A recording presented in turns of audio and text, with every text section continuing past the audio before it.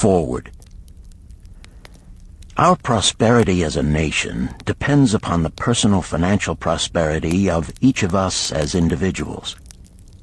This book deals with the personal successes of each of us. Success means accomplishments as the result of our own efforts and abilities. Proper preparation is the key to our success. Our acts can be no wiser than our thoughts. Our thinking can be no wiser than our understanding. This book of cures for lean purses has been termed a guide to financial understanding. That indeed is its purpose, to offer those who are ambitious for financial success an insight which will aid them to acquire money, to keep money, and to make their surpluses earn more money. In the pages which follow, we are taken back to Babylon, the cradle in which was nurtured the basic principles of finance now recognized and used the world over. To new readers, the author is happy to extend the wish that its pages may contain for them the same inspiration for growing bank accounts, greater financial successes, and the solution of difficult personal financial problems so enthusiastically reported by readers from coast to coast. To the business executives who have distributed these tales in such generous quantities to friends, relatives, employees, and associates, the author takes this opportunity to express his gratitude. No endorsement could be higher than that of practical men who appreciate its teachings because they themselves have worked up to important successes by applying the very principles it advocates. Babylon became the wealthiest city of the ancient world because its citizens were the richest people of their time. They appreciated the value of money.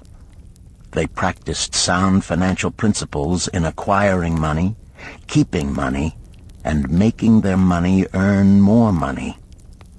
They provided for themselves what we all desire: incomes for the future. GSC. Chapter 1. The Man Who Desired Gold. Banseer, the chariot builder of Babylon, was thoroughly discouraged. From his seat upon the low wall surrounding his property, he gazed sadly at his simple home and the open workshop in which stood a partially completed chariot.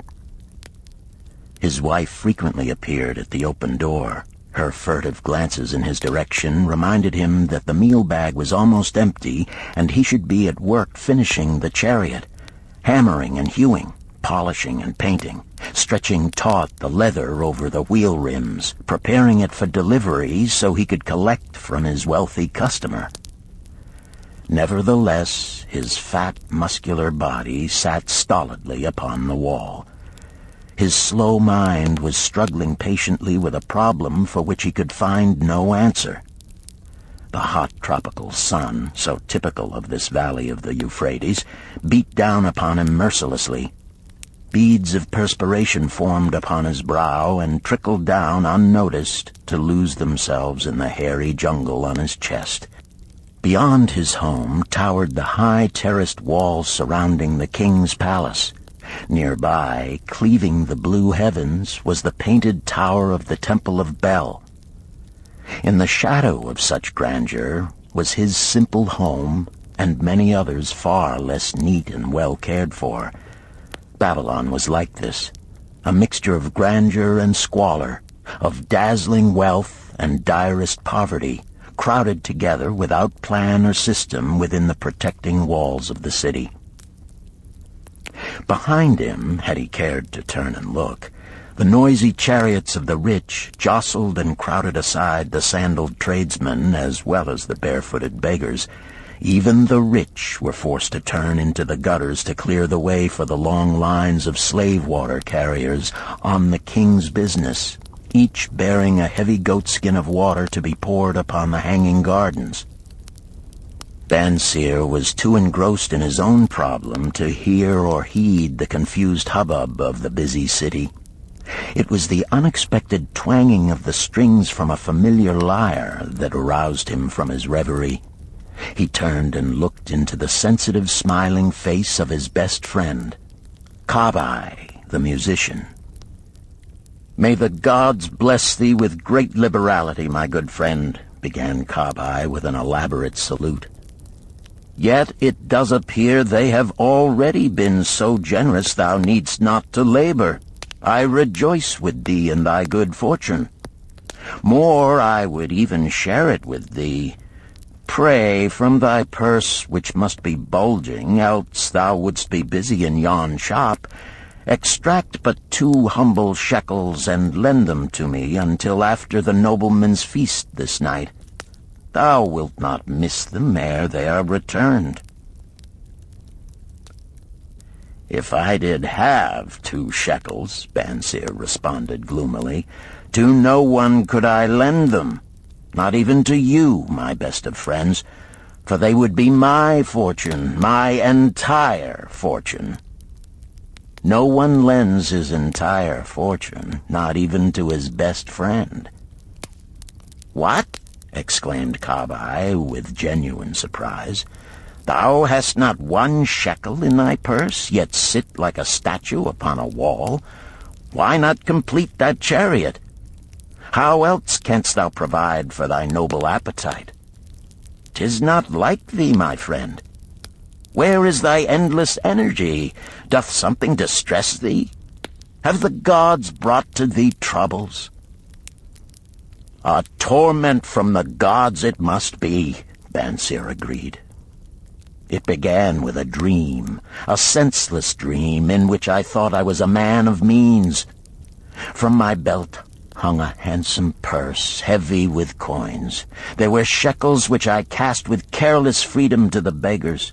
There were pieces of silver with which I did buy finery for my wife and whatever I did desire for myself.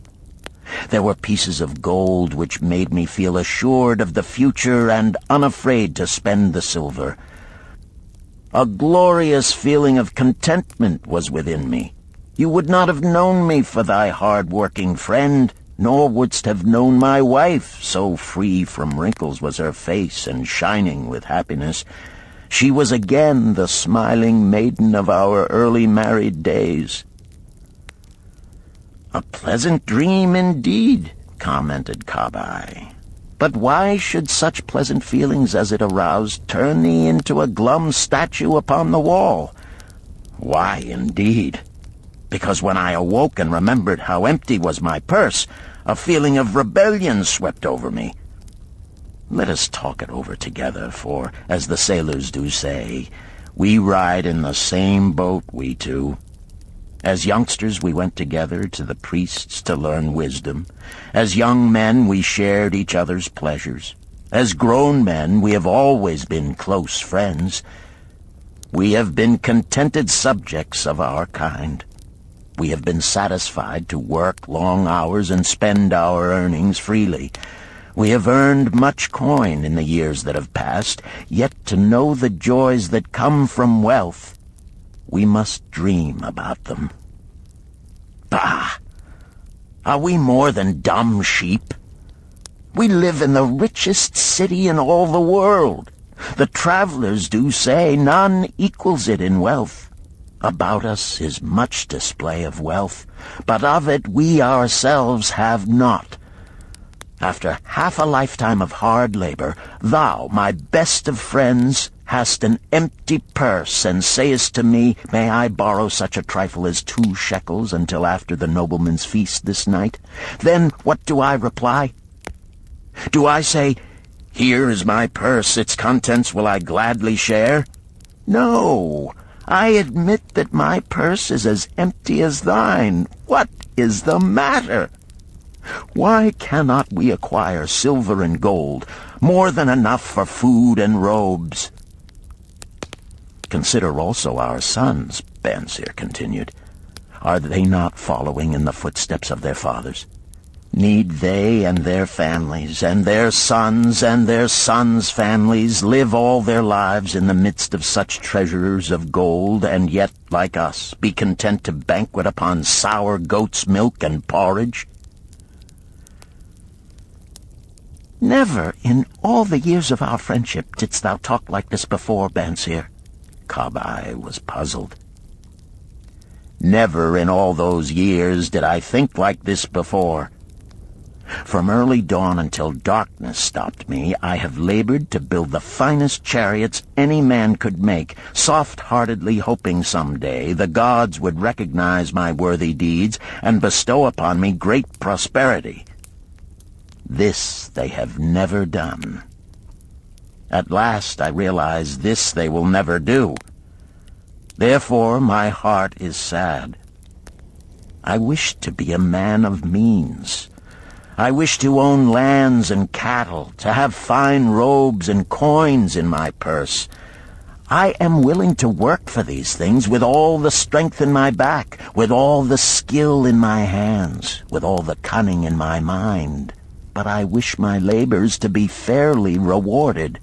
What is the matter with us? Again, I ask you, why cannot we have our just share of the good things so plentiful for those who have the gold with which to buy them? Would I knew the answer, Kabai replied. No better than thou am I satisfied. My earnings from my lyre are quickly gone. Often must I plan and scheme that my family be not hungry. Also within my breast is a deep longing for a lyre large enough that it may truly sing the strains of music that do surge through my mind. With such an instrument could I make music finer than even the king has ever heard before. Such a lyre thou shouldst have. No man in all Babylon could make it sing more sweetly. Could make it sing so sweetly not only the king, but the gods themselves would be delighted. But how mayest thou secure it while we both of us are as poor as the king's slaves? Listen to the bell. Here they come. He pointed to the long column of half-naked, sweating water-bearers plodding laboriously up the narrow street from the river. 5 abreast they marched, each bent under a heavy goatskin of water. A fine figure of a man he who doth lead them. Kabai indicated the wearer of the bell who marched in front without a load. A prominent man in his own country, 'tis easy to see. There are many good figures in the line, Bansir agreed, as good men as we. Tall blond men from the north, laughing black men from the south, little brown men from the nearer countries, all marching together from the river to the gardens, back and forth, day after day, year after year. Naught of happiness to look forward to, beds of straw upon which to sleep, hard grain porridge to eat. Pity the poor brutes, Kabai. Pity them I do, yet thou dost make me see how little better off are we, free men though we call ourselves. That is truth, Kabai, unpleasant thought though it may be. We do not wish to go on year after year living slavish lives, working, getting nowhere. Might we not find out how others acquire gold and do as they do? Kabai inquired. Perhaps there is some secret we might learn if we but sought from those who knew, replied Bansir thoughtfully. This very day, suggested Kabai, I did pass our old friend Arkad, riding in his golden chariot. This I will say, he did not look over my humble head as many in his station might consider his right.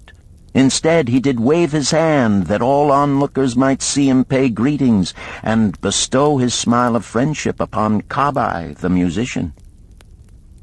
He is claimed to be the richest man in all Babylon, Bansir mused. So rich, the king is said to seek his golden aid in affairs of the treasury, Kabai replied. "So rich," Banseer interrupted, "I fear if I should meet him in the darkness of the night, I should lay my hands upon his fat wallet." "Nonsense," reproved Kabai. "A man's wealth is not in the purse he carries. A fat purse quickly empties if there be no golden stream to refill it. Arcad has an income that constantly keeps his purse full, no matter how liberally he spends." "Income, that is the thing," ejaculated Banseer. "I wish an income that will keep flowing into my purse whether I sit upon the wall or travel to far lands. Arcad must know how a man can make an income for himself. Dost suppose it is something he could make clear to a mind as slow as mine?" "Methinks he did teach his knowledge to his son, Nomasir," Kabai responded. "Did he not go to Nineveh and, so it is told at the inn, become, without aid from his father, one of the richest men in that city?" "Kabai, thou bringest to me a rare thought." A new light gleamed in Banseer's eyes. "It costs nothing to ask wise advice from a good friend, and Arcad was always that. Never mind though our purses be as empty as the falcon's nest of a year ago. Let that not detain us. We are weary of being without gold in the midst of plenty. We wish to become men of means. Come, let us go to Arcad and ask how we also may acquire incomes for ourselves." "Thou speakest with true inspiration, Banseer. Thou bringest to my mind a new understanding. Thou makest me to realize the reason why we have never found any measure of wealth. We never sought it. Thou hast labored patiently to build the staunchest chariots in Babylon. To that purpose was devoted your best endeavors. Therefore, at it thou didst succeed.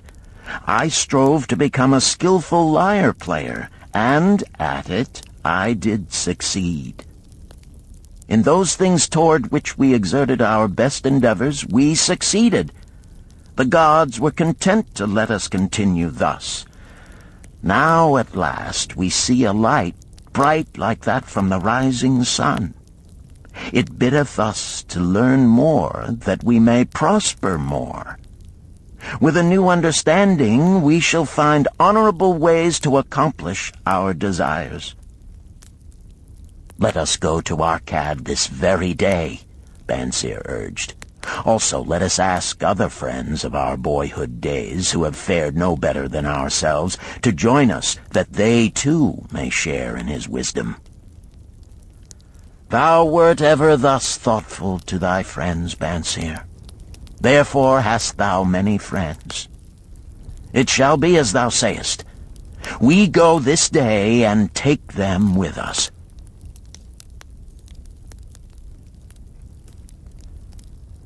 Chapter 2. The Richest Man in Babylon. In old Babylon there once lived a certain very rich man named Arcad. Far and wide he was famed for his great wealth. Also was he famed for his liberality. He was generous in his charities. He was generous with his family. He was liberal in his own expenses. But nevertheless, each year his wealth increased more rapidly than he spent it.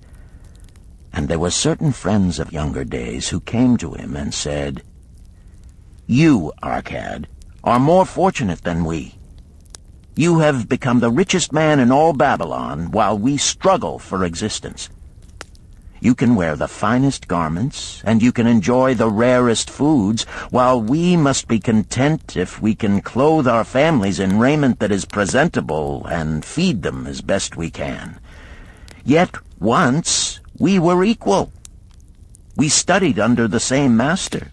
We played in the same games, and in neither the studies nor the games did you outshine us. And in the years since, you have been no more an honorable citizen than we. Nor have you worked harder or more faithfully, insofar as we can judge. Why, then, should a fickle fate single you out to enjoy all the good things of life and ignore us who are equally deserving?" Thereupon Arcad remonstrated with them, saying, "If you have not acquired more than a bare existence in the years since we were youths, it is because you either have failed to learn the laws that govern the building of wealth, or else you do not observe them. Fickle fate is a vicious goddess who brings no permanent good to anyone. On the contrary, she brings ruin to almost every man upon whom she showers unearned gold. She makes wanton spenders who soon dissipate all they receive and are left beset by overwhelming appetites and desires they have not the ability to gratify. Yet others whom she favors become misers and hoard their wealth, fearing to spend what they have, knowing they do not possess the ability to replace it. They further are beset by fear of robbers and doom themselves to lives of emptiness and secret misery.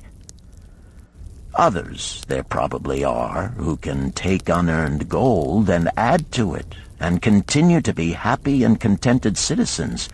But so few are they, I know of them but by hearsay. Think you of the men who have inherited sudden wealth, and see if these things are not so." His friends admitted that of the men they knew who had inherited wealth, these words were true, and they besought him to explain to them how he had become possessed of so much prosperity. So he continued, "In my youth, I looked about me and saw all the good things there were to bring happiness and contentment, and I realized that wealth increased the potency of all these. Wealth is a power. With wealth, many things are possible. One may ornament the home with the richest of furnishings. One may sail the distant seas. One may feast on the delicacies of far lands. One may buy the ornaments of the gold worker and the stone polisher. One may even build mighty temples for the gods. One may do all these things and many others in which there is delight for the senses and gratification for the soul. And when I realized all this, I decided to myself that I would claim my share of the good things of life. I would not be one of those who stand afar off, enviously watching others enjoy. I would not be content to clothe myself in the cheapest raiment that looked respectable. I would not be satisfied with the lot of a poor man. On the contrary, I would make myself a guest at this banquet of good things." Being, as you know, the son of a humble merchant, one of a large family with no hope of an inheritance, and not being endowed, as you have so frankly said, with superior powers or wisdom, I decided that if I was to achieve what I desired, time and study would be required. As for time, all men have it in abundance. You, each of you, have let slip by sufficient time to have made yourselves wealthy. Yet you admit you have nothing to show except your good families, of which you can be justly proud. As for study, did not our wise teacher teach us that learning was of two kinds? The one kind being the things we learned and knew, and the other being the training that taught us how to find out what we did not know. Therefore did I decide to find out how one might accumulate wealth, and when I had found out, to make this my task and do it well. For is it not wise that we should enjoy while we dwell in the brightness of the sunshine? For sorrows enough shall descend upon us when we depart for the darkness of the world of spirit. I found employment as a scribe in the hall of records, and long hours each day I labored upon the clay tablets. Week after week, and month after month I labored, yet for my earnings I had naught to show. Food and clothing and penance to the gods, and other things of which I could remember not what, absorbed all my earnings, but my determination did not leave me. And one day Algamish, the moneylender, came to the house of the city master and ordered a copy of the 9th law, and he said to me, "I must have this in 2 days, and if the task is done by that time, 2 coppers will I give to thee." So I labored hard, but the law was long, and when Algamish returned, the task was unfinished. He was angry, and had I been his slave, he would have beaten me. But knowing the city master would not permit him to injure me, I was unafraid. So I said to him, "Algamish, you are a very rich man.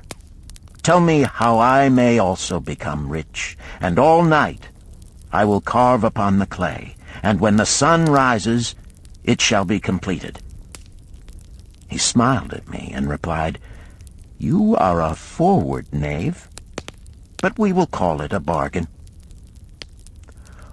All that night I carved, though my back pained and the smell of the wick made my head ache until my eyes could hardly see. But when he returned at sunup, the tablets were complete. "Now," I said, "tell me what you promised." "You have fulfilled your part of our bargain, my son," he said to me kindly, "and I am ready to fulfill mine. I will tell you these things you wish to know, because I am becoming an old man, and an old tongue loves to wag. And when youth comes to age for advice, he receives the wisdom of years. But too often does youth think that age knows only the wisdom of days that are gone, and therefore profits not.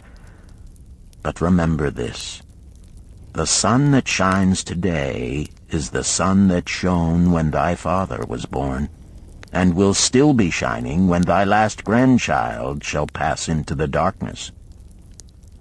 The thoughts of youth," he continued, "are bright lights that shine forth like the meteors that oft make brilliant the sky. But the wisdom of age is like the fixed stars that shine so unchanged that the sailor may depend upon them to steer his course.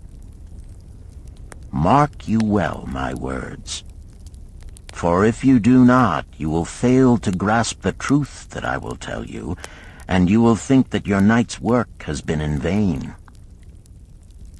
Then he looked at me shrewdly from under his shaggy brows and said in a low, forceful tone, "I've found the road to wealth when I decided that a part of all I earned was mine to keep. And so will you." Then he continued to look at me with a glance that I could feel pierce me, but said no more. "Is that all?" I asked. "That was sufficient to change the heart of a sheep-herder into the heart of a money-lender," he replied. "But all I earn is mine to keep, is it not?" I demanded.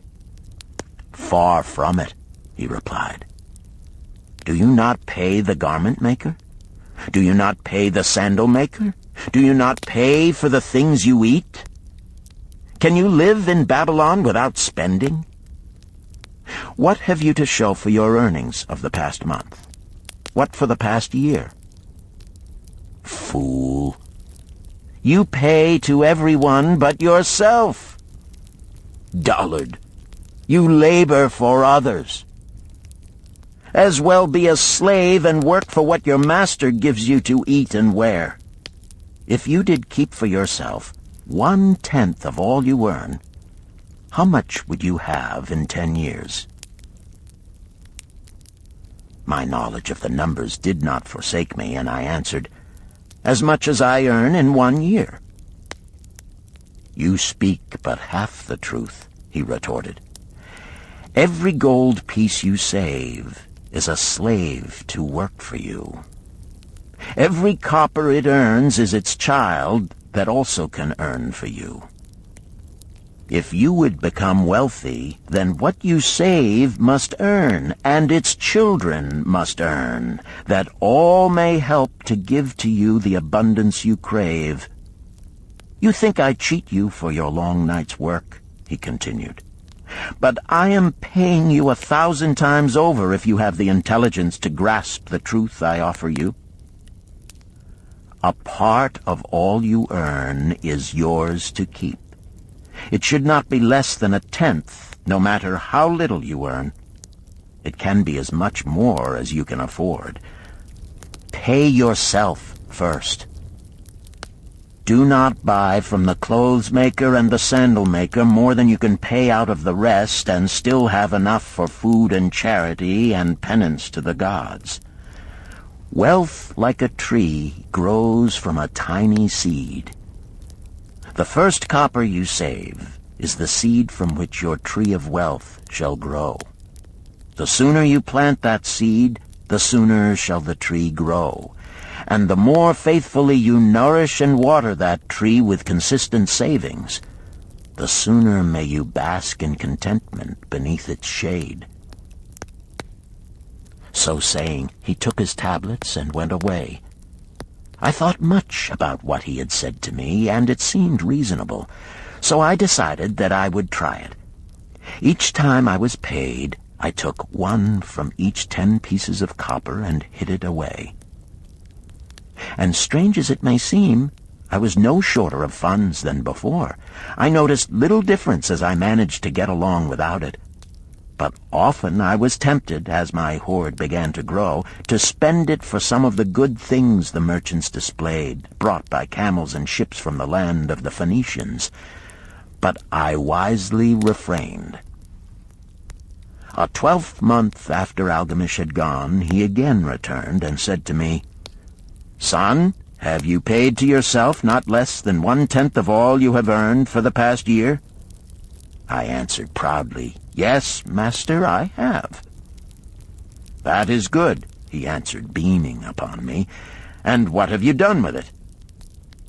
"I have given it to Asmer, the brickmaker, who told me he was traveling over the far seas, and in Tyre he would buy from me the rare jewels of the Phoenicians. When he returns, we shall sell these at high prices and divide the earnings." "Every fool must learn," he growled. "But why trust the knowledge of a brickmaker about jewels? Would you go to the breadmaker to inquire about the stars? No, by my tunic, you would go to the astrologer if you had power to think. Your savings are gone, youth. You have jerked your wealth tree up by the roots. But plant another. Try again. And next time, if you would have advice about jewels, go to the jewel merchant. If you would know the truth about sheep, go to the herdsman. Advice is one thing that is freely given away, but watch that you take only what is worth having. He who takes advice about his savings from one who is inexperienced in such matters shall pay with his savings for proving the falsity of their opinions." Saying this, he went away. And it was as he said, for the Phoenicians are scoundrels and sold to Asmer worthless bits of glass that looked like gems. But as Algamish had bid me, I again saved each 10th copper, for I now had formed the habit, and it was no longer difficult. Again, 12 months later, Algamish came to the room of the scribes and addressed me. "What progress have you made since last I saw you?"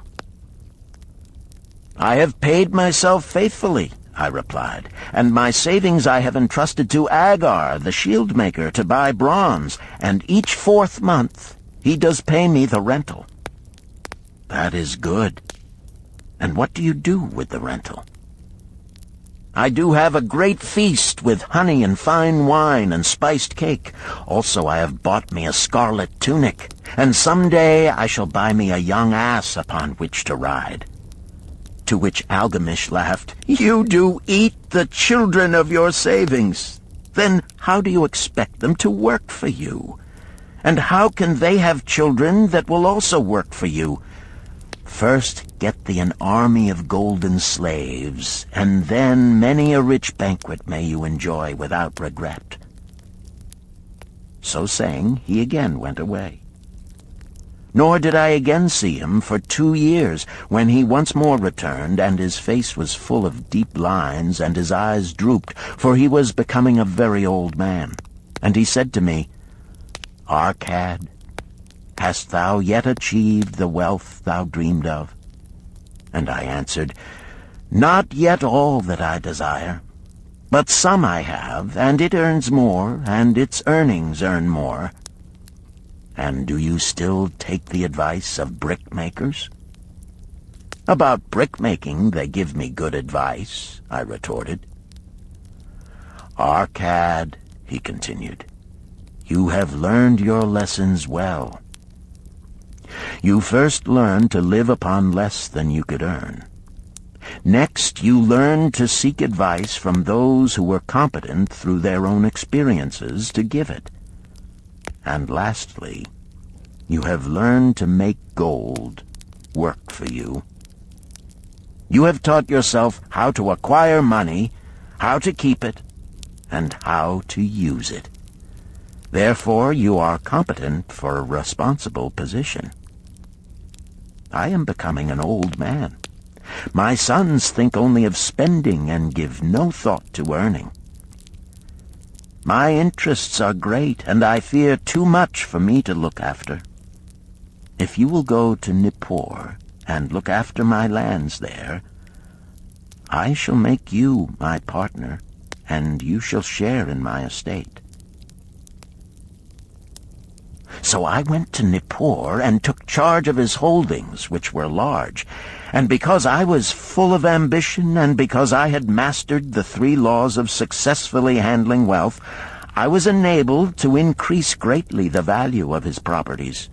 So I prospered much, and when the spirit of Algamish departed for the sphere of darkness, I did share in his estate as he had arranged under the law. So spake Arcad, and when he had finished his tale, one of his friends said, "You were indeed fortunate that Algamish made you an heir." "Fortunate only in that I had the desire to prosper before I first met him. For 4 years did I not prove my definiteness of purpose by keeping 1/10 of all I earned? Would you call a fisherman lucky who for years so studied the habits of the fish that with each changing wind he could cast his nets about them? Opportunity is a haughty goddess who wastes no time with those who are unprepared. You had strong willpower to keep on after you lost your first year's savings. You are unusual in that way," spoke up another. "Willpower," retorted Arcad. "What nonsense! Do you think willpower gives a man the strength to lift a burden the camel cannot carry, or to draw a load the oxen cannot budge? Willpower is but the unflinching purpose to carry a task you set for yourself to fulfillment. If I set for myself a task, be it ever so trifling, I shall see it through.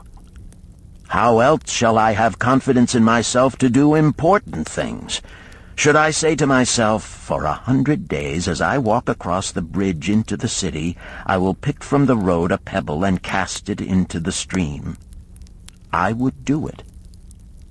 If on the 7th day I passed by without remembering, I would not say to myself, tomorrow I will cast 2 pebbles which will do as well. Instead, I would retrace my steps and cast the pebble. Nor on the 20th day would I say to myself, Arcad, this is useless. What does it avail you to cast a pebble every day? Throw in a handful and be done with it. No, I would not say that, nor do it. When I set a task for myself, I complete it.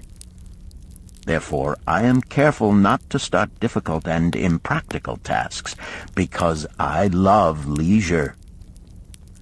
And then another friend spoke up and said, If what you tell is true, and it does seem, as you have said, reasonable, then being so simple, if all men did it, there would not be enough wealth to go around.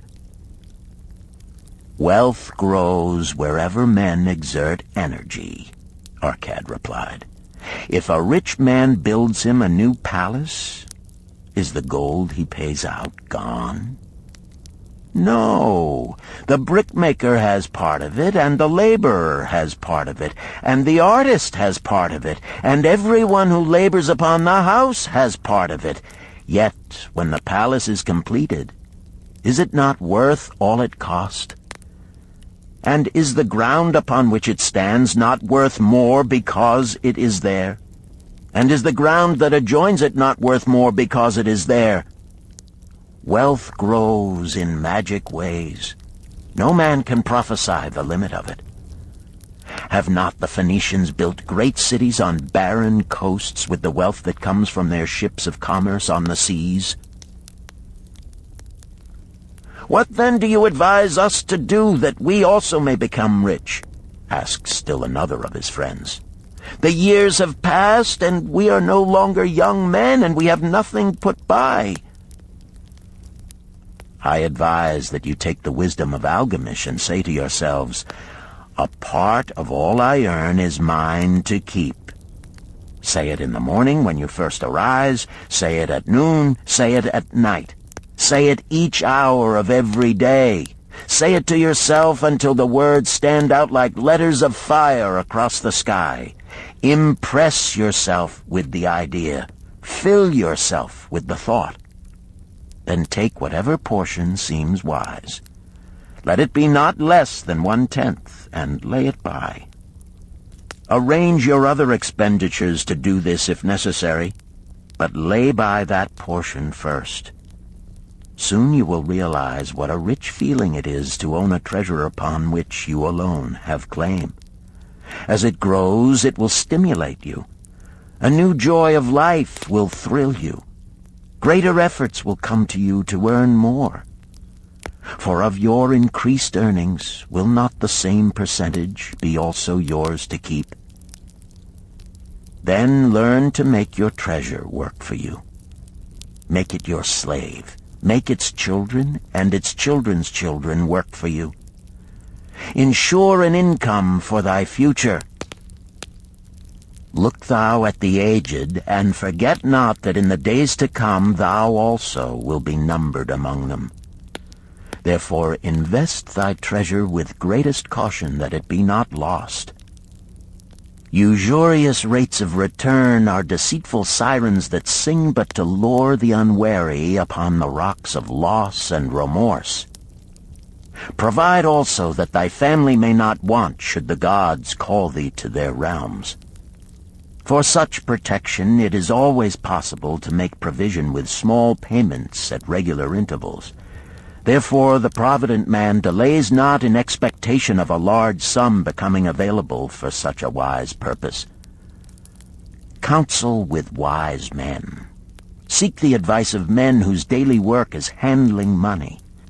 Let them save you from such an error as I myself made in entrusting my money to the judgment of Asmer, the brickmaker. A small return and a safe one is far more desirable than risk. Enjoy life while you are here. Do not overstrain or try to save too much.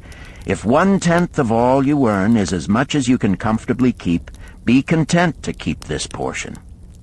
Live otherwise according to your income, and let not yourself get niggardly and afraid to spend. Life is good, and life is rich with things worthwhile and things to enjoy. His friends thanked him and went away. Some were silent because they had no imagination and could not understand. Some were sarcastic because they thought that one so rich should divide with old friends not so fortunate. But some had in their eyes a new light. They realized that Algamish had come back each time to the room of the scribes because he was watching a man work his way out of darkness into light. When that man had found the light, a place awaited him. No one could fill that place until he had for himself worked out his own understanding, until he was ready for opportunity. These latter were the ones who, in the following years, frequently revisited Arcad, who received them gladly.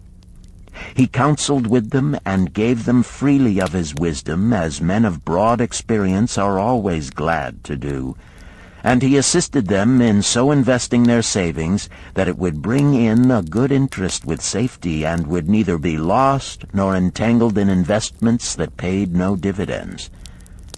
The turning point in these men's lives came upon that day when they realized the truth that had come from Algamish to Arcad, and from Arcad to them. A part of all you earn is yours to keep.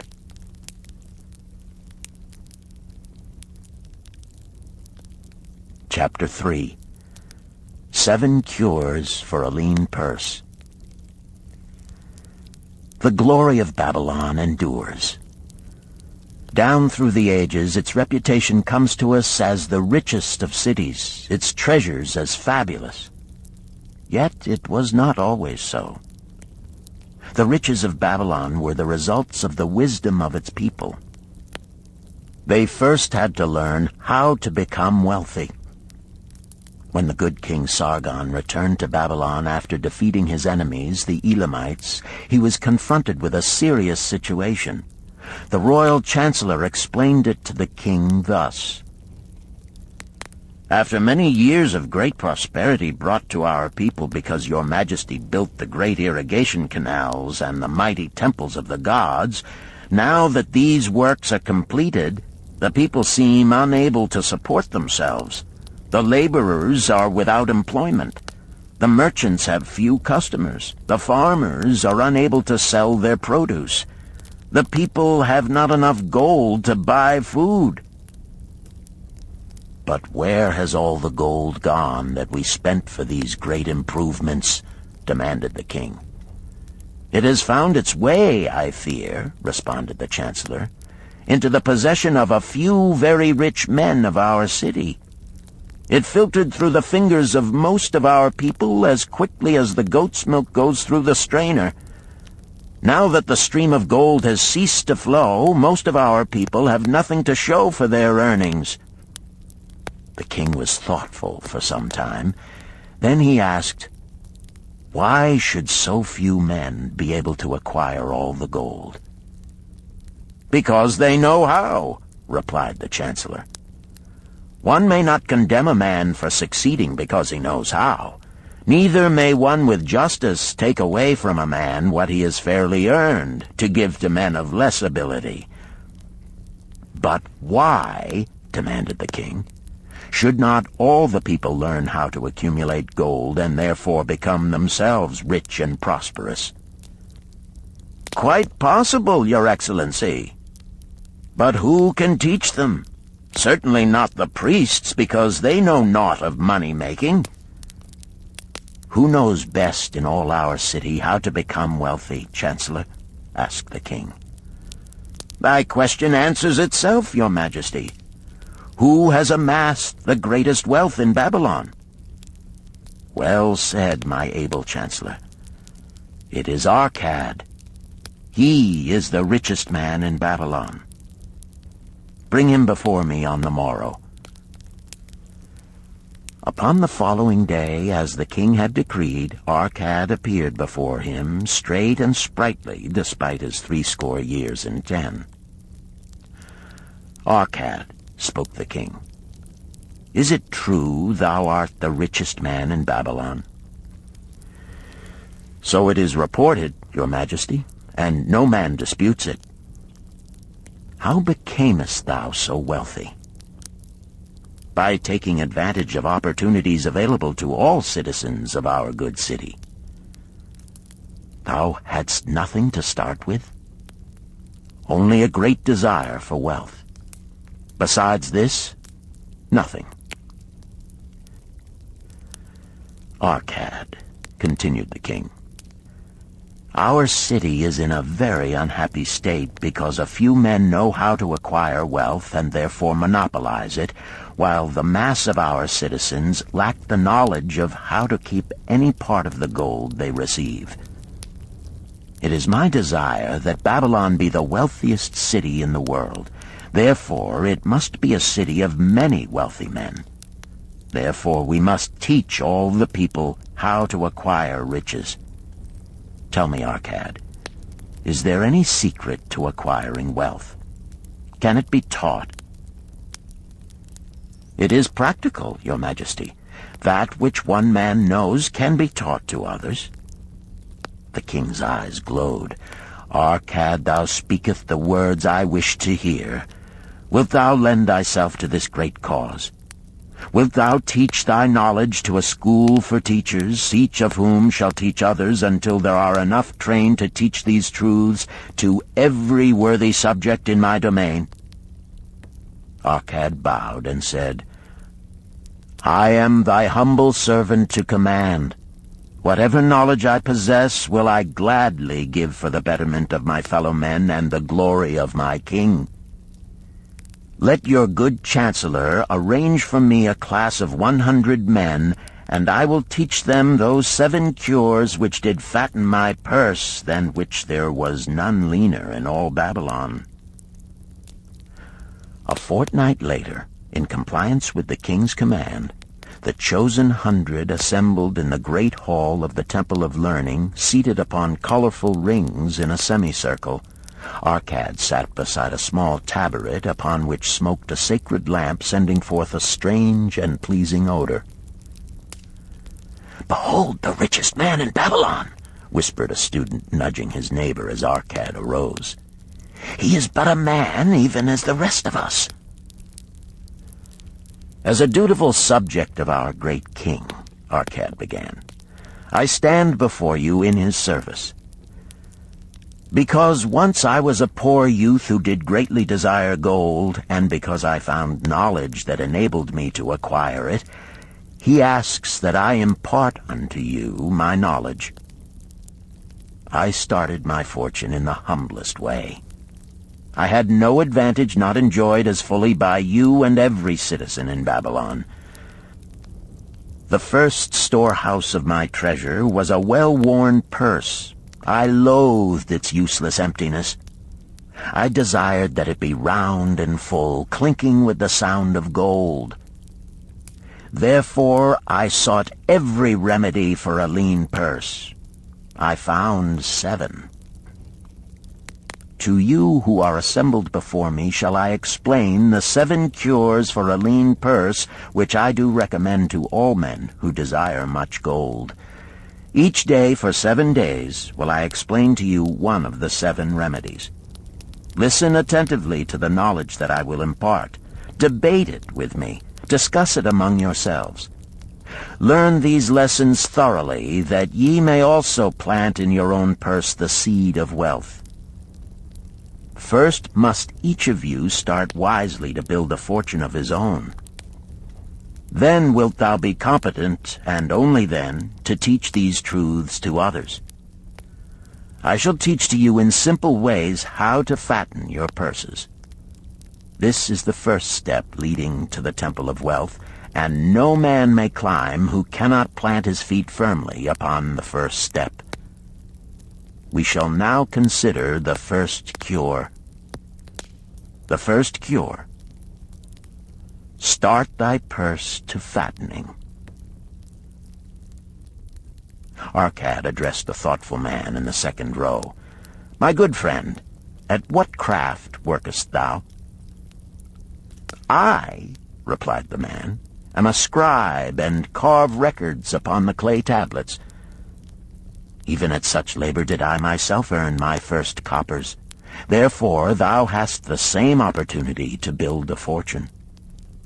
He spoke to a florid-faced man farther back.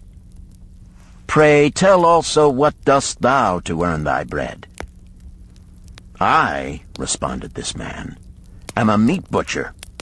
I do buy the goats the farmers raise and kill them and sell the meat to the housewives and the hides to the sandal makers. Because thou dost also labor and earn, thou hast every advantage to succeed that I did possess. In this way did Arcad proceed to find out how each man labored to earn his living. When he had done questioning them, he said, Now, my students, ye can see that there are many trades and labors at which men may earn coins. Each of the ways of earning is a stream of gold from which the worker doth divert by his labors a portion to his own purse.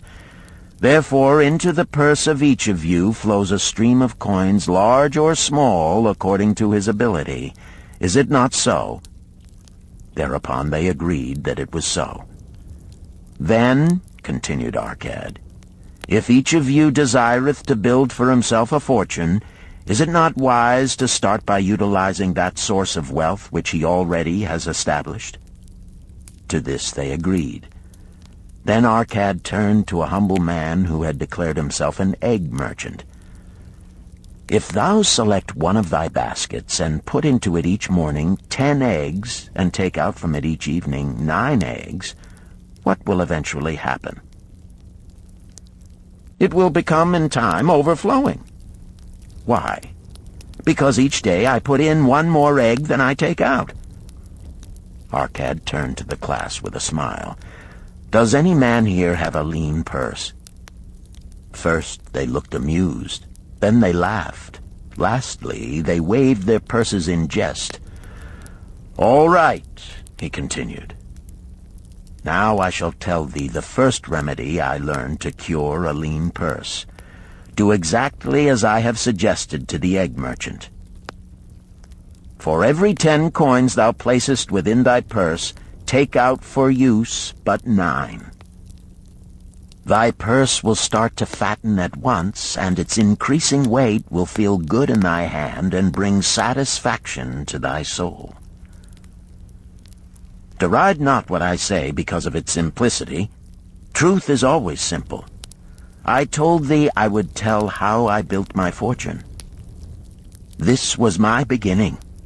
I, too, carried a lean purse and cursed it because there was naught within to satisfy my desires. But when I began to take out from my purse but 9 parts of 10 I put in, it began to fatten. So will thine.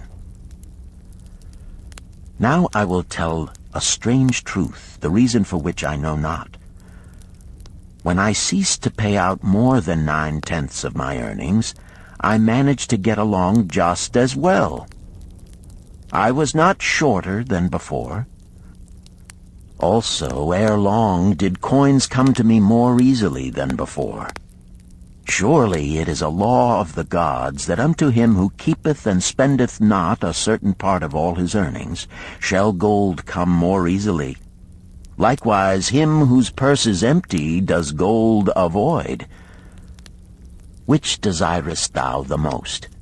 Is it the gratification of thy desires of each day, a jewel, a bit of finery, better raiment, more food, things quickly gone and forgotten?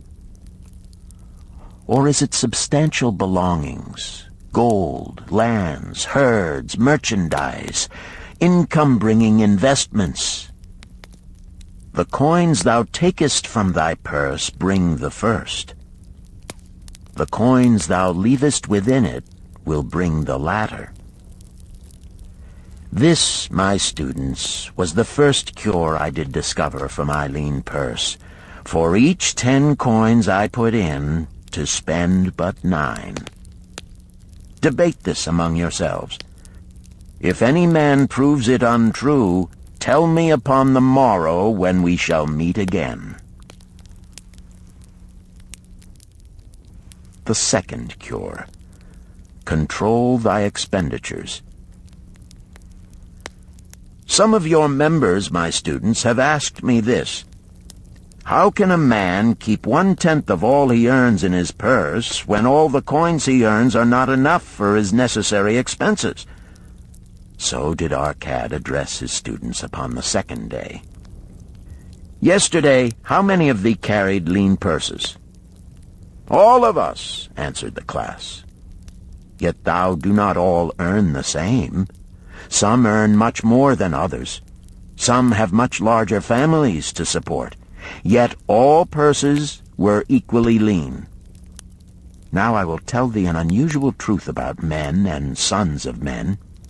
It is this, that what each of us calls our necessary expenses will always grow to equal our incomes unless we protest to the contrary. Confuse not the necessary expenses with thy desires. Each of you, together with your good families, have more desires than your earnings can gratify. Therefore are thy earnings spent to gratify these desires in so far as they will go. Still thou retainest many ungratified desires.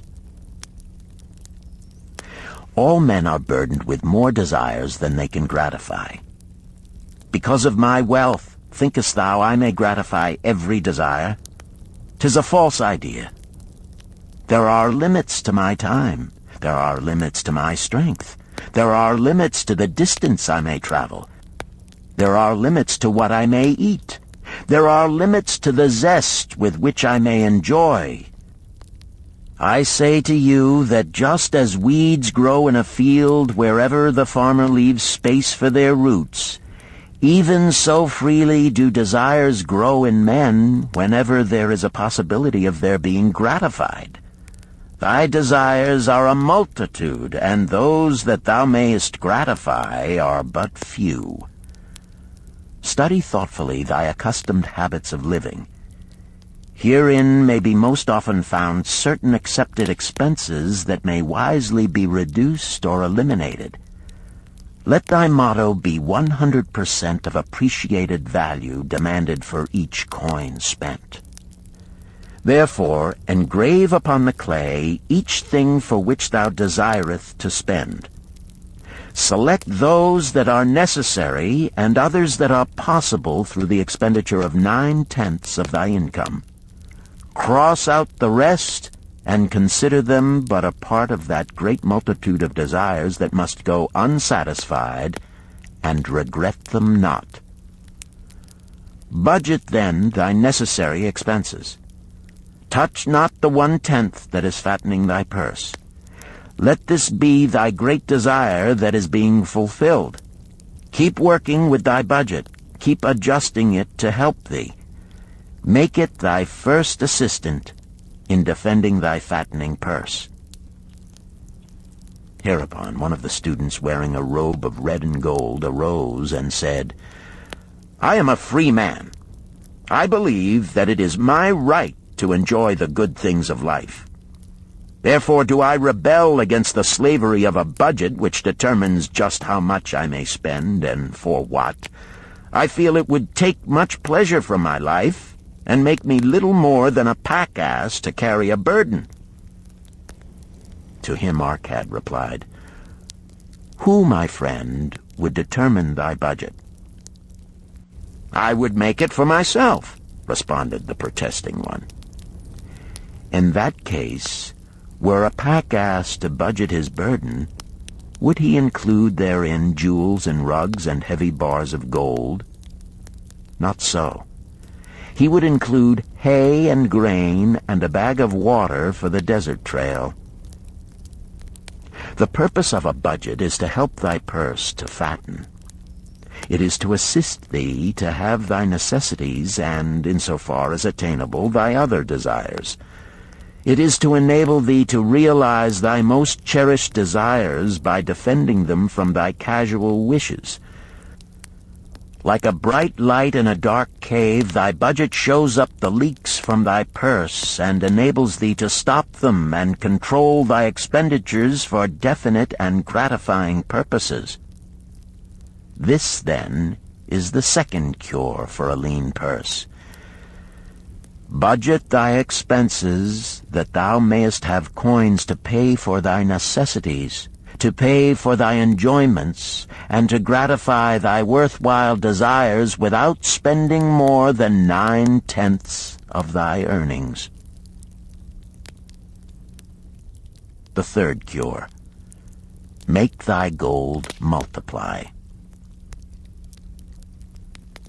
Behold, thy lean purse is fattening. Thou hast disciplined thyself to leave therein 1/10 of all thou earnest. Thou hast controlled thy expenditures to protect thy growing treasure. Next, we will consider means to put thy treasure to labor and to increase. Gold in a purse is gratifying to own, and satisfieth a miserly soul, but earns nothing. The gold we may retain from our earnings is but the start. The earnings it will make shall build our fortunes.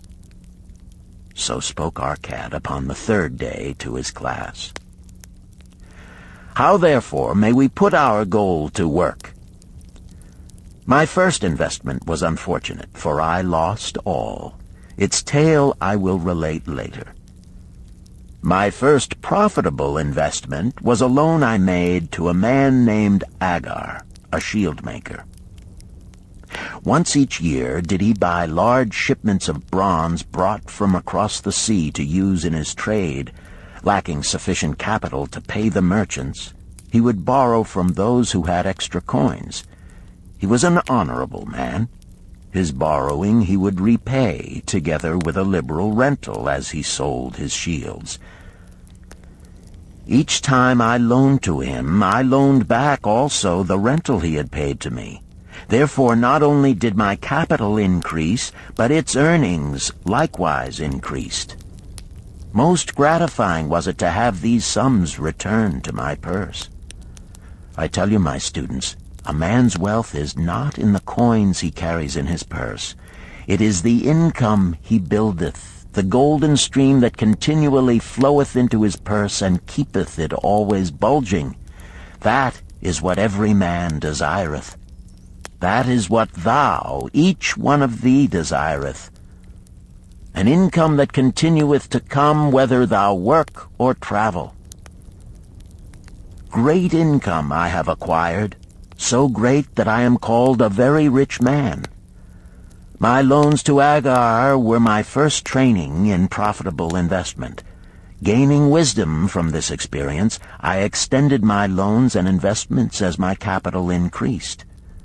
From a few sources at first, from many sources later, flowed into my purse a golden stream of wealth available for such wise uses as I should decide. Behold, from my humble earnings, I had begotten a horde of golden slaves, each laboring and earning more gold. As they labored for me, so their children also labored, and their children's children, until great was the income from their combined efforts. Gold increaseth rapidly when making reasonable earnings, as thou wilt see from the following. A farmer, when his first son was born, took 10 pieces of silver to a moneylender and asked him to keep it on rental for his son until he became 20 years of age. This the moneylender did, and agreed the rental should be 1/4 of its value each 4 years. The farmer asked, because this sum he had set aside as belonging to his son, that the rental be added to the principal. When the boy had reached the age of 20 years, the farmer again went to the moneylender to inquire about the silver. The moneylender explained that because this sum had been increased by compound interest, the original 10 pieces of silver had now grown to 30½ pieces. The farmer was well pleased, and because the son did not need the coins, he left them with the moneylender. When the son became 50 years of age, the father meantime having passed to the other world, the moneylender paid the son in settlement 167 pieces of silver. Thus, in 50 years, had the investment multiplied itself at rental almost 17 times. This, then, is the third cure for a lean purse. To put each coin to laboring, that it may reproduce its kind, even as the flocks of the field, and help bring to thee income, a stream of wealth that shall flow constantly into thy purse. The fourth cure. Guard thy treasures from loss. Misfortune loves a shining mark. Gold in a man's purse must be guarded with firmness, else it be lost. Thus it is wise that we must first secure small amounts and learn to protect them before the gods entrust us with larger. So spoke Arcad upon the 4th day to his class. Every owner of gold is tempted by opportunities whereby it would seem that he could make large sums by its investment in most plausible projects. Often friends and relatives are eagerly entering such investment and urge him to follow. The first sound principle of investment is security for thy principal. Is it wise to be intrigued by larger earnings when thy principal may be lost? I say not. The penalty of risk is probable loss. Study carefully, before parting with thy treasure, each assurance that it may be safely reclaimed. Be not misled by thine own romantic desires to make wealth rapidly. Before thou loan it to any man, assure thyself of his ability to repay and his reputation for doing so, that thou mayest not unwittingly be making him a present of thy hard-earned treasure. Before thou entrust it as an investment in any field, acquaint thyself with the dangers which may beset it. My own first investment was a tragedy to me at the time. The guarded savings of a year I did entrust to a brickmaker named Asmer, who was traveling over the far seas, and in Tyre agreed to buy for me the rare jewels of the Phoenicians. These we would sell upon his return and divide the profits. The Phoenicians were scoundrels and sold him bits of glass. My treasure was lost. Today, my training would show to me at once the folly of entrusting a brickmaker to buy jewels. Therefore do I advise thee from the wisdom of my experiences, be not too confident of thine own wisdom in entrusting thy treasures to the possible pitfalls of investments. Better by far to consult the wisdom of those experienced in handling money for profit. Such advice is freely given for the asking, and may readily possess a value equal in gold to the sum thou considerest investing. In truth, such is its actual value if it save thee from loss. This, then, is the 4th cure for a lean purse, and of great importance if it prevent thy purse from being emptied once it has become well filled. Guard thy treasure from loss by investing only where thy principal is safe, where it may be reclaimed if desirable, and where thou wilt not fail to collect a fair rental. Consult with wise men. Secure the advice of those experienced in the profitable handling of gold. Let their wisdom protect thy treasure from unsafe investments. This ends Disc 1. The Richest Man in Babylon, Disc 2. The 5th cure. Make of thy dwelling a profitable investment. If a man setteth aside 9 parts of his earnings upon which to live and enjoy life, and if any part of this 9 parts he can turn into a profitable investment without detriment to his well-being, then so much faster will his treasures grow. So spake Arcad to his class at their 5th lesson. All too many of our men of Babylon do raise their families in unseemly quarters. They do pay to exacting landlords liberal rentals for rooms where their wives have not a spot to raise the blooms that gladden a woman's heart, and their children have no place to play their games except in the unclean alleys. No man's family can fully enjoy life unless they do have a plot of ground wherein children can play in the clean earth, and where the wife may raise not only blossoms but good rich herbs to feed her family. To a man's heart it brings gladness to eat the figs from his own trees and the grapes of his own vines, to own his own domicile and to have it a place he is proud to care for, putteth confidence in his heart and greater effort behind all his endeavors.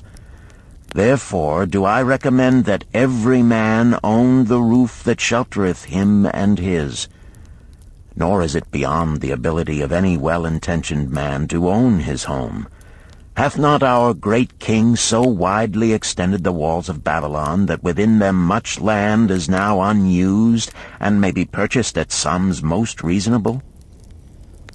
Also I say to you, my students, that the money-lenders gladly consider the desires of men who seek homes and land for their families. Readily may thou borrow to pay the brickmaker and the builder for such commendable purposes, if thou can show a reasonable portion of the necessary sum which thou thyself hast provided for the purpose. Then when the house be built, thou canst pay the money-lender with the same regularity as thou didst pay the landlord, because each payment will reduce thy indebtedness to the money-lender. A few years will satisfy his loan. Then will thy heart be glad, because thou wilt own in thy own right a valuable property, and thy only cost will be the king's taxes. Also wilt thy good wife go more often to the river to wash thy robes, that each time returning she may bring a goatskin of water to pour upon the growing things. Thus come many blessings to the man who owneth his own house, and greatly will it reduce his cost of living, making available more of his earnings for pleasures and the gratification of his desires. This, then, is the fifth cure for a lean purse. Own thy own home. The sixth cure. Ensure a future income. The life of every man proceedeth from his childhood to his old age. This is the path of life, and no man may deviate from it, unless the gods call him prematurely to the world beyond. Therefore do I say that it behooves a man to make preparation for a suitable income in the days to come, when he is no longer young, and to make preparations for his family, should he be no longer with them to comfort and support them. This lesson shall instruct thee in providing a full purse when time has made thee less able to earn. So Arcad addressed his class upon the sixth day. The man who, because of his understanding of the laws of wealth, acquireth a growing surplus, should give thought to those future days. He should plan certain investments or provisions that may endure safely for many years, yet will be available when the time arrives which he has so wisely anticipated. There are diverse ways by which a man may provide with safety for his future. He may provide a hiding place and there bury a secret treasure. Yet no matter with what skill it be hidden, it may nevertheless become the loot of thieves. For this reason I recommend not this plan. A man may buy houses or lands for this purpose. If wisely chosen as to their usefulness and value in the future, they are permanent in their value and their earnings, or their sale will provide well for his purpose. A man may loan a small sum to the moneylender and increase it at regular periods. The rental which the moneylender adds to this will largely add to its increase. I do know a sandal-maker named Ansan, who explained to me not long ago that each week for 8 years he had deposited with his moneylender 2 pieces of silver. The moneylender had but recently given him an accounting over which he greatly rejoiced.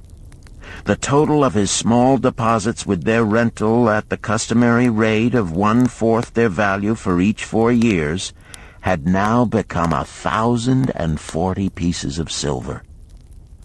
I did gladly encourage him further by demonstrating to him with my knowledge of the numbers that in 12 years more, if he would keep his regular deposits of but 2 pieces of silver each week, The moneylender would then owe him 4,000 pieces of silver, a worthy competence for the rest of his life. Surely when such a small payment made with regularity doth produce such profitable results, no man can afford not to insure a treasure for his old age and the protection of his family, no matter how prosperous his business and his investments may be. I would that I might say more about this. In my mind rests a belief that someday wise-thinking men will devise a plan to insure against death, whereby many men pay in but a trifling sum regularly, the aggregate making a handsome sum for the family of each member who passeth to the beyond. This do I see as something desirable, and which I could highly recommend. But today it is not possible, because it must reach beyond the life of any man or any partnership to operate. It must be as stable as the king's throne. Some day do I feel that such a plan shall come to pass, and be a great blessing to many men, because even the first small payment will make available a snug fortune for the family of a member, should he pass on. But because we live in our own day, and not in the days which are to come, must we take advantage of those means and ways of accomplishing our purposes. Therefore do I recommend to all men that they, by wise and well-thought-out methods, do provide against a lean purse in their mature years. For a lean purse to a man no longer able to earn, or to a family without its head, is a sore tragedy. This, then, is the sixth cure for a lean purse. Provide in advance for the needs of thy growing age and the protection of thy family. The seventh cure. Increase thy ability to earn. This day do I speak to thee, my students, of one of the most vital remedies for a lean purse. Yet I will not talk of gold, but of yourselves, of the men beneath the robes of many colors who do sit before me. I will talk to you of those things within the minds and lives of men which do work for or against their success.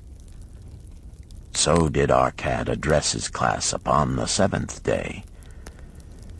Not long ago came to me a young man seeking to borrow. When I questioned him the cause of his necessity, he complained that his earnings were insufficient to pay his expenses. Thereupon I explained to him, this being the case, he was a poor customer for the moneylender, as he possessed no surplus earning capacity to repay the loan. What you need, young man, I told him, is to earn more coins. What dost thou to increase thy capacity to earn? All that I can do, he replied. 6 times within 2 moons have I approached my master to request my pay be increased, but without success. No man can go oftener than that. We may smile at his simplicity, yet he did possess one of the vital requirements to increase his earnings. Within him was a strong desire to earn more, a proper and commendable desire. Preceding accomplishment must be desire. Thy desires must be strong and definite. General desires are but weak longings. For a man to wish to be rich is of little purpose. For a man to desire 5 pieces of gold is a tangible desire which he can press to fulfillment. After he has backed his desire for 5 pieces of gold with strength of purpose to secure it, next he can find similar ways to obtain 10 pieces, and then 20 pieces, and later 1,000 pieces, and, behold, he has become wealthy. In learning to secure his one definite small desire, he hath trained himself to secure a larger one. This is the process by which wealth is accumulated, first in small sums, then in larger ones as a man learns and becomes more capable. Desires must be simple and definite. They defeat their own purpose should they be too many, too confusing, or beyond a man's training to accomplish. As a man perfecteth himself in his calling, even so doth his ability to earn increase. In those days when I was a humble scribe, carving upon the clay for a few coppers each day, I observed that other workers did more than I, and were paid more. Therefore did I determine that I would be exceeded by none. Nor did it take long for me to discover the reason for their greater success. More interest in my work, more concentration upon my task, more persistence in my effort, and, behold, few men could carve more tablets in a day than I. With reasonable promptness my increased skill was rewarded, nor was it necessary for me to go 6 times to my master to request recognition. The more of wisdom we know, the more we may earn. That man who seeks to learn more of his craft shall be richly rewarded. If he is an artisan, he may seek to learn the methods and the tools of those most skillful in the same line. If he laboreth at the law or at healing, he may consult and exchange knowledge with others of his calling. If he be a merchant, he may continually seek better goods that can be purchased at lower prices. Always do the affairs of men change and improve, because keen-minded men seek greater skill that they may better serve those upon whose patronage they depend. Therefore, I urge all men to be in the front rank of progress and not to stand still, lest they be left behind. Many things come to make a man's life rich with gainful experiences. Such things as the following a man must do if he respects himself. He must pay his debts with all the promptness within his power, not purchasing that for which he is unable to pay. He must take care of his family, that they may think and speak well of him.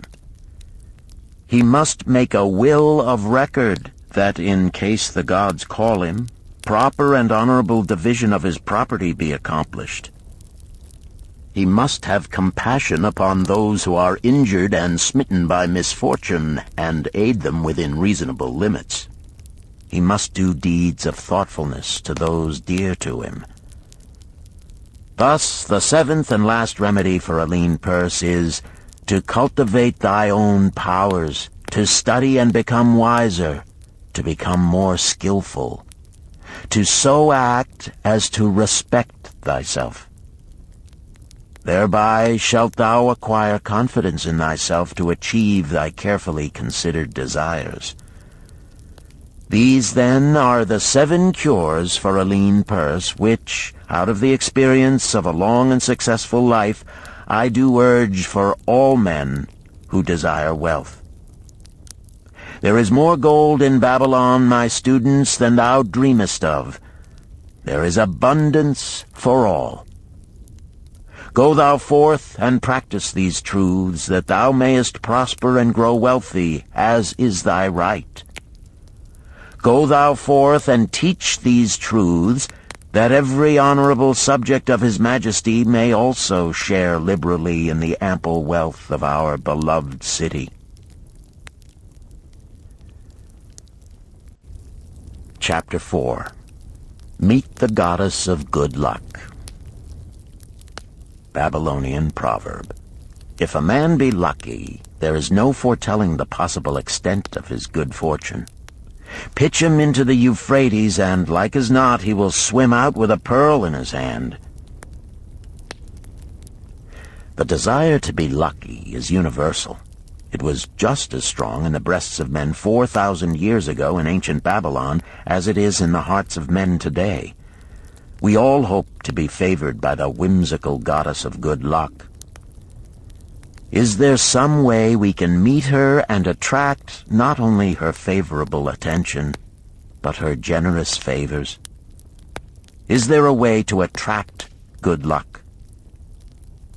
That is just what the men of ancient Babylon wished to know. It is exactly what they decided to find out. They were shrewd men and keen thinkers. That explains why their city became the richest and most powerful city of their time. In that distant past, they had no schools or colleges. Nevertheless, they had a center of learning, and a very practical one it was. Among the towered buildings in Babylon was one that ranked in importance with the palace of the king, the hanging gardens, and the temples of the gods. You will find scant mention of it in the history books, more likely no mention at all, yet it exerted a powerful influence upon the thought of that time. This building was the temple of learning, where the wisdom of the past was expounded by voluntary teachers, and where subjects of popular interest were discussed in open forums. Within its walls, all men met as equals. The humblest of slaves could dispute with impunity the opinions of a prince of the royal house. Among the many who frequented the Temple of Learning was a wise rich man named Arcad, called the richest man in Babylon. He had his own special hall where almost any evening a large group of men, some old, some very young, but mostly middle-aged, gathered to discuss and argue interesting subjects. Suppose we listen in to see whether they knew how to attract good luck. The sun had just set like a great red ball of fire shining through the haze of desert dust when Arcad strolled to his accustomed platform.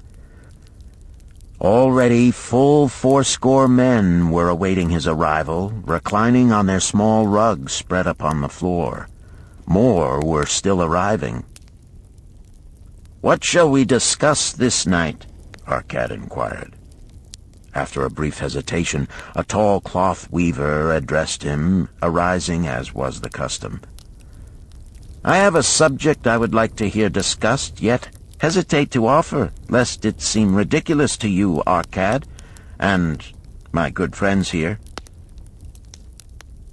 Upon being urged to offer it, both by Arcad and by calls from the others, he continued, "This day I have been lucky, for I have found a purse in which there are pieces of gold.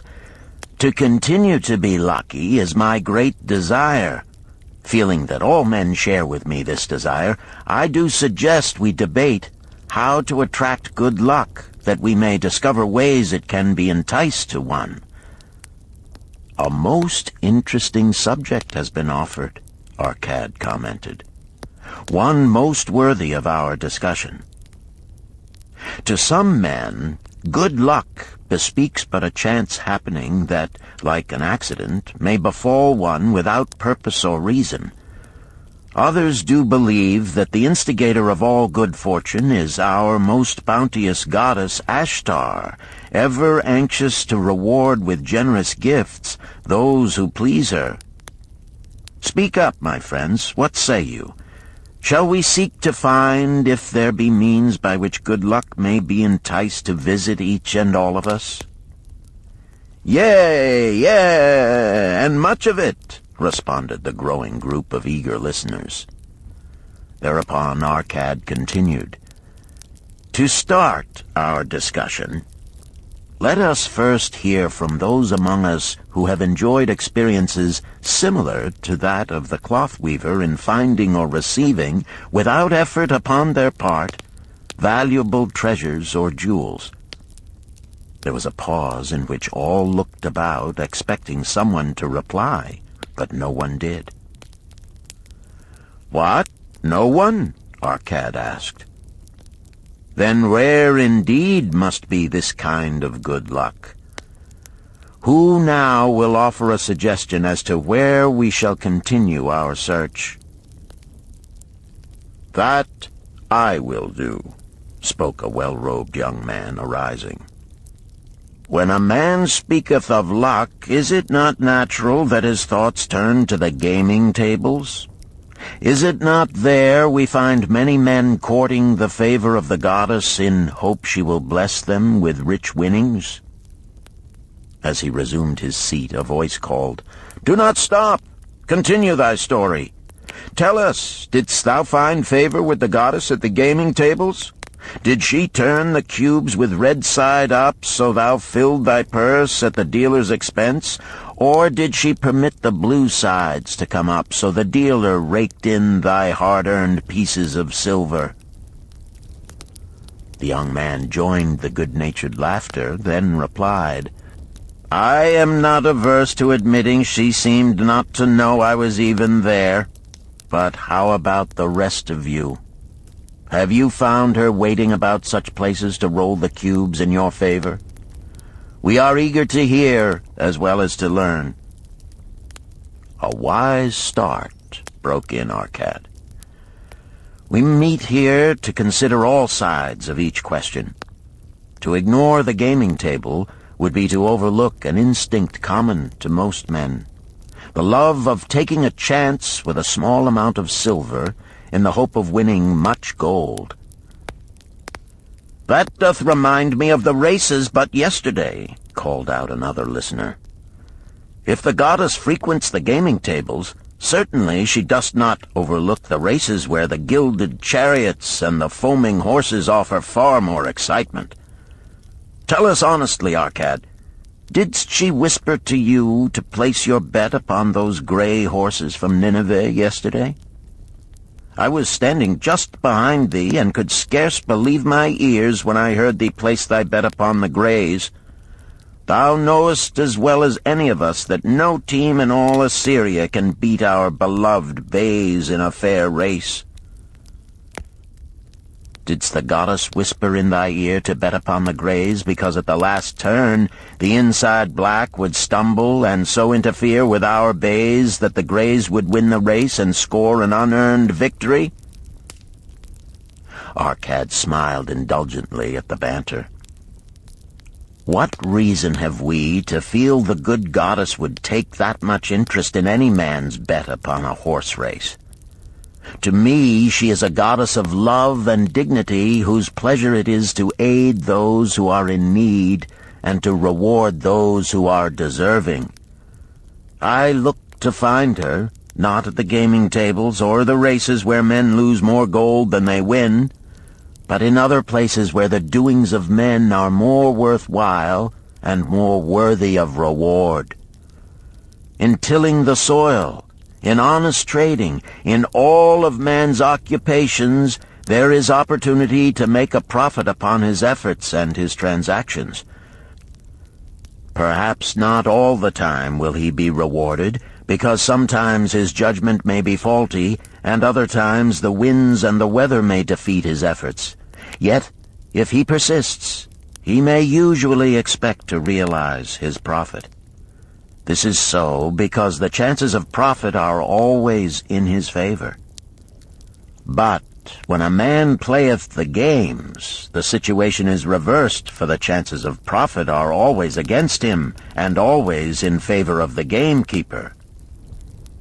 The game is so arranged that it will always favor the keeper. It is his business at which he plans to make a liberal profit for himself from the coins bet by the players. Few players realize how certain are the gamekeeper's profits and how uncertain are their own chances to win. For example, let us consider wagers placed upon the cube. Each time it is cast, we bet which side will be uppermost. If it be the red side, the game master pays to us 4 times our bet. But if any other of the 5 sides come uppermost, we lose our bet. Thus, the figures show that for each cast we have 5 chances to lose, but because the red pays 4 for 1, we have 4 chances to win. In a night's play, the game master can expect to keep for his profit 1/5 of all the coins wagered.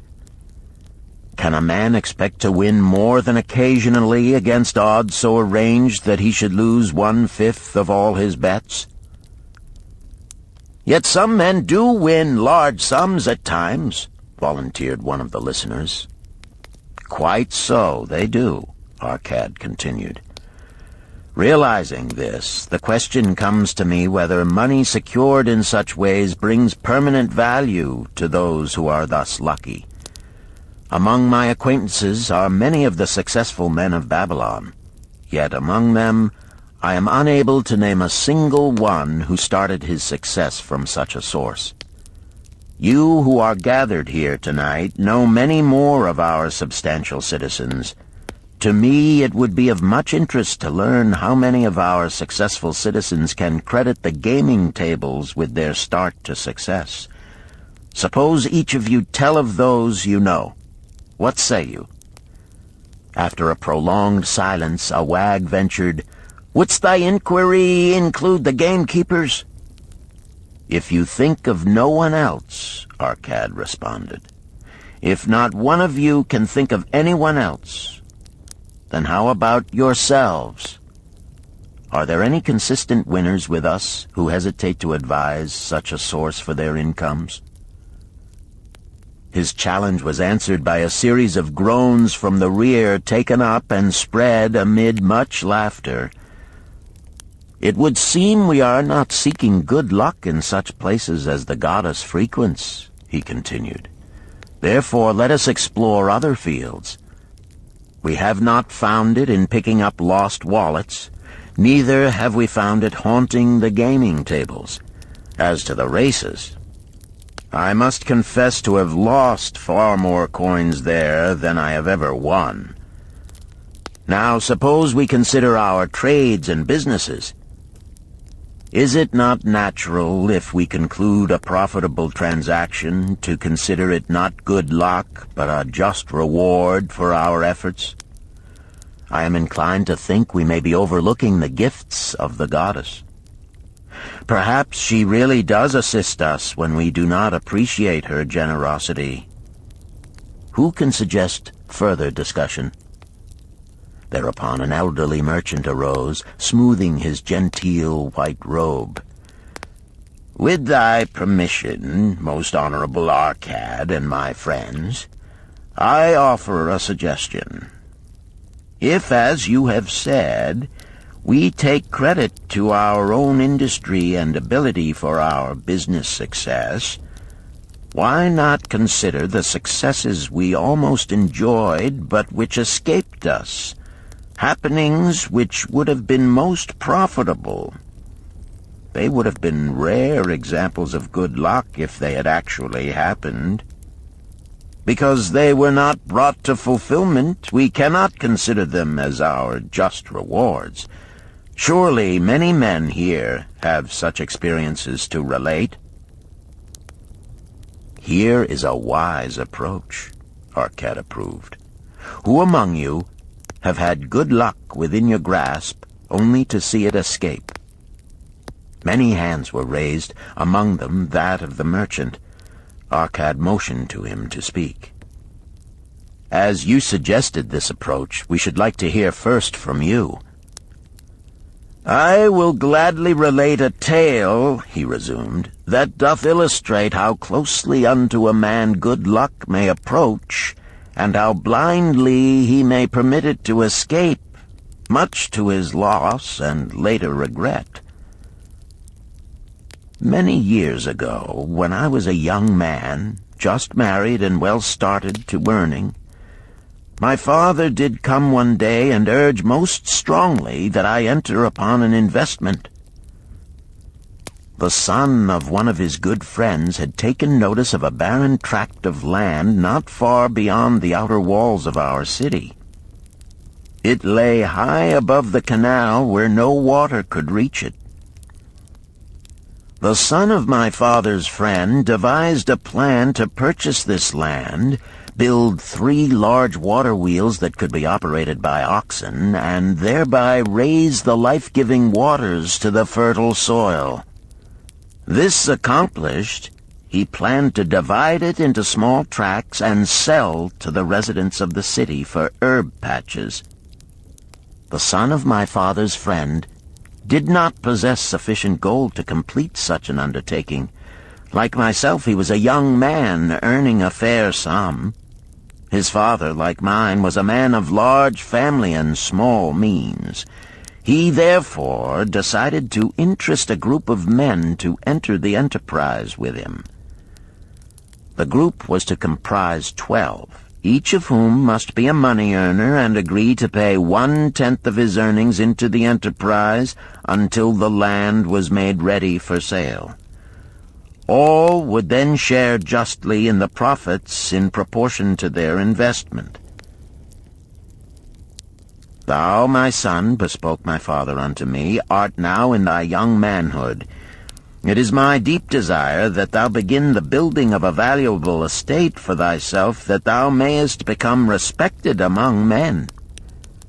I desire to see thou profit from a knowledge of the thoughtless mistakes of thy father." "This do I most ardently desire, my father," I replied. "Then this do I advise. Do what I should have done at thy age. From thy earnings keep out 1/10 to put into favorable investments. With this 1/10 of thy earnings, and what it will also earn, thou canst, before thou art my age, accumulate for thyself a valuable estate." "Thy words are words of wisdom, my father. Greatly do I desire riches. Yet there are many uses to which my earnings are called. Therefore do I hesitate to do as thou dost advise. I am young. There is plenty of time." "So I thought at thy age. Yet behold, many years have passed, and I have not yet made the beginning." "We live in a different age, my father. I shall avoid thy mistakes." "Opportunity stands before thee, my son. It is offering a chance that may lead to wealth. I beg of thee, do not delay. Go upon the morrow to the son of my friend, and bargain with him to pay 10% of thy earnings into this investment. Go promptly upon the morrow. Opportunity waits for no man. Today it is here, soon it is gone, therefore delay not." In spite of the advice of my father, I did hesitate. There were beautiful new robes just brought by the tradesmen from the East, robes of such richness and beauty my good wife and I felt we must each possess one. Should I agree to pay 1/10 of my earnings into the enterprise, we must deprive ourselves of these and other pleasures we dearly desired. I delayed making a decision until it was too late, much to my subsequent regret. The enterprise did prove to be more profitable than any man had prophesied. This is my tale, showing how I did permit good luck to escape. In this tale, we see how good luck waits to come to that man who accepts opportunity, commented a swarthy man of the desert. To the building of an estate, there must always be the beginning. That start may be a few pieces of gold or silver which a man diverts from his earnings to his first investment. I, myself, am the owner of many herds. The start of my herds I did begin when I was a mere boy, and did purchase with 1 piece of silver a young calf. This, being the beginning of my wealth, was of great importance to me.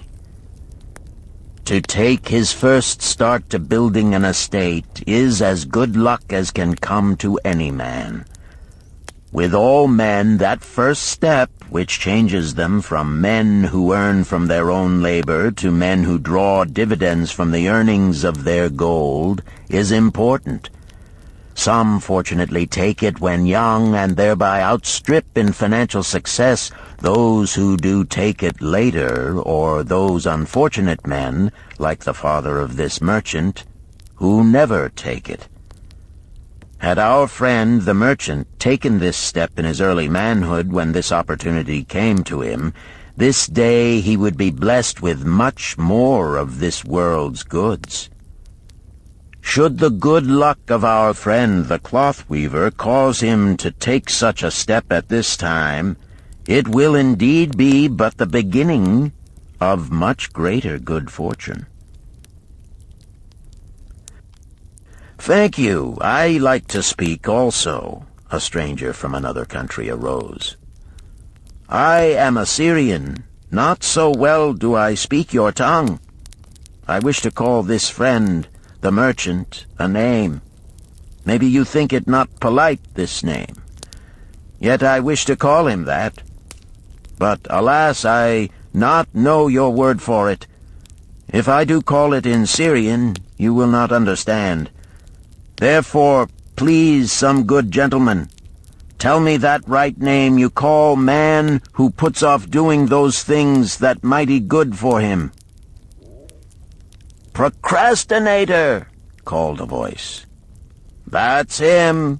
shouted the Syrian, waving his hands excitedly. "He accepts not opportunity when she comes. He waits. He says I have much business right now. By and by I talk to you. Opportunity she will not wait for such slow fellow. She thinks if a man desires to be lucky he will step quick. Any man who not step quick when opportunity comes. He, big procrastinator like our friend, this merchant." The merchant arose and bowed good-naturedly in response to the laughter. "My admiration to thee, stranger within our gates, who hesitates not to speak the truth." And now let us hear another tale of opportunity.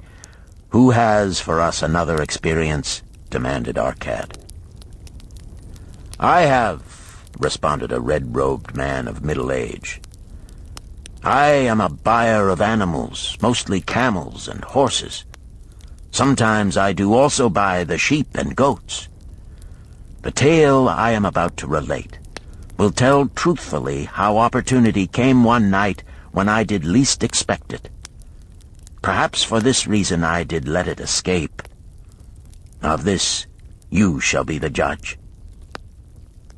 Returning to the city one evening after a disheartening 10 days' journey in search of camels, I was much angered to find the gates of the city closed and locked. While my slaves spread our tent for the night, which we looked to spend with little food and no water, I was approached by an elderly farmer who, like ourselves, found himself locked outside. "Honored sir," he addressed me, "from thy appearance I do judge thee to be a buyer.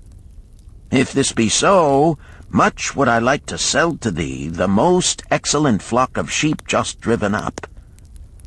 Alas, my good wife lies very sick with the fever. I must return with all haste. Buy thou my sheep, that I and my slaves may mount our camels and travel back without delay." So dark it was that I could not see his flock, but from the bleating I did know it must be large. Having wasted 10 days searching for camels I could not find, I was glad to bargain with him. In his anxiety he did set a most reasonable price. I accepted, well knowing my slaves could drive the flock through the city gates in the morning and sell at a substantial profit. The bargain concluded, I called my slaves to bring torches that we might count the flock which the farmer declared to contain 900. I shall not burden you, my friends, with a description of our difficulty in attempting to count so many thirsty, restless, milling sheep. It proved to be an impossible task. Therefore, I bluntly informed the farmer I would count them at daylight and pay him then. "Please, most honorable sir," he pleaded, "pay me but 2/3 of the price tonight, that I may be on my way. I will leave my most intelligent and educated slave to assist to make the count in the morning. He is trustworthy, and to him thou canst pay the balance." But I was stubborn and refused to make payment that night. Next morning, before I awoke, the city gates opened, and 4 buyers rushed out in search of flocks. They were most eager and willing to pay high prices, because the city was threatened with siege and food was not plentiful. Nearly 3 times the price at which he had offered the flock to me did the old farmer receive for it. Thus was rare good luck allowed to escape. "Here is a tale most unusual," commented Arcad. "What wisdom doth it suggest?" "The wisdom of making a payment immediately when we are convinced our bargain is wise," suggested a venerable saddle-maker.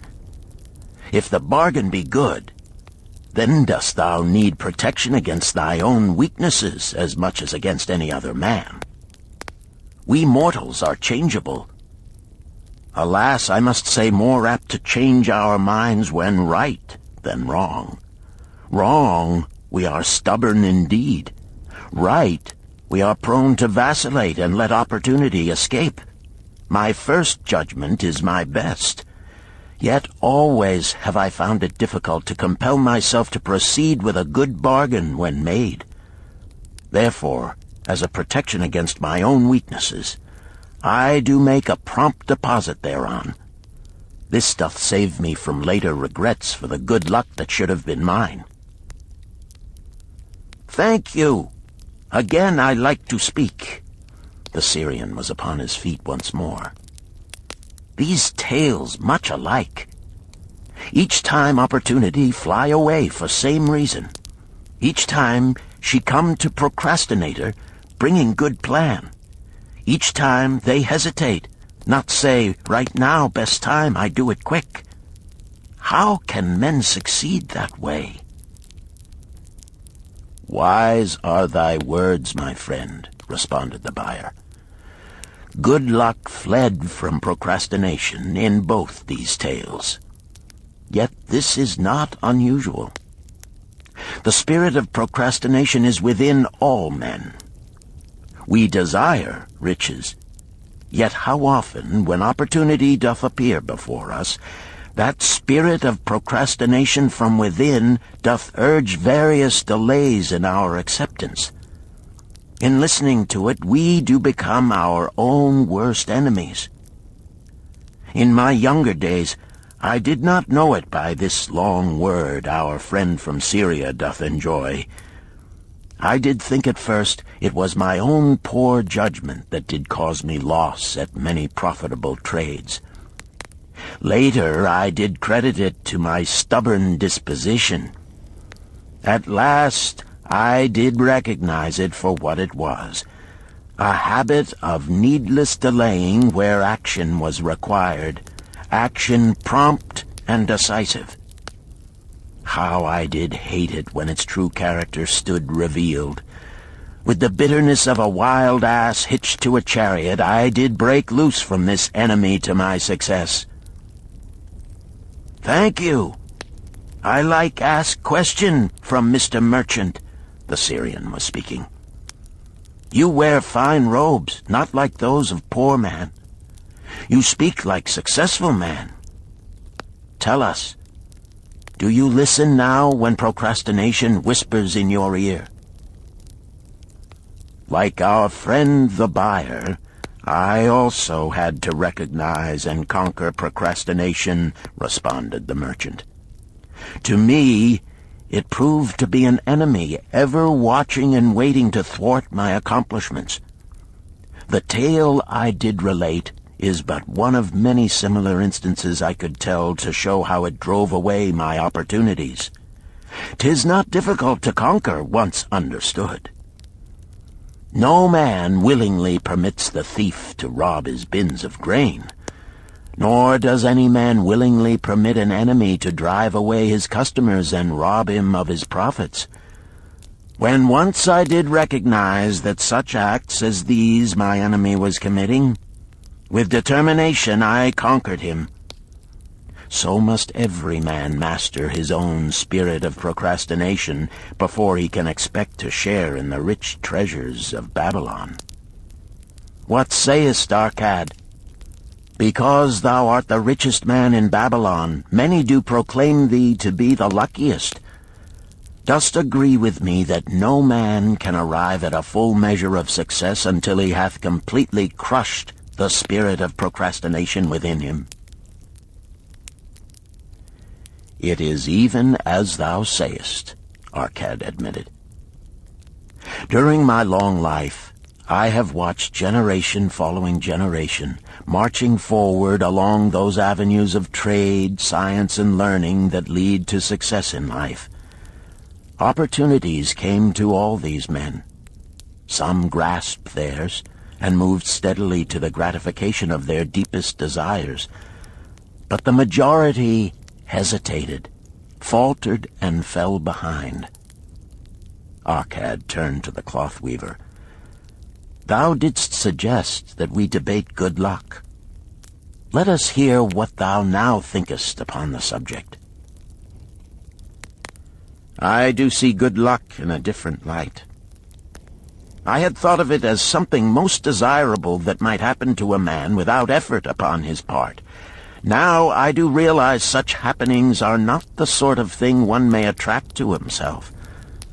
From our discussion have I learned that to attract good luck to oneself, it is necessary to take advantage of opportunities. Therefore, in the future, I shall endeavor to make the best of such opportunities as do come to me. Thou hast well grasped the truths brought forth in our discussion, Arcad replied. Good luck, we do find, often follows opportunity, but seldom comes otherwise. Our merchant friend would have found great good luck had he accepted the opportunity the good goddess did present to him. Our friend the buyer likewise would have enjoyed good luck had he completed the purchase of the flock and sold at such a handsome profit. We did pursue this discussion to find a means by which good luck could be enticed to us. I feel that we have found the way. Both the tales did illustrate how good luck follows opportunity. Herein lies a truth that many similar tales of good luck, won or lost, could not change. The truth is this: good luck can be enticed by accepting opportunity. Those eager to grasp opportunities for their betterment do attract the interest of the good goddess. She is ever anxious to aid those who please her. Men of action please her best. Action will lead thee forward to the successes thou dost desire. Men of action are favored by the goddess of good luck.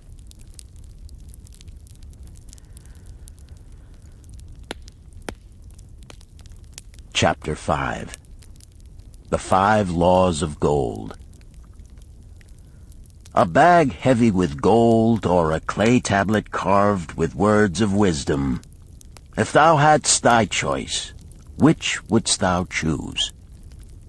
By the flickering light from the fire of desert shrubs, the sun-tanned faces of the listeners gleamed with interest. "The gold! The gold!" chorused the 27. Old Calibab smiled knowingly. "Hark!" he resumed, raising his hand.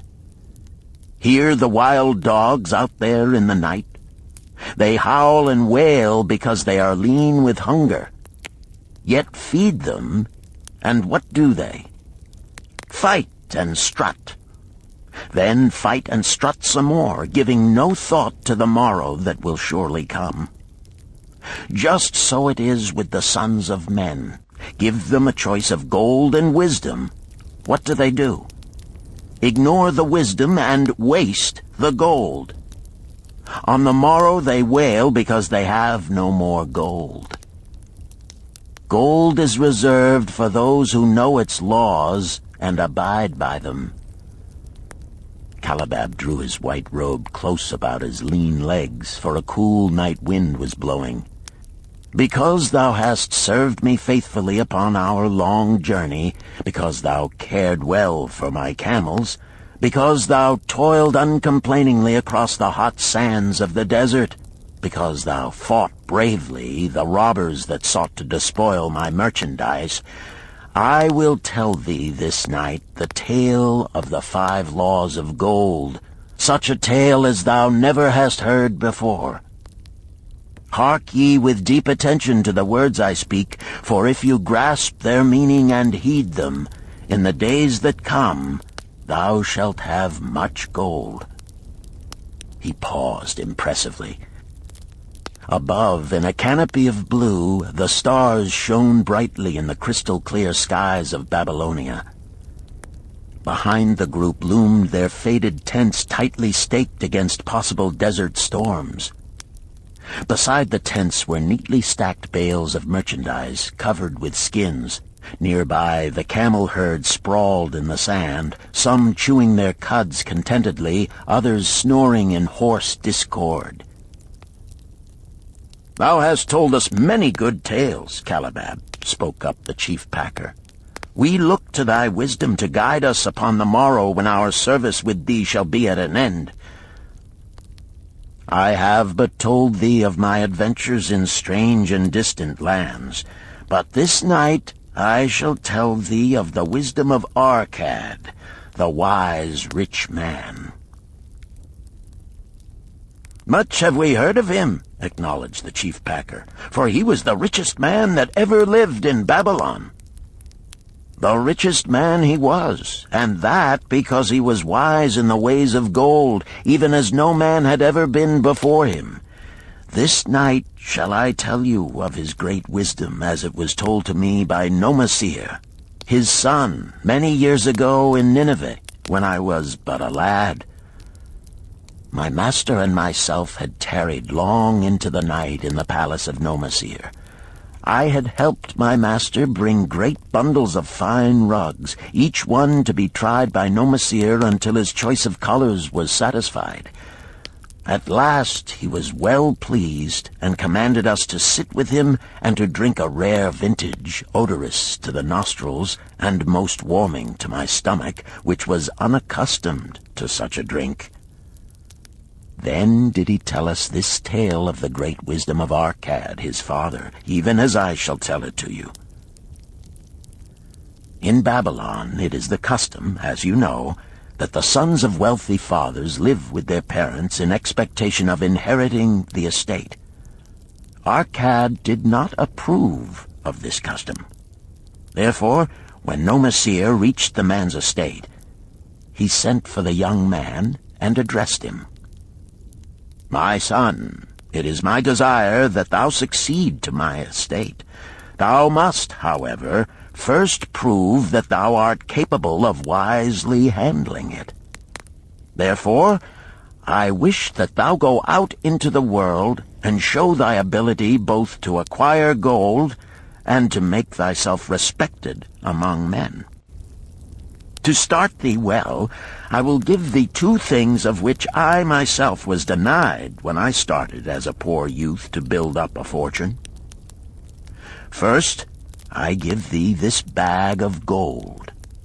If thou use it wisely, it will be the basis of thy future success. Second, I give thee this clay tablet upon which is carved the 5 laws of gold. If thou dost but interpret them in thy own acts, they shall bring thee competence and security. 10 years from this day come thou back to the house of thy father and give account of thyself. If thou prove worthy, I will then make thee the heir to my estate. Otherwise I will give it to the priests that they may barter for my soul the kind consideration of the gods." So Nomasir went forth to make his own way, taking his bag of gold, the clay tablet carefully wrapped in silken cloth, his slave, and the horses upon which they rode. The 10 years passed, and Nomasir, as he had agreed, returned to the house of his father, who provided a great feast in his honor, to which he invited many friends and relatives. After the feast was over, the father and mother mounted their throne-like seats at one side of the great hall, and Nomasir stood before them to give an account of himself as he had promised his father. It was evening. The room was hazy with smoke from the wicks of the oil lamps that but dimly lighted it. Slaves in white woven jackets and tunics fanned the humid air rhythmically with long-stemmed palm leaves. A stately dignity colored the scene. The wife of Nomasir and his 2 young sons, with friends and other members of the family, sat upon rugs behind him, eager listeners. "My father," he began deferentially, "I bow before thy wisdom. 10 years ago, when I stood at the gates of manhood, thou bade me go forth and become a man among men, instead of remaining a vassal to thy fortune. Thou gave me liberally of thy gold. Thou gave me liberally of thy wisdom. Of the gold, alas, I must admit of a disastrous handling. It fled indeed from my inexperienced hands, even as a wild hare flees at the first opportunity from the youth who captures it." The father smiled indulgently. "Continue, my son. Thy tale interests me in all its details." I decided to go to Nineveh, as it was a growing city, believing that I might find there opportunities. I joined a caravan, and among its members made numerous friends. 2 well-spoken men who had a most beautiful white horse, as fleet as the wind, were among these. As we journeyed, they told me in confidence that in Nineveh was a wealthy man who owned a horse so swift that it had never been beaten. Its owner believed that no horse living could run with greater speed. Therefore would he wager any sum, however large, that his horse could outspeed any horse in all Babylonia. Compared to their horse, so my friend said, it was but a lumbering ass that could be beaten with ease. They offered, as a great favor, to permit me to join them in a wager. I was quite carried away with the plan. Our horse was badly beaten, and I lost much of my gold. The father laughed. Later, I discovered that this was a deceitful plan of these men, and they constantly journeyed with caravans seeking victims. You see, the man in Nineveh was their partner and shared with them the bets he won. This shrewd deceit taught me my first lesson in looking out for myself. I was soon to learn another, equally bitter. In the caravan was another young man with whom I became quite friendly. He was the son of wealthy parents and, like myself, journeying to Nineveh to find a suitable location. Not long after our arrival, he told me that a merchant had died, and his shop with its rich merchandise and patronage could be secured at a paltry price. Saying that we would be equal partners, but first he must return to Babylon to secure his gold, he prevailed upon me to purchase the stock with my gold, agreeing that his would be used later to carry on our venture. He long delayed the trip to Babylon, proving in the meantime to be an unwise buyer and a foolish spender. I finally put him out, but not before the business had deteriorated to where we had only unsaleable goods and no gold to buy other goods. I sacrificed what was left to an Israelite for a pitiful sum. Soon there followed, I tell you, my father, bitter days. I sought employment and found it not, for I was without trade or training that would enable me to earn. I sold my horses, I sold my slave, I sold my extra robes that I might have food and a place to sleep, but each day grim want crouched closer. But in those bitter days I remembered thy confidence in me, my father. Thou hadst sent me forth to become a man, and this I was determined to accomplish. The mother buried her face and wept softly. At this time I bethought me of the table thou had given to me, upon which thou had carved the 5 laws of gold. Thereupon I read most carefully thy words of wisdom, and realized that had I but sought wisdom first, my gold would not have been lost to me. I learned by heart each law, and determined that when once more the goddess of good fortune smiled upon me, I would be guided by the wisdom of age and not by the inexperience of youth. For the benefit of you who are seated here this night, I will read the wisdom of my father as engraved upon the clay tablet which he gave to me 10 years ago. The 5 Laws of Gold. 1. Gold cometh gladly and in increasing quantity to any man who will put by not less than 1/10 of his earnings to create an estate for his future and that of his family. 2. Gold laboureth diligently and contentedly for the wise owner who finds for it profitable employment, multiplying even as the flocks of the field. 3. Gold clingeth to the protection of the cautious owner who invests it under the advice of men wise in its handling. 4. Gold slippeth away from the man who invests it in businesses or purposes with which he is not familiar, or which are not approved by those skilled in its keep. 5. Gold flees the man who would force it to impossible earnings, or who followeth the alluring advice of tricksters and schemers, or who trusts it to his own inexperience and romantic desires in investment. These are the 5 laws of gold as written by my father. I do proclaim them as of greater value than gold itself, as I will show by the continuance of my tale. He again faced his father. I have told thee of the depth of poverty and despair to which my inexperience brought me. However, there is no chain of disasters that will not come to an end. Mine came when I secured employment managing a crew of slaves working upon the new outer wall of the city. Profiting from my knowledge of the first law of gold, I saved a copper from my first earnings, adding to it at every opportunity until I had a piece of silver. It was a slow procedure, for one must live.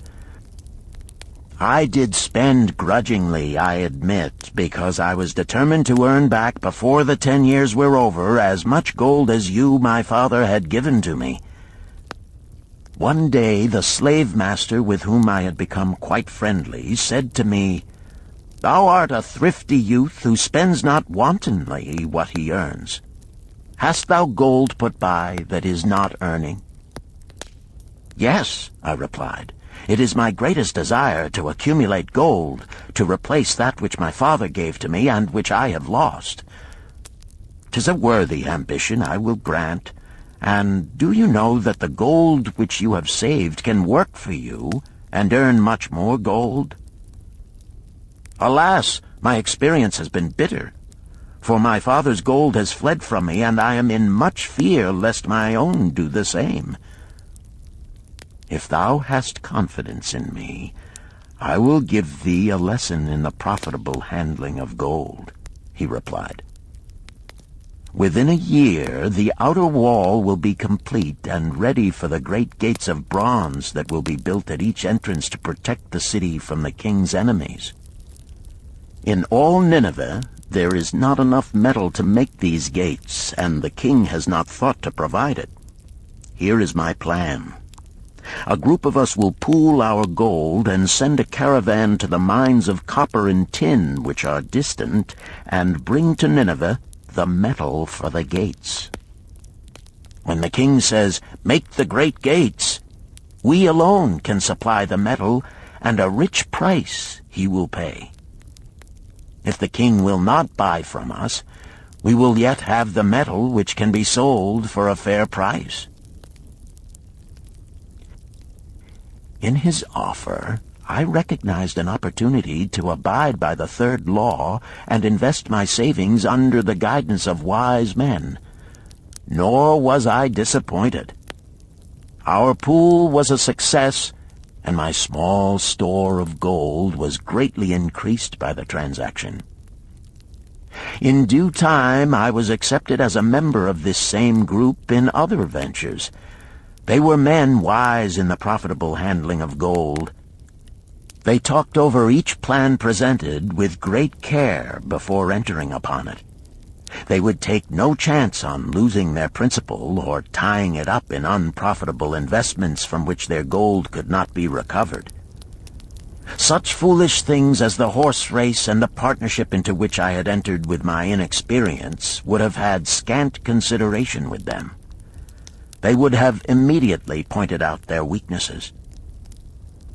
Through my association with these men, I learned to safely invest gold to bring profitable returns. As the years went on, my treasure increased more and more rapidly. I not only made back as much as I lost, but much more.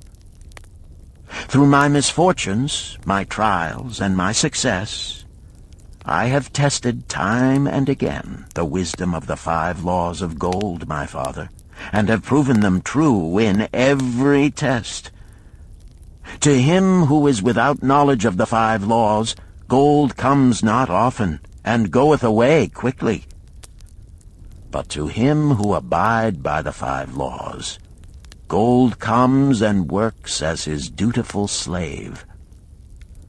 Nomasir ceased speaking and motioned to a slave in the back of the room.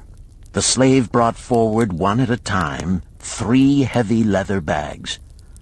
One of these Nomasir took and placed upon the floor before his father, addressing him again. "Thou didst give to me a bag of gold, Babylon gold. Behold, in its place I do return to thee a bag of Nineveh gold of equal weight, an equal exchange, as all will agree. Thou didst give to me a clay tablet inscribed with wisdom. Behold, in its stead I do return 2 bags of gold." So saying, he took from the slave the other 2 bags, and likewise placed them upon the floor before his father. "This I do to prove to thee, my father, of how much greater value I consider thy wisdom than thy gold. Yet who can measure in bags of gold the value of wisdom? Without wisdom, gold is quickly lost by those who have it. But with wisdom, gold can be secured by those who have it not, as these 3 bags of gold do prove.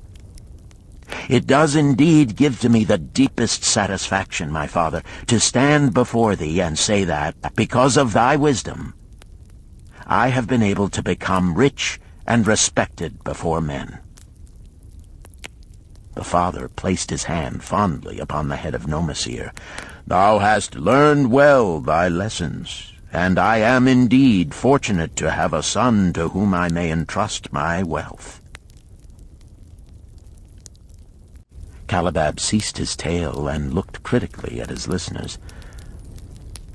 "What means this to thee, this tale of Nomasir?" he continued. "Who among thee can go to thy father or to the father of thy wife and give an account of wise handling of his earnings? What would these venerable men think were you to say, 'I have traveled much and learned much and labored much and earned much, yet alas, of gold I have little. Some I spent wisely, some I spent foolishly, and much I lost in unwise ways'? Dost still think it but an inconsistency of fate that some men have much gold and others have naught? Then you err. Men have much gold when they know the 5 laws of gold and abide thereby. Because I learned these 5 laws in my youth and abided by them, I have become a wealthy merchant. Not by some strange magic did I accumulate my wealth. Wealth that comes quickly goeth the same way. Wealth that stayeth to give enjoyment and satisfaction to its owner comes gradually, because it is a child born of knowledge and persistent purpose. To earn wealth is but a slight burden upon the thoughtful man.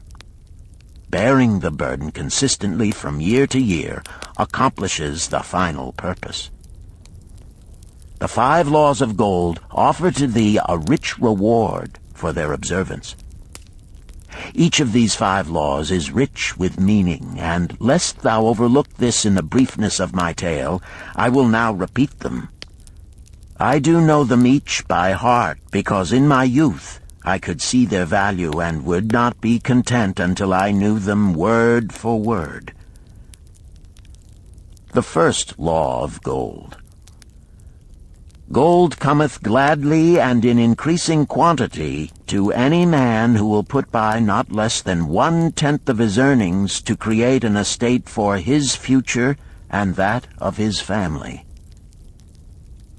Any man who will put by 1/10 of his earnings consistently and invest it wisely will surely create a valuable estate that will provide an income for him in the future and further guarantee safety for his family in case the gods call him to the world of darkness. This law always saith that gold cometh gladly to such a man. I can truly certify this in my own life. The more gold I accumulate, the more readily it comes to me, and in increased quantities. The gold which I save earns more, even as yours will, and its earnings earn more, and this is the working out of the first law. The second law of gold. Gold laboreth diligently and contentedly for the wise owner who finds for it profitable employment, multiplying even as the flocks of the field. Gold indeed is a willing worker. It is ever eager to multiply when opportunity presents itself. To every man who hath a store of gold set by, opportunity comes for its most profitable use. As the years pass, it multiplies itself in surprising fashion. The third law of gold. Gold clingeth to the protection of the cautious owner who invests it under the advice of men wise in its handling. Gold indeed clingeth to the cautious owner, even as it flees the careless owner. The man who seeks the advice of men wise in handling gold soon learneth not to jeopardize his treasure, but to preserve in safety and to enjoy in contentment its consistent increase. This ends Disc 2. The Richest Man in Babylon, Disc 3. The fourth law of gold. Gold slippeth away from the man who invests it in businesses or purposes with which he is not familiar or which are not approved by those skilled in its keep. To the man who hath gold yet is not skilled in its handling, many uses for it appear most profitable.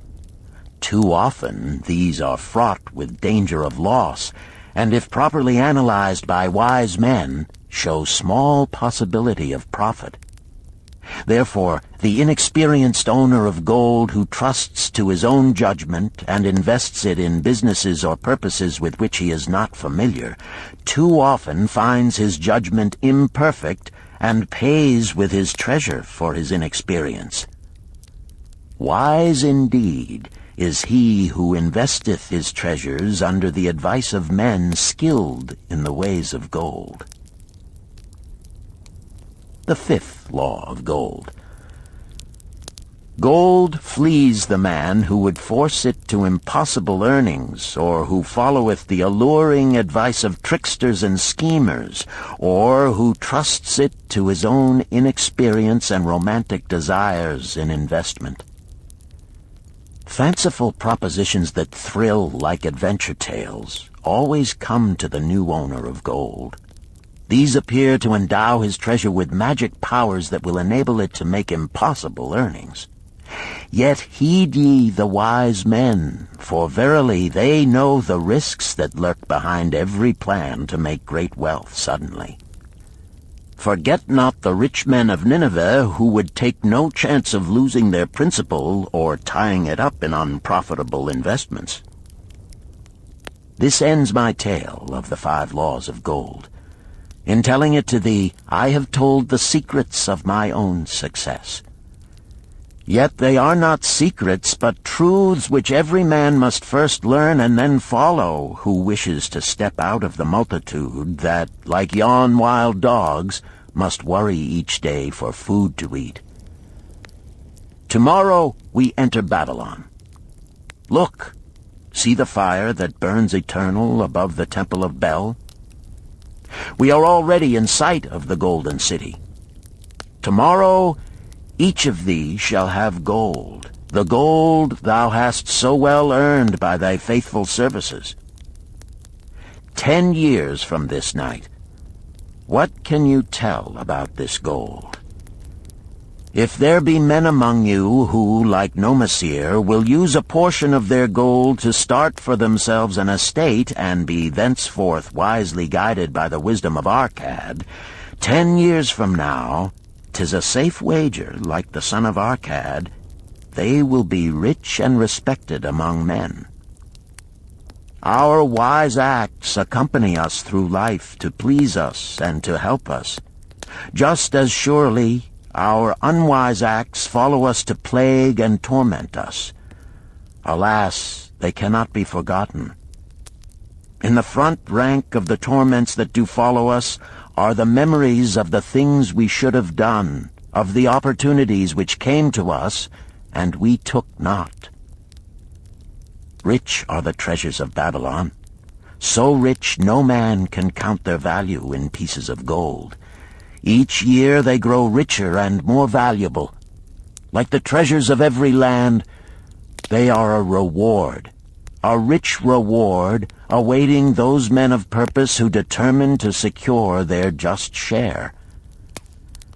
In the strength of thine own desires is a magic power. Guide this power with thy knowledge of the 5 laws of gold, and thou shalt share the treasures of Babylon.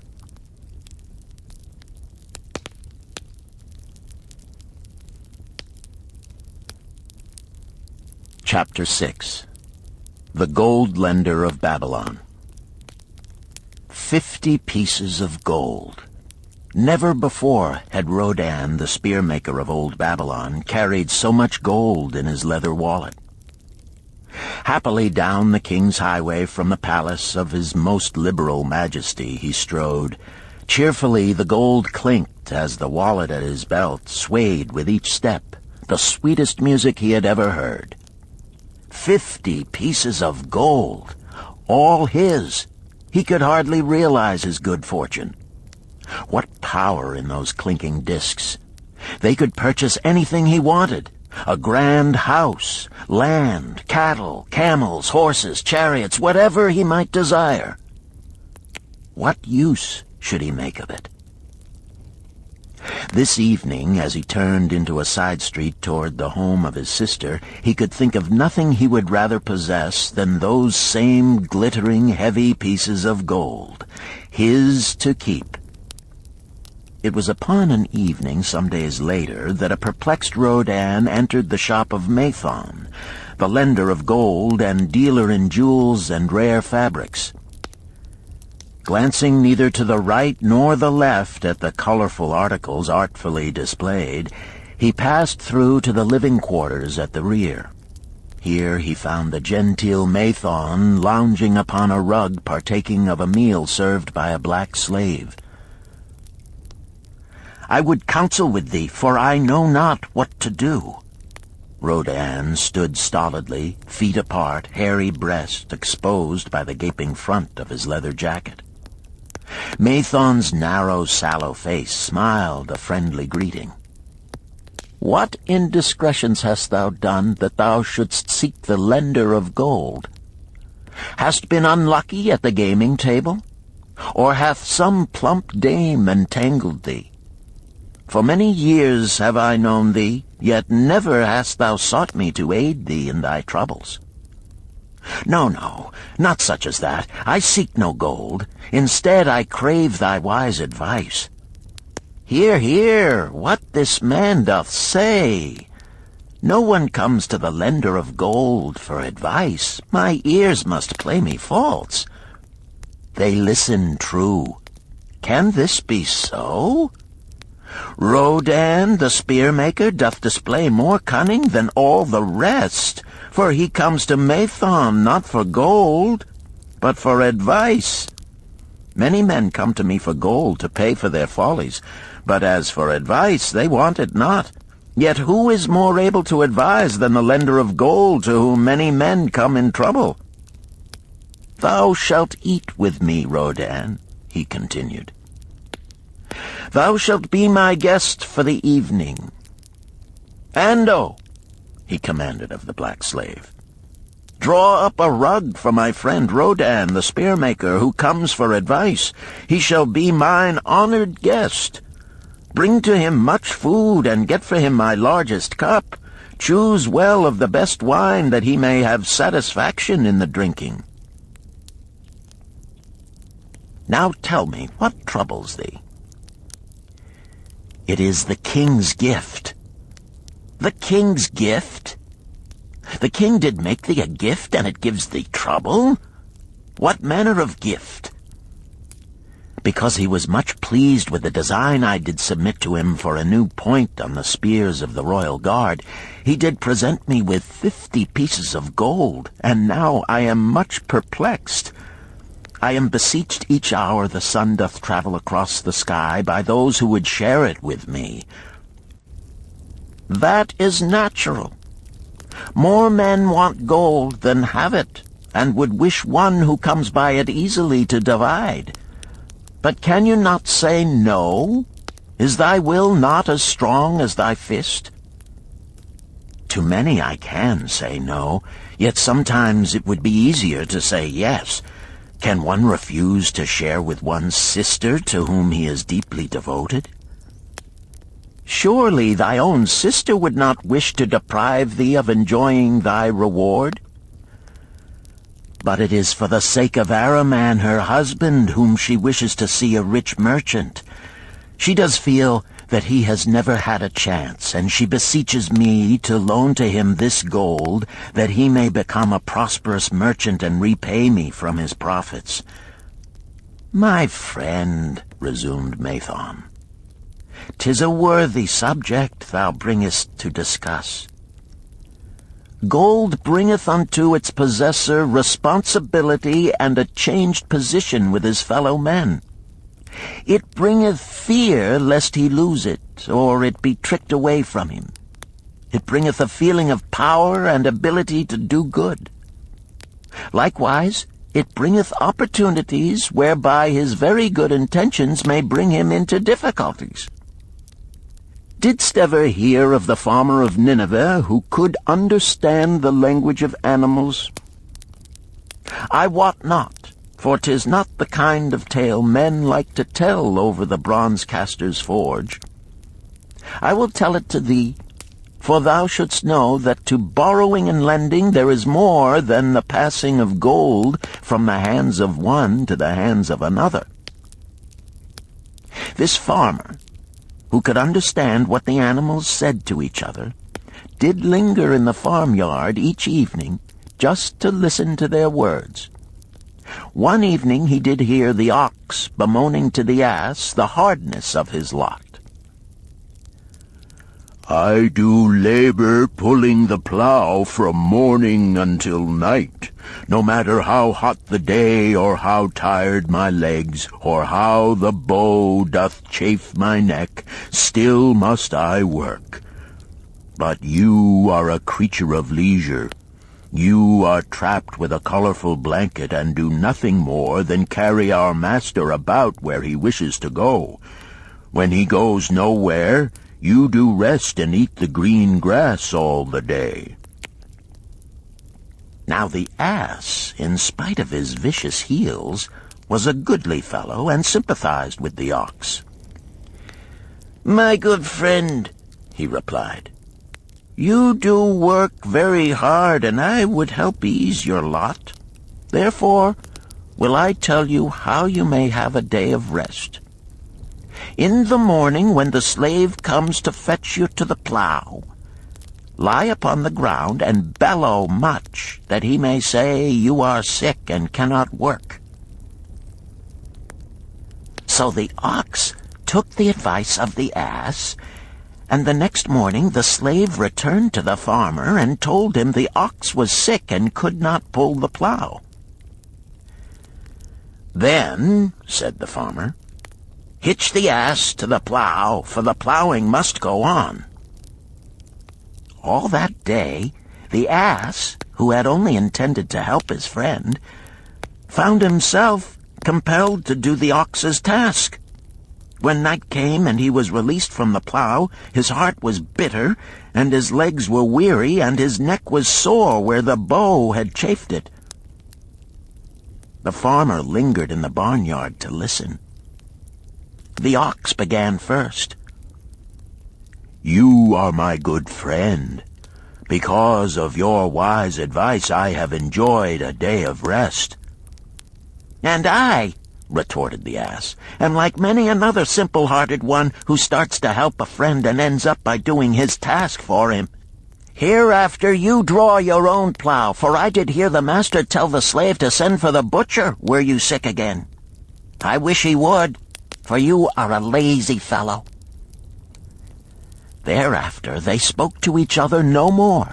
This ended their friendship. "Canst thou tell the moral to this tale, Rodan?" "'Tis a good tale," responded Rodan, "but I see not the moral." "I thought not that you would, but it is there, and simple too.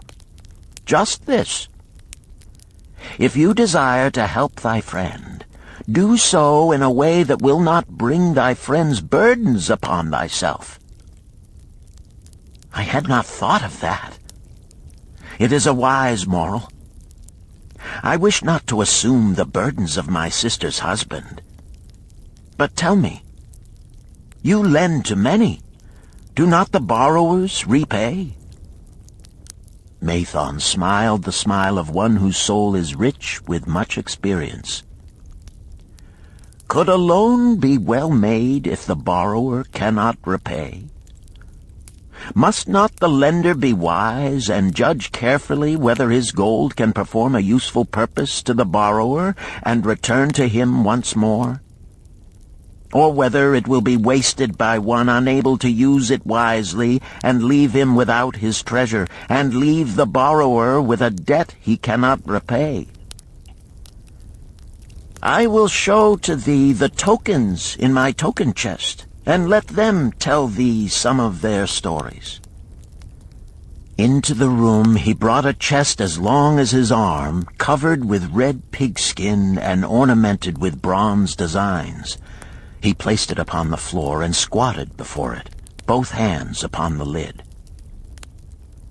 "From each person to whom I lend, I do exact a token for my token chest, to remain there until the loan is repaid. When they repay, I give it back. But if they never repay, it will always remind me of one who was not faithful to my confidence. The safest loans, my token box tells me, are to those whose possessions are of more value than the one they desire. They own lands or jewels or camels or other things which could be sold to repay the loan. Some of the tokens given to me are jewels of more value than the loan. Others are promises that if the loan be not repaid as agreed, they will deliver to me certain property settlement. On loans like those I am assured that my gold will be returned with the rental thereon, for the loan is based on property. In another class are those who have the capacity to earn. They are such as you, who labor or serve and are paid. They have income, and if they are honest and suffer no misfortune, I know that they also can repay the gold I loan them and the rental to which I am entitled. Such loans are based on human effort. Others are those who have neither property nor assured earning capacity. Life is hard, and there will always be some who cannot adjust themselves to it. Alas for the loans I make them! Even though they be no larger than a pence, my token box may censure me in the years to come unless they be guaranteed by good friends of the borrower who know him honorable. Mathon released the clasp and opened the lid. Rodan leaned forward eagerly. At the top of the chest, a bronze neckpiece lay upon a scarlet cloth. Mathon picked up the piece and patted it affectionately. This shall always remain in my token chest, because the owner has passed on into the great darkness. I treasure it, his token, and I treasure his memory, for he was my good friend. We traded together with much success until out of the East he brought a woman to wed, beautiful, but not like our women, a dazzling creature. He spent his gold lavishly to gratify her desires. He came to me in distress when his gold was gone. I counseled with him. I told him I would help him to once more master his own affairs. He swore by the sign of the great bull that he would. But it was not to be. In a quarrel, she thrust a knife into the heart he dared her to pierce. "And she?" questioned Rodan. "Yes, of course. This was hers." He picked up the scarlet cloth.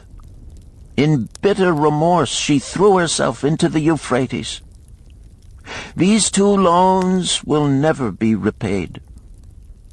The chest tells you, Rodan, that humans in the throes of great emotions are not safe risks for the gold lender. Here, now, this is different." He reached for a ring carved of oxbone. "This belongs to a farmer. I buy the rugs of his women. The locusts came, and they had not food. I helped him, and when the new crop came, he repaid me. Later he came again and told of strange goats in a distant land, as described by a traveler. They had long hair so fine and soft it would weave into rugs more beautiful than any ever seen in Babylon. He wanted a herd, but he had no money. So I did lend him gold to make the journey and bring back goats. Now his herd is begun, and next year I shall surprise the lords of Babylon with the most expensive rugs it has been their good fortune to buy. Soon I must return his ring. He doth insist on repaying promptly." "Some borrowers do that?" queried Rodan. "If they borrow for purposes that bring money back to them, I find it so. But if they borrow because of their indiscretions, I warn thee to be cautious if thou wouldst ever have thy gold back in hand again." "Tell me about this," requested Rodan, picking up a heavy gold bracelet inset with jewels in rare designs. "The women do appeal to my good friend," bantered Mathon. "I am still much younger than you," retorted Rodan. "I grant that, but this time thou doth suspicion romance where it is not. The owner of this is fat and wrinkled, and doth talk so much and say so little she drives me mad. Once they had much money and were good customers, but ill times came upon them. She has a son of whom she would make a merchant, so she came to me and borrowed gold that he might become a partner of a caravan owner who travels with his camels, bartering in one city what he buys in another.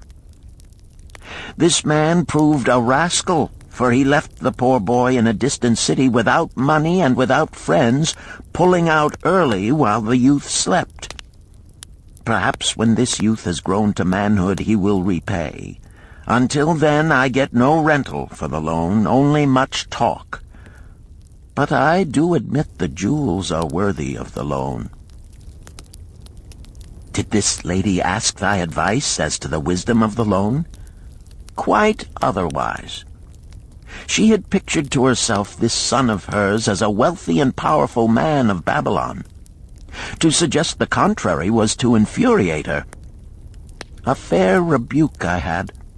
I knew the risk for this inexperienced boy, but as she offered security, I could not refuse her. "This," continued Mathon, waving a bit of pack rope tied into a knot, "belongs to Nebator, the camel trader. When he would buy a herd larger than his funds, he brings to me this knot, and I lend to him according to his needs. He is a wise trader. I have confidence in his good judgment and can lend him freely. Many other merchants of Babylon have my confidence because of their honorable behavior. Their tokens come and go frequently in my token box. Good merchants are an asset to our city, and it profits me to aid them to keep trade moving that Babylon be prosperous." Mathon picked out a beetle carved in turquoise and tossed it contemptuously on the floor. "A bug from Egypt. The lad who owns this does not care whether I ever receive back my gold. When I reproach him, he replies, 'How can I repay when ill fate pursues me? You have plenty more. What can I do?' The token is his father's, a worthy man of small means who did pledge his land and herd to back his son's enterprises. The youth found success at first, and then was overzealous to gain great wealth. His knowledge was immature. His enterprises collapsed. Youth is ambitious. Youth would take shortcuts to wealth and the desirable things for which it stands. To secure wealth quickly, youth often borrows unwisely. Youth, never having had experience, cannot realize that hopeless debt is like a deep pit into which one may descend quickly, and where one may struggle vainly for many days. It is a pit of sorrow and regrets, where the brightness of the sun is overcast, and night is made unhappy by restless sleeping. Yet I do not discourage borrowing gold. I encourage it. I recommend it if it be for a wise purpose. I myself made my first real success as a merchant with borrowed gold. Yet what should the lender do in such a case? The youth is in despair and accomplishes nothing. He is discouraged. He makes no effort to repay. My heart turns against depriving the father of his land and cattle." "You tell me much that I am interested to hear," ventured Rodan, "but I hear no answer to my question. Should I lend my 50 pieces of gold to my sister's husband? They mean much to me." "Thy sister is a sterling woman whom I do much esteem. Should her husband come to me and ask to borrow 50 pieces of gold, I should ask him for what purpose he would use it.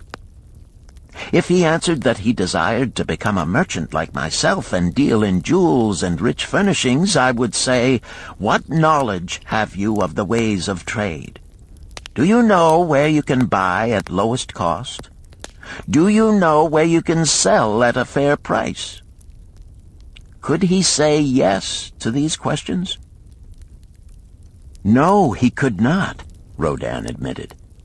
"He has helped me much in making spears, and he has helped some in the shops." Then would I say to him that his purpose was not wise. Merchants must learn their trade. His ambition, though worthy, is not practical, and I would not lend him any gold.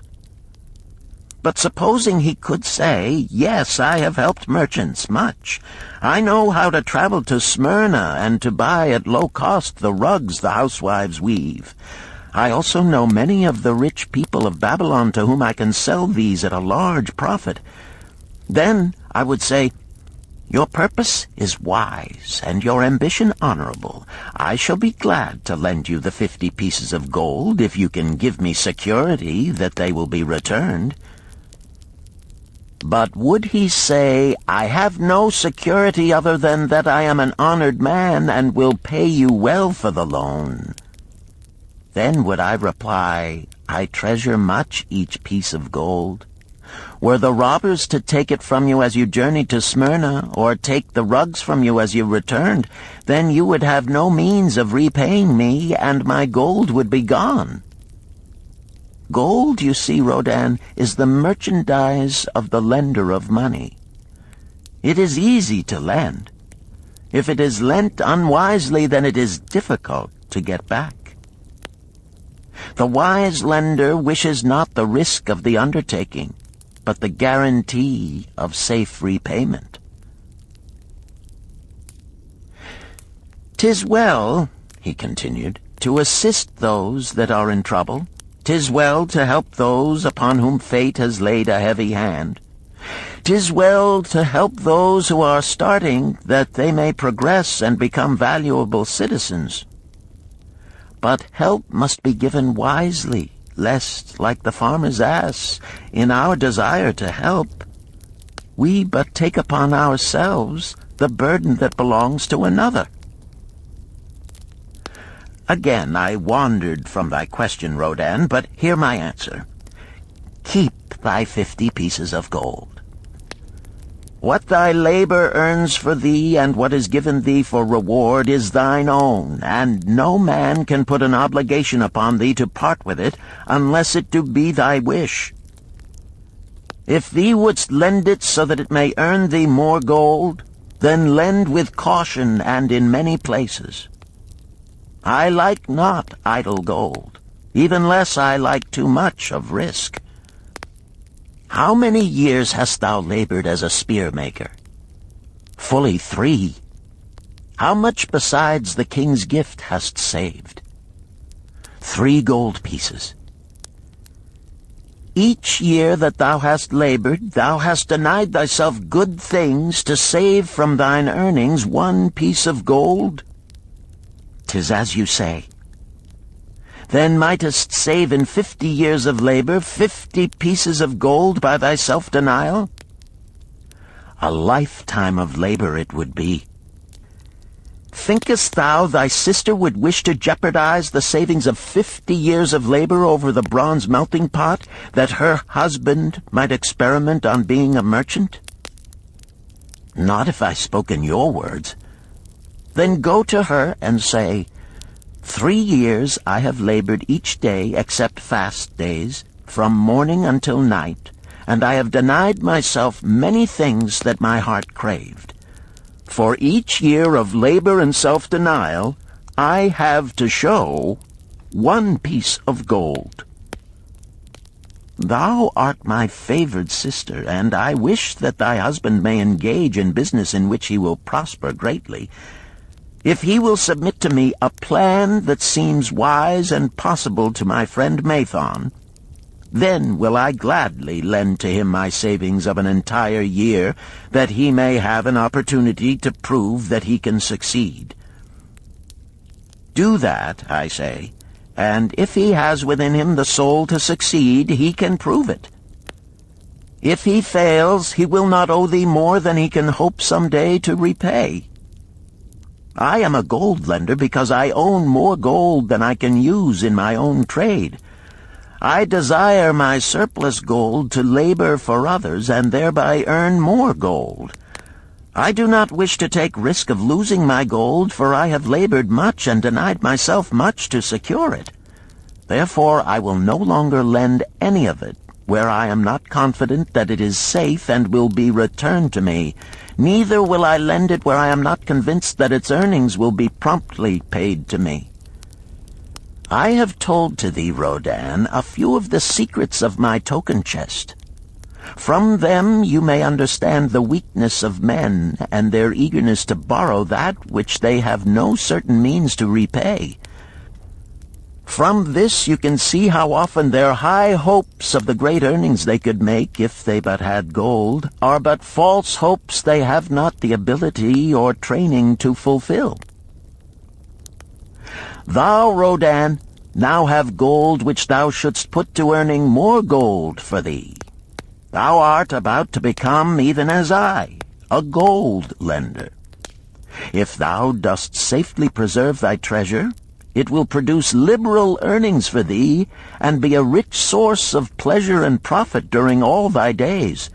But if thou dost let it escape from thee, it will be a source of constant sorrow and regret as long as thy memory doth last.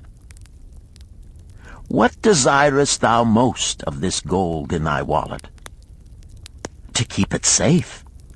Wisely spoken, replied Mathon approvingly. Thy first desire is for safety. Thinkest thou that in the custody of thy sister's husband it would be truly safe from possible loss? I fear not, for he is not wise in guarding gold. Then be not swayed by foolish sentiments of obligation to trust thy treasure to any person. If thou wouldst help thy family or thy friends, find other ways than risking the loss of thy treasure. Forget not that gold slippeth away in unexpected ways from those unskilled in guarding it. As well waste thy treasure in extravagance as let others lose it for thee. What next after safety dost desire of this treasure of thine? That it earn more gold. Again thou speakest with wisdom. It should be made to earn and grow larger. Gold wisely lent may even double itself with its earnings before a man like you groweth old. If you risk losing it, you risk losing all that it would earn as well. Therefore be not swayed by the fantastic plans of impractical men who think they see ways to force thy gold to make earnings unusually large. Such plans are the creations of dreamers unskilled in the safe and dependable laws of trade. Be conservative in what thou expectest to earn, that thou mayest keep and enjoy thy treasure. To hire it out with a promise of usurious returns is to invite loss. Seek to associate thyself with men and enterprises whose success is established, that thy treasure may earn liberally under their skillful use and be guarded safely by their wisdom and experience. Thus mayest thou avoid the misfortunes that follow most of the sons of men to whom the gods see fit to entrust gold. When Rodan would thank him for his wise advice, he would not listen, saying, "The king's gift shall teach thee much wisdom. If wouldst keep thy 50 pieces of gold, thou must be discreet indeed. Many uses will tempt thee. Much advice will be spoken to thee. Numerous opportunities to make large profits will be offered thee. The stories from my token box should warn thee, before thou let any piece of gold leave thy pouch, to be sure that thou hast a safe way to pull it back again. Should my further advice appeal to thee, return again. It is gladly given. Ere thou goest, read this which I have carved beneath the lid of my token box. It applies equally to the borrower and the lender. Better a little caution than a great regret."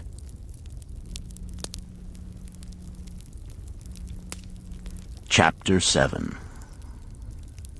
The Walls of Babylon. Old Banzar, grim warrior of another day, stood guard at the passageway leading to the top of the ancient walls of Babylon. Up above, valiant defenders were battling to hold the walls.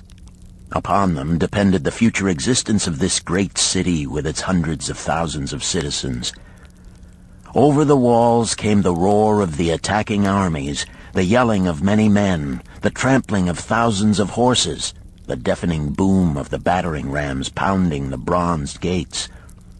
In the street behind the gate lounged the spearmen, waiting to defend the entrance should the gates give way. They were but few for the task. The main armies of Babylon were with their king, far away in the east on a great expedition against the Elamites. No attack upon the city having been anticipated during their absence, the defending forces were small. Unexpectedly from the north bore down the mighty armies of the Assyrians, and now the walls must hold or Babylon was doomed. About Banzar were great crowds of citizens, white-faced and terrified, eagerly seeking news of the battle. With hushed awe they viewed the stream of wounded and dead being carried or led out of the passageway. Here was the crucial point of attack. After 3 days of circling about the city, the enemy had suddenly thrown his great strength against this section and this gate. The defenders from the top of the wall fought off the climbing platforms and the scaling ladders of the attackers with arrows, burning oil, and, if any reached the top, spears. Against the defenders, thousands of the enemy's archers poured a deadly barrage of arrows. Old Banzar had the vantage point for news. He was closest to the conflict and first to hear of each fresh repulse of the frenzied attackers. An elderly merchant crowded close to him, his palsied hands quivering. tell me," he pleaded. "They cannot get in. My sons are with the good king. There is no one to protect my old wife. My goods, they will steal all. My food, they will leave nothing. We are old, too old to defend ourselves, too old for slaves. We shall starve, we shall die. Tell me they cannot get in." "Calm thyself, good merchant," the guard responded. "The walls of Babylon are strong. Go back to the bazaar and tell your wife that the walls will protect you and all of your possessions as safely as they protect the rich treasures of the king. Keep close to the walls, lest the arrows flying over strike you." A woman with a babe in arms took the old man's place as he withdrew. "Sergeant, what news from the top? Tell me truly that I may reassure my poor husband. He lies with fever from his terrible wounds, yet insists upon his armor and his spear to protect me who am with child. Terrible, he says, will be the vengeful lust of our enemies should they break in." "Be thou good of heart, thou mother that is and is again to be. The walls of Babylon will protect you and your babes. They are high and strong. Hear ye not the yells of our valiant defenders as they empty the cauldrons of burning oil upon the ladder scalers?" "Yes, that do I hear, and also the roar of the battering rams that do hammer at our gates." "Back to thy husband. Tell him the gates are strong and withstand the rams. Also that the scalers climb the walls, but to receive the waiting spear thrust. Watch thy way, and hasten behind yon buildings." Banzar stepped aside to clear the passage for heavily armed reinforcements. As, with clanking bronze shields and heavy tread, they tramped by, a small girl plucked at his girdle. "Tell me, soldier, are we safe?" she pleaded. "I hear the awful noises. I see the men all bleeding. I am so frightened. What will become of our family, of my mother, little brother, and the baby?" The grim old campaigner blinked his eyes and thrust forward his chin as he beheld the child. "Be not afraid, little one," he reassured her. "The walls of Babylon will protect you and mother and little brother and the baby. It was for the safety of such as you that the good Queen Semiramis built them over 100 years ago. Never have they been broken through. Go back and tell your mother and little brother and the baby that the walls of Babylon will protect them and they need have no fear." Day after day, old Banzar stood at his post and watched the reinforcements file up the passageway, there to stay and fight until, wounded or dead, they came down once more.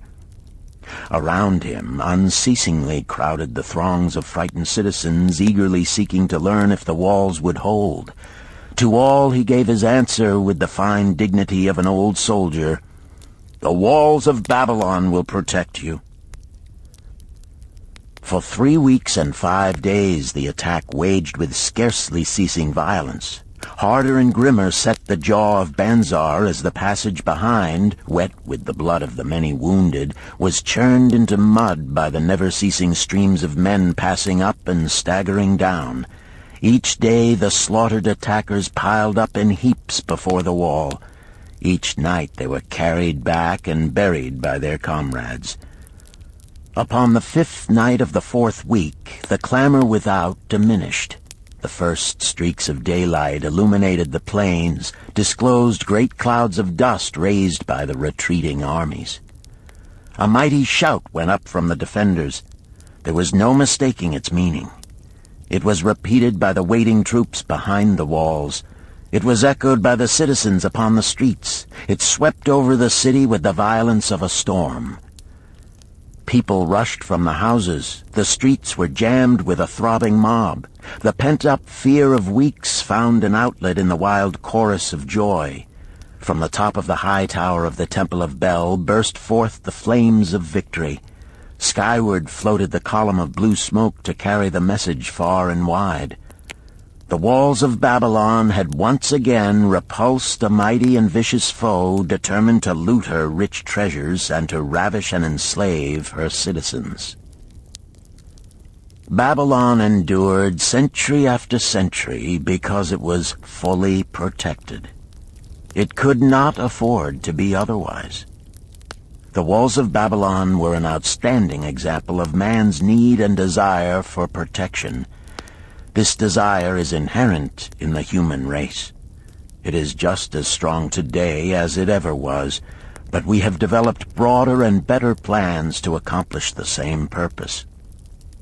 In this day, behind the impregnable walls of insurance, savings accounts, and dependable investments, we can guard ourselves against the unexpected tragedies that may enter any door and seat themselves before any fireside. We cannot afford to be without adequate protection.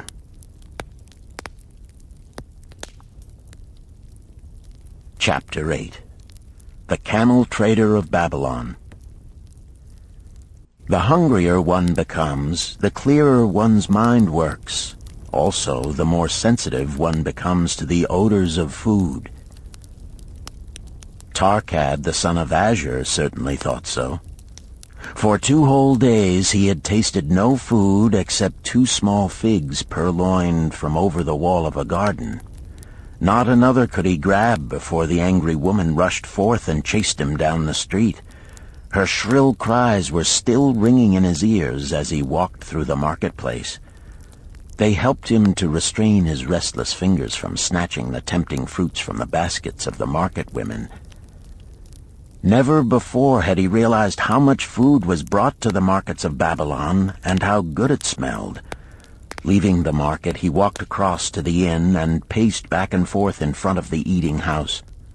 Perhaps here he might meet someone he knew, someone from whom he could borrow a copper that would gain him a smile from the unfriendly keeper of the inn and, with it, a liberal helping. Without the copper, he knew all too well how unwelcome he would be. In his abstraction, he unexpectedly found himself face to face with the one man he wished most to avoid, the tall, bony figure of Dabasir, the camel trader. Of all the friends and others from whom he had borrowed small sums, Dabasir made him feel the most uncomfortable because of his failure to keep his promises to repay promptly. Dabasir's face lighted up at the sight of him. "Ha! 'Tis Tarkad! Just the one I have been seeking, that he might repay the 2 pieces of copper which I lent him a moon ago. Also the piece of silver which I lent to him before that. We are well met. I can make good use of the coins this very day. What say, boy, what say?" Tarkad stuttered, and his face flushed. He had naught in his empty stomach to nerve him to argue with the outspoken Dabasir. "I am sorry, very sorry," he mumbled weakly. "But this day I have neither the copper nor the silver with which I could repay." "Then get it," Dabasir insisted. "Surely thou canst get hold of a few coppers and a piece of silver to repay the generosity of an old friend of thy father, who aided thee whence thou wast in need." "'Tis because ill fortune does pursue me that I cannot pay." "Ill fortune? Wouldst blame the gods for thine own weakness? Ill fortune pursues every man who thinks more of borrowing than of repaying. Come with me, boy, while I eat. I am hungry, and I would tell thee a tale." Tarkad flinched from the brutal frankness of Dabasir, but here at least was an invitation to enter the coveted doorway of the eating-house. Dabasir pushed him to a far corner of the room where they seated themselves upon small rugs. When Koskor, the proprietor, appeared smiling, Dabasir addressed him with his usual freedom. "Fat lizard of the desert, bring to me a leg of the goat, very brown, with much juice, and bread and all of the vegetables, for I am hungry and want much food. Do not forget my friend here. Bring to him a jug of water. Have it cooled, for the day is hot." Tarkad's heart sank. Must he sit here and drink water while he watched this man devour an entire goat leg? He said nothing. He thought of nothing he could say. Dabasir, however, knew no such thing as silence. Smiling and waving his hand good-naturedly to the other customers, all of whom knew him, he continued. "I did hear from a traveler just returned from Urfa of a certain rich man who has a piece of stone cut so thin that one can look through it. He put it in the window of his house to keep out the rains. It is yellow, so this traveler does relate, and he was permitted to look through it, and all the outside world looks strange and not like it really is. What say you to that, Tarkad? Thinkest all the world could look to a man a different color from what it is?" "I dare say," responded the youth, much more interested in the fat leg of goat placed before Dabasir. "Well, I know it to be true, for I, myself, have seen the world all of a different color from what it really is, and the tale I am about to tell relates how I came to see it in its right color once more." "Dabasir will tell a tale," whispered a neighboring diner to his neighbor, and dragged his rug close. Other diners brought their food and crowded in a semicircle.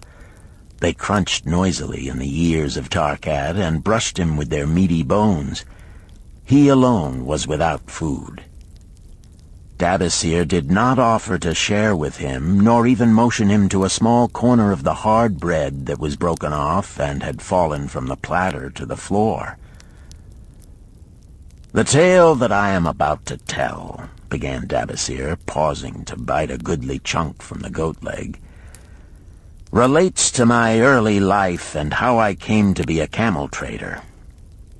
Didst anyone know that I once was a slave in Syria?" A murmur of surprise ran through the audience, to which Dabasir listened with satisfaction. "When I was a young man," continued Dabasir after another vicious onslaught on the goat leg, "I learned the trade of my father, the making of saddles.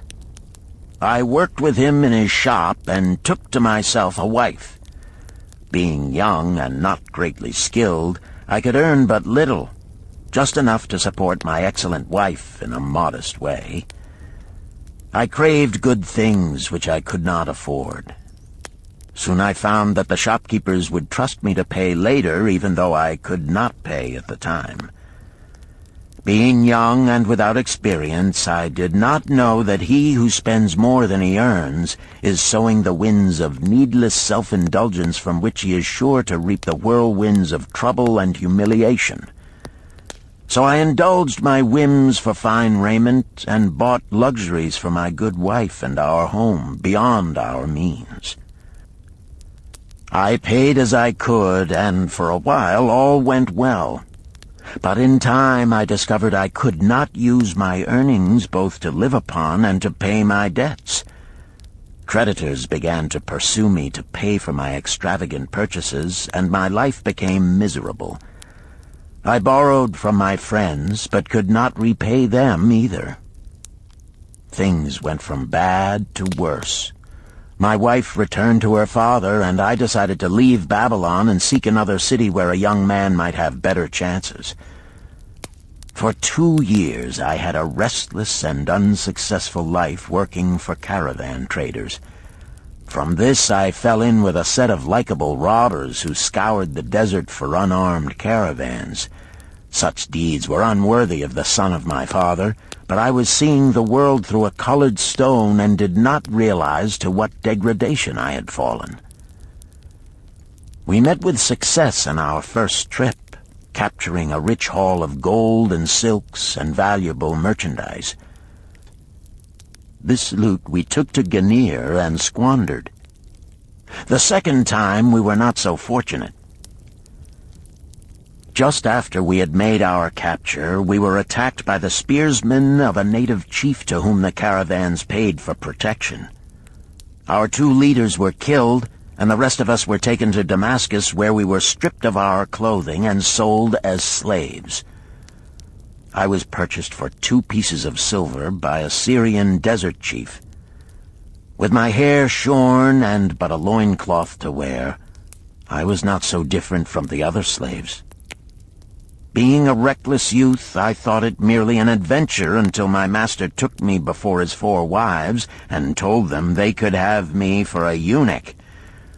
Then, indeed, did I realize the hopelessness of my situation.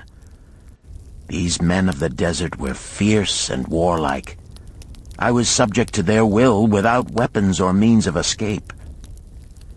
Fearful I stood as those 4 women looked me over. I wondered if I could expect pity from them. Sirah, the first wife, was older than the others. Her face was impassive as she looked upon me. I turned from her with little consolation. The next was a contemptuous beauty who gazed at me as indifferently as if I had been a worm of the earth. The 2 younger ones tittered as though it were all an exciting joke. It seemed an age that I stood waiting sentence. Each woman appeared willing for the others to decide. Finally, Sirah spoke up in a cold voice. "Of eunuchs we have plenty, but of camel-tenders we have few, and they are a worthless lot. Even this day I would visit my mother who is sick with the fever, and there is no slave I would trust to lead my camel. Ask this slave if he can lead a camel." My master thereupon questioned me, "What know you of camels?" Striving to conceal my eagerness, I replied, "I can make them kneel, I can load them, I can lead them on long trips without tiring. If need be, I can repair their trappings." "The slave speaks forward enough," observed my master. "If thou so desire, Sirah, take this man for thy camel-tender." So I was turned over to Sirah, and that day I led her camel upon a long journey to her sick mother. I took the occasion to thank her for her intercession, and also to tell her that I was not a slave by birth, but the son of a freeman, an honorable saddle-maker of Babylon. I also told her much of my story. Her comments were disconcerting to me, and I pondered much afterward on what she said. "How can you call yourself a free man when your weakness has brought you to this? If a man has in himself the soul of a slave, will he not become one, no matter what his birth, even as water seeks its level? If a man has within him the soul of a free man, will he not become respected and honored in his own city in spite of his misfortune?" For over a year I was a slave and lived with the slaves, But I could not become as one of them. One day Sira asked me, "In the eventime, when the other slaves can mingle and enjoy the society of each other, why dost thou sit in thy tent alone?" To which I responded, "I am pondering what you have said to me. I wonder if I have the soul of a slave. I cannot join them, so I must sit apart." "I, too, must sit apart," she confided. "My dowry was large, and my lord married me because of it. Yet he does not desire me. What every woman longs for is to be desired. Because of this, and because I am barren and have neither son nor daughter, must I sit apart. Were I a man, I would rather die than be such a slave, but the conventions of our tribe make slaves of women." "What think thou of me by this time?" I asked her suddenly. "Have I the soul of a man, or have I the soul of a slave?" "Have you a desire to repay the just debts you owe in Babylon?" she parried. "Yes, I have the desire, but I see no way." "If thou contentedly let the years slip by and make no effort to repay, then thou hast but the contemptible soul of a slave. No man is otherwise who cannot respect himself, and no man can respect himself who does not repay honest debts." "But what can I do who am a slave in Syria?" "Stay a slave in Syria, thou weakling." "I am not a weakling," I denied hotly. "Then prove it." "How?" "Does not thy great king fight his enemies in every way he can, and with every force he has? Thy debts are thy enemies. They ran thee out of Babylon. You left them alone, and they grew too strong for thee. Hadst fought them as a man, thou couldst have conquered them and been one honored among the townspeople. But thou had not the soul to fight them, and behold, thy pride hast gone down until thou art a slave in Syria." Much I thought over her unkind accusations, and many defensive phrases I worded to prove myself not a slave at heart. But I was not to have the chance to use them. 3 days later, the maid of Sira took me to her mistress. "My mother is again very sick," she said. "Saddle the 2 best camels in my husband's herd. Tie on waterskins and saddlebags for a long journey. The maid will give thee food at the kitchen tent." I packed the camels, wondering much at the quantity of provisions the maid provided, for the mother dwelt less than a day's journey away. The maid rode the rear camel which followed, and I led the camel of my mistress. When we reached her mother's house, it was just dark. Sira dismissed the maid and said to me, "Tabasir, hast thou the soul of a free man, or the soul of a slave?" "The soul of a free man," I insisted. "Now is thy chance to prove it. Thy master hath imbibed deeply, and his chiefs are in a stupor. Take then these camels and make thy escape. Here in this bag is raiment of thy master's to disguise thee. I will say thou stole the camels and ran away while I visited my sick mother." "Thou hast the soul of a queen," I told her. "Much do I wish that I might lead thee to happiness." "Happiness," she responded, "awaits not the runaway wife who seeks it in far lands among strange people.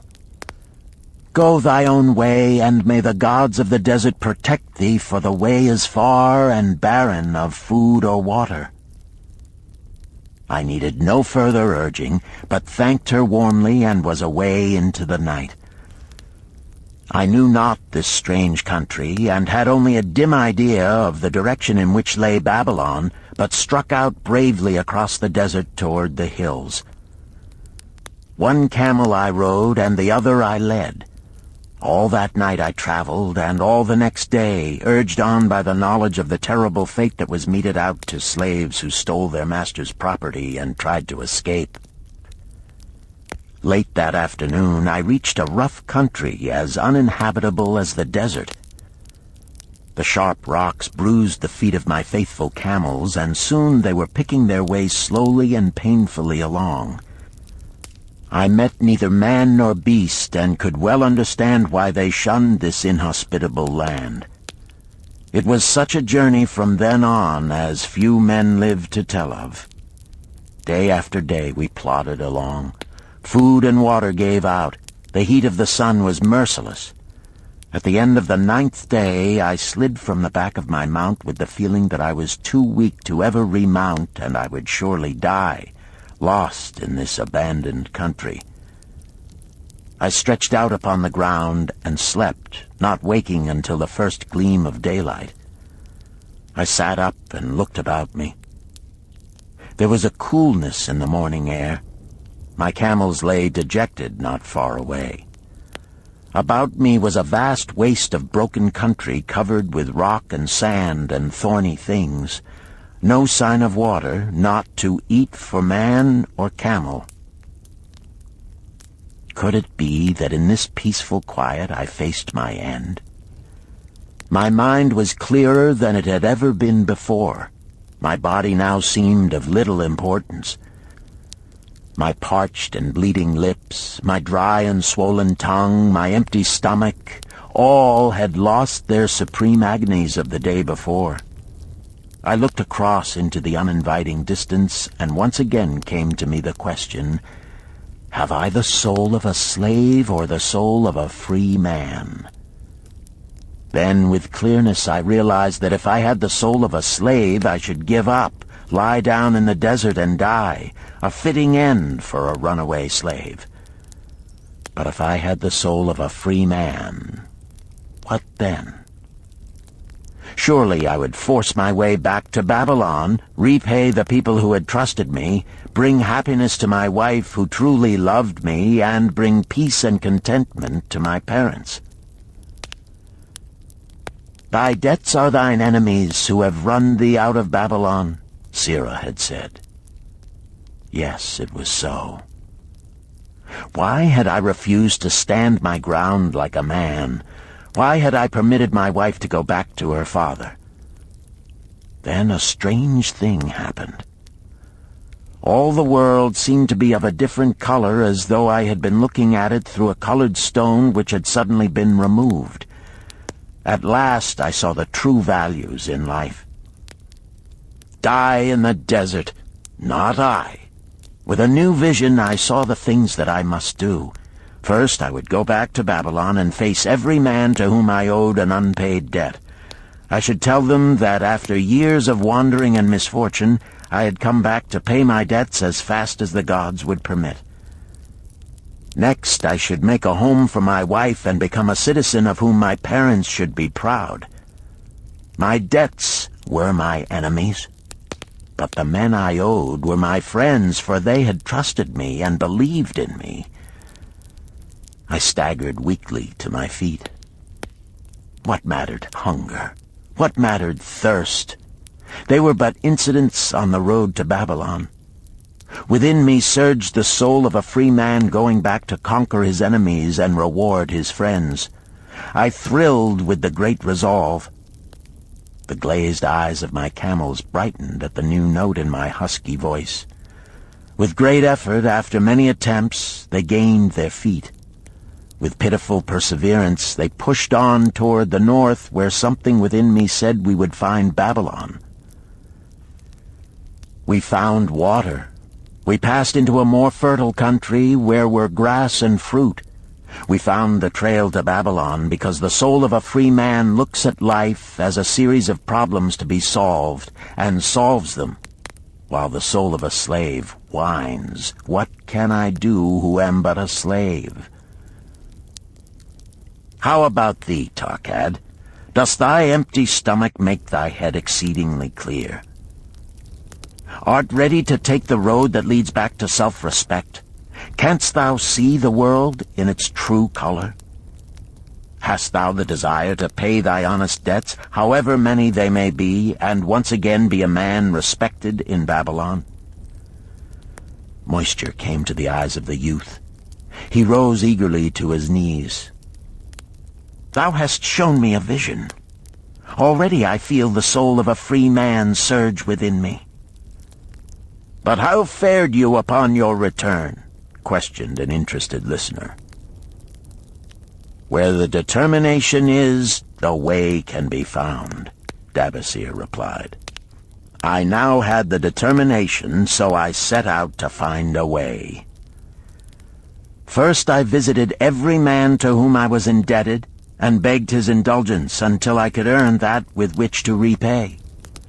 Most of them met me gladly. Several reviled me, but others offered to help me. One indeed did give me the very help I needed.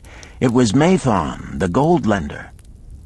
Learning that I had been a camel tender in Syria, he sent me to old Nebator, the camel trader, just commissioned by our good king to purchase many herds of sound camels for the great expedition.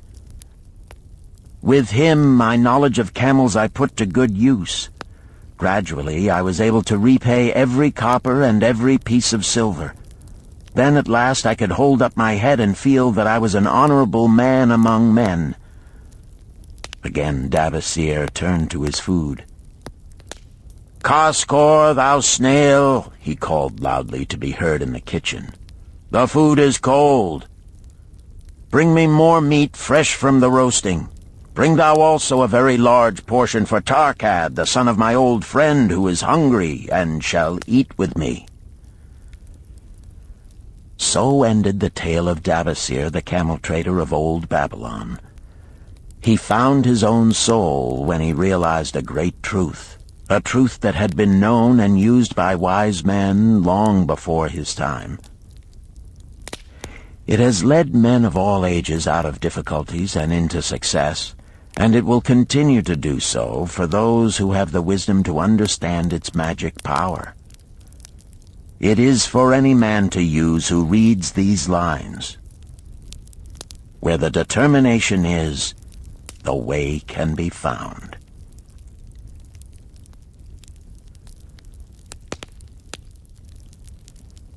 Chapter 9. The Clay Tablets from Babylon.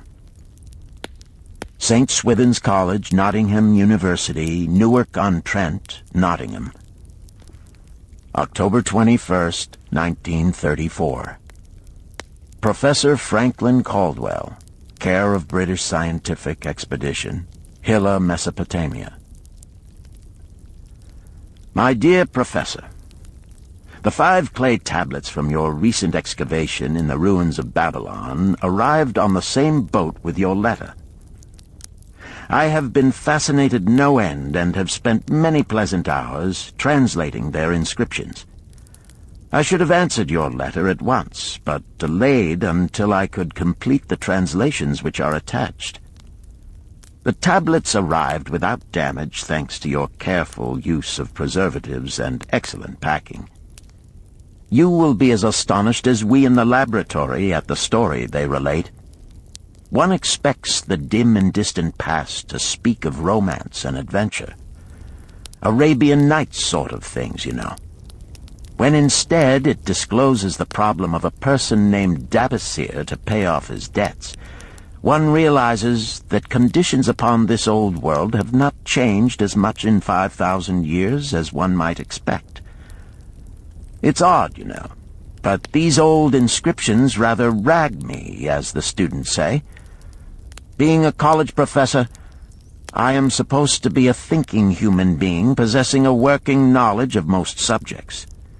Yet here comes this old chap out of the dust-covered ruins of Babylon to offer a way I had never heard of to pay off my debts, and at the same time acquire gold to jingle in my wallet. Pleasant thought, I say, and interesting to prove whether it will work as well nowadays as it did in old Babylon.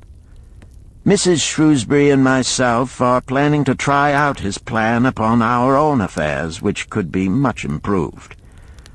Wishing you the best of luck in your worthy undertaking and waiting eagerly another opportunity to assist, I am, yours sincerely, Alfred H. Shrewsbury, Department of Archaeology. Tablet 1. Now, when the moon becometh full, I, Davasir, who am but recently returned from slavery in Syria, with the determination to pay my many just debts and become a man of means worthy of respect in my native city of Babylon, do here engrave upon the clay a permanent record of my affairs to guide and assist me in carrying through my high desires. Under the wise advice of my good friend Mathon, the gold lender, I am determined to follow an exact plan that he doth say will lead any honorable man out of debt into means and self-respect. This plan includeth 3 purposes which are my hope and desire. First, the plan doth provide for my future prosperity. Therefore 1/10 of all I earn shall be set aside as my own to keep. For Mathon speaketh wisely when he saith, That man who keepeth in his purse both gold and silver that he need not spend is good to his family and loyal to his king. The man who hath but a few coppers in his purse is indifferent to his family and indifferent to his king. But the man who hath naught in his purse is unkind to his family and disloyal to his king, for his own heart is bitter. Therefore the man who wisheth to achieve must have coin that he may keep to jingle in his purse, that he have in his heart love for his family and loyalty to his king. Second, the plan doth provide that I shall support and clothe my good wife who hath returned to me with loyalty from the house of her father. For Mathon doth say that to take good care of a faithful wife putteth self-respect into the heart of a man, and addeth strength and determination to his purposes. Therefore 7/10 of all I earn shall be used to provide a home, clothes to wear, and food to eat, with a bit extra to spend, that our lives be not lacking in pleasure and enjoyment. But he doth further enjoin the greatest care that we spend not greater than 7/10 of what I earn for these worthy purposes. Herein lieth the success of the plan. I must live upon this portion, and never use more, nor buy what I may not pay for out of this portion. This ends Disc 3. The Richest Man in Babylon, Disc 4. Tablet 2. Third, the plan doth provide that out of my earnings my debts shall be paid. Therefore each time the moon is full, 2/10 of all I have earned shall be divided honorably and fairly among those who have trusted me and to whom I am indebted. Thus in due time will all my indebtedness be surely paid. Therefore do I here engrave the name of every man to whom I am indebted, and the honest amount of my debt. Faru the cloth weaver, 2 silver, 6 copper. Sinjar the couch maker, 1 silver. Amar my friend, 3 silver, 1 copper. Zantkar my friend, 4 silver, 7 copper. Askamir my friend, 1 silver, 3 copper. Haransir the jewel maker, 6 silver, 2 copper. Diarbakir my father's friend, 4 silver, 1 copper. Alkahad the house owner, 14 silver. Mathon the gold lender, 9 silver. Birajik the farmer, 1 silver, 7 copper. From here on, disintegrated, cannot be deciphered. Tablet 3. To these creditors do I owe in total 119 pieces of silver and 141 pieces of copper. Because I did owe these sums and saw no way to repay, in my folly I did permit my wife to return to her father, and didst leave my native city and seek easy wealth elsewhere, only to find disaster and to see myself sold into the degradation of slavery. Now that Mathon doth show me how I can repay my debts in small sums of my earnings, do I realize the great extent of my folly in running away from the results of my extravagances. Therefore have I visited my creditors and explained to them that I have no resources with which to pay except my ability to earn, and that I intend to apply 2/10 of all I earn upon my indebtedness evenly and honestly. This much can I pay, but no more. Therefore, if they be patient, in time my obligations will be paid in full. Amar, whom I thought my best friend, reviled me bitterly, and I left him in humiliation. Birajik, the farmer, pleaded that I pay him first, as he didst badly need help. Alcahad, the house owner, was indeed disagreeable, and insisted that he would make me trouble unless I didst soon settle in full with him. All the rest willingly accepted my proposal. Therefore am I more determined than ever to carry through, being convinced that it is easier to pay one's just debts than to avoid them. Even though I cannot meet the needs and demands of a few of my creditors, I will deal impartially with all. Tablet 4. Again the moon shines full. I have worked hard with a free mind. My good wife hath supported my intentions to pay my creditors. Because of our wise determination, I have earned during the past moon, buying camels of sound wind and good legs for Nebertor, the sum of 19 pieces of silver. This I have divided according to the plan. 1/10 have I set aside to keep as my own, 7/10 have I divided with my good wife to pay for our living, 2/10 have I divided among my creditors as evenly as could be done in coppers.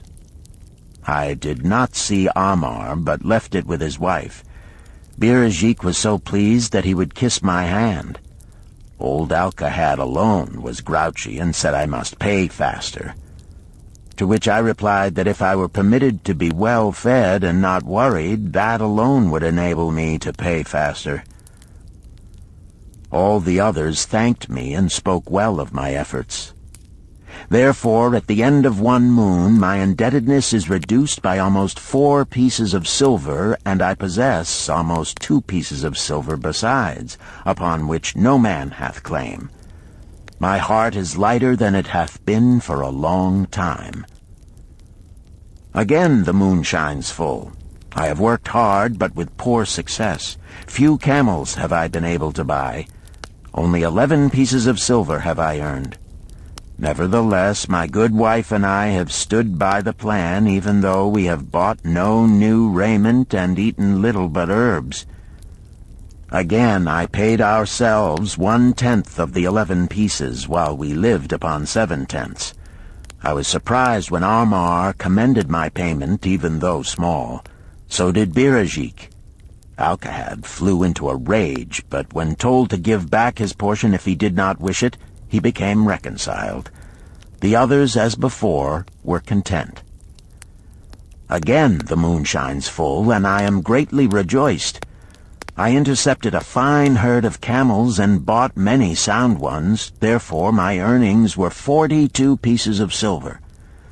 This moon my wife and myself have bought much-needed sandals and raiment. Also we have dined well on meat and fowl. More than 8 pieces of silver we have paid to our creditors. Even Alcahad did not protest. Great is the plan, for it leadeth us out of debt, and giveth us wealth which is ours to keep. 3 times the moon hath been full since I last carved upon this clay. Each time I paid to myself 1/10 of all I earned. Each time my good wife and I have lived upon 7/10, even though at times it was difficult. Each time have I paid to my creditors 2/10. In my purse I now have 21 pieces of silver that are mine. It maketh my head to stand straight upon my shoulders, and maketh me proud to walk among my friends. My wife keepeth well our home, and is becomingly gowned. We are happy to live together. The plan is of untold value. Hath it not made an honorable man of an ex-slave? Tablet 5. Again the moon shines full, and I remember that it is long since I carved upon the clay. 12 moons in truth have come and gone. But this day I will not neglect my record, because upon this day I have paid the last of my debts. This is the day upon which my good wife and my thankful self celebrate with great feasting that our determination hath been achieved. Many things occurred upon my final visit to my creditors that I shall long remember. Amar begged my forgiveness for his unkind words, and said that I was one of all others he most desired for a friend. Old Alcahad is not so bad after all, for he said, "Thou wert once a piece of soft clay to be pressed and molded by any hand that touched thee. But now thou art a piece of bronze, capable of holding an edge. If thou needst silver or gold at any time, come to me." Nor is he the only one who holdeth me in high regard. Many others speak deferentially to me. My good wife looketh upon me with a light in her eyes that doth make a man have confidence in himself. Yet it is the plan that hath made my success. It hath enabled me to pay all my debts and to jingle both gold and silver in my purse. I do commend it to all who wish to get ahead. For truly, if it will enable an ex-slave to pay his debts and have gold in his purse, will it not aid any man to find independence? Nor am I, myself, finished with it, for I am convinced that if I follow it further, it will make me rich among men. St. Swithin's College, Nottingham University, Newark-on-Trent, Nottingham, November 7th, 1936. Professor Franklin Caldwell, care of British Scientific Expedition, Hilla, Mesopotamia. My dear Professor, if in your further digging into those ruins of Babylon you encounter the ghost of a former resident, an old camel trader named Dabasir, do me a favor. Tell him that his scribbling upon those clay tablets so long ago has earned for him the lifelong gratitude of a couple of college folks back here in England. You will possibly remember my writing a year ago that Mrs. Shrewsbury and myself intended to try his plan for getting out of debt and at the same time having gold to jingle. You may have guessed, even though we tried to keep it from our friends, our desperate straits. We were frightfully humiliated for years by a lot of old debts, and worried sick for fear some of the tradespeople might start a scandal that would force me out of the college. We paid and paid, every shilling we could squeeze out of income, but it was hardly enough to hold things even. Besides, we were forced to do all our buying where we could get further credit regardless of higher costs. It developed into one of those vicious circles that grow worse instead of better. Our struggles were getting hopeless. We could not move to less costly rooms because we owed the landlord. There did not appear to be anything we could do to improve our situation. Then here comes your acquaintance, the old camel trader from Babylon, with a plan to do just what we wished to accomplish. He jolly well stirred us up to follow his system. We made a list of all our debts, and I took it around and showed it to every one we owed. I explained how it was simply impossible for me to ever repay them the way things were going along. They could readily see this themselves from the figures. Then I explained that the only way I saw to pay in full was to set aside 20% of my income each month to be divided pro rata, which would pay them in full in a little over 2 years. That in the meantime we would go on a cash basis and give them the further benefit of our cash purchases. They were really quite decent. Our greengrocer, a wise old chap, put it in a way that helped to bring around the rest. If you pay for all you buy and then pay some on what you owe, that is better than you have done, for you ain't paid down the account none in 3 years. Finally, I secured all their names to an agreement binding them not to molest us as long as the 20% of income was paid regularly. Then we began scheming on how to live upon 70%. We were determined to keep that extra 10% to jingle. The thought of silver and possibly gold was most alluring. It was like having an adventure to make the change. We enjoyed figuring this way and that to live comfortably upon that remaining 70%. We started with rent and managed to secure a fair reduction. Next, we put our favorite brands of tea and such under suspicion, and were agreeably surprised how often we could purchase superior qualities at less cost. It is too long a story for a letter, but anyhow it did not prove difficult. We managed, and right cheerfully at that. What a relief it proved to have our affairs in such a shape we were no longer persecuted by past due accounts. I must not neglect, however, to tell you about that extra 10% we were supposed to jingle. Well, we did jingle it for some time. Now, don't laugh too soon. You see, that is the sporty part. It is the real fun to start accumulating money that you do not want to spend. There is more pleasure in running up such a surplus than there could be in spending it. After we had jingled to our heart's content, we found a more profitable use for it. We took up an investment upon which we could pay that 10% each month. This is proving to be the most satisfying part of our regeneration. It is the first thing we pay out of my check. There is a most gratifying sense of security to know our investment is growing steadily. By the time my teaching days are over, it should be a snug sum, large enough so the income will take care of us from then on. All this out of my same old check. Difficult to believe, yet absolutely true. All our debts being gradually paid, and at the same time our investment increasing. Besides, we get along financially even better than before. Who would believe there could be such a difference in results between following a financial plan and just drifting along?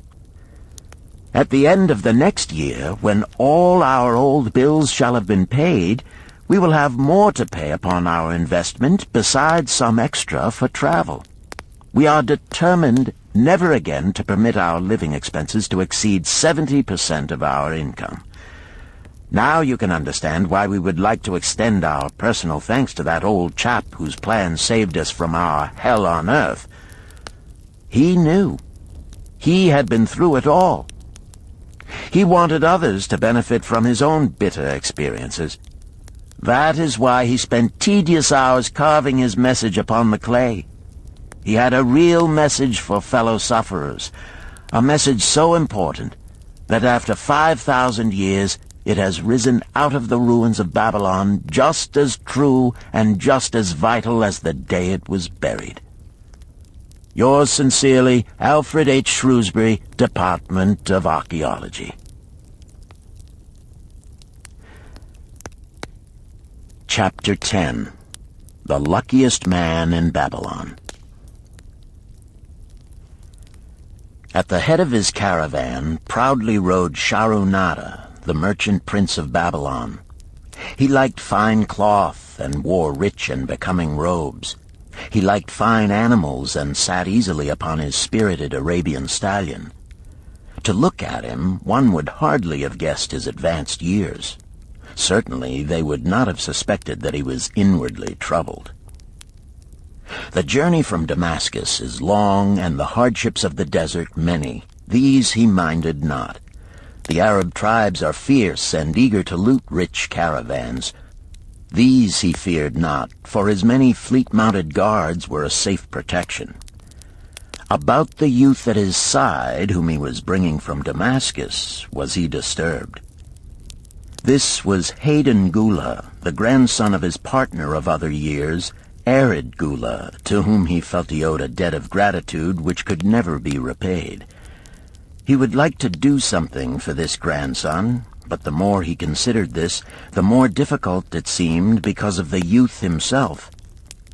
Eyeing the young man's rings and earrings, he thought to himself, "He thinks jewels are for men. Still, he has his grandfather's strong face. But his grandfather wore no such gaudy robes. Yet I sought him to come, hoping I might help him get a start for himself and get away from the wreck his father has made of their inheritance." Hayden Gula broke in upon his thoughts. "Why dost thou work so hard, riding always with thy caravan upon its long journeys? Dost thou never take time to enjoy life?" Sharunada smiled. "To enjoy life?" he repeated. "What wouldst thou do to enjoy life if thou wert Sharunada?" "If I had wealth equal to thine, I would live like a prince. Never across the hot desert would I ride. I would spend the shekels as fast as they came to my purse. I would wear the richest of robes and the rarest of jewels. That would be a life to my liking, a life worth living." Both men laughed. "Thy grandfather wore no jewels," Sharunada spoke before he thought, then continued jokingly, "Wouldst thou leave no time for work?" "Work was made for slaves," Hayden Gula responded. Sharunada bit his lip but made no reply, riding in silence until the trail led them to the slope. Here he reined his mount, and pointing to the green valley far away, "See, there is the valley. Look far down, and thou canst faintly see the walls of Babylon. The tower is the Temple of Bel. If thine eyes are sharp, thou mayest even see the smoke from the eternal fire upon its crest." "So that is Babylon? Always have I longed to see the wealthiest city in all the world," Hayden Gula commented. "Babylon, where my grandfather started his fortune. Would he were still alive, we would not be so sorely pressed. Why wish his spirit to linger on earth beyond its allotted time? Thou and thy father can well carry on his good work. Alas, of us neither has his gift. Father and myself know not his secret for attracting the golden shekels." Sharunada did not reply, but gave rein to his mount and rode thoughtfully down the trail to the valley. Behind them followed the caravan in a cloud of reddish dust. Some time later they reached the King's Highway and turned south through the irrigated farms. 3 old men plowing a field caught Sharunada's attention. They seemed strangely familiar. How ridiculous. One does not pass a field after 40 years and find the same men plowing there. Yet something within him said they were the same. One, with an uncertain grip, held the plow.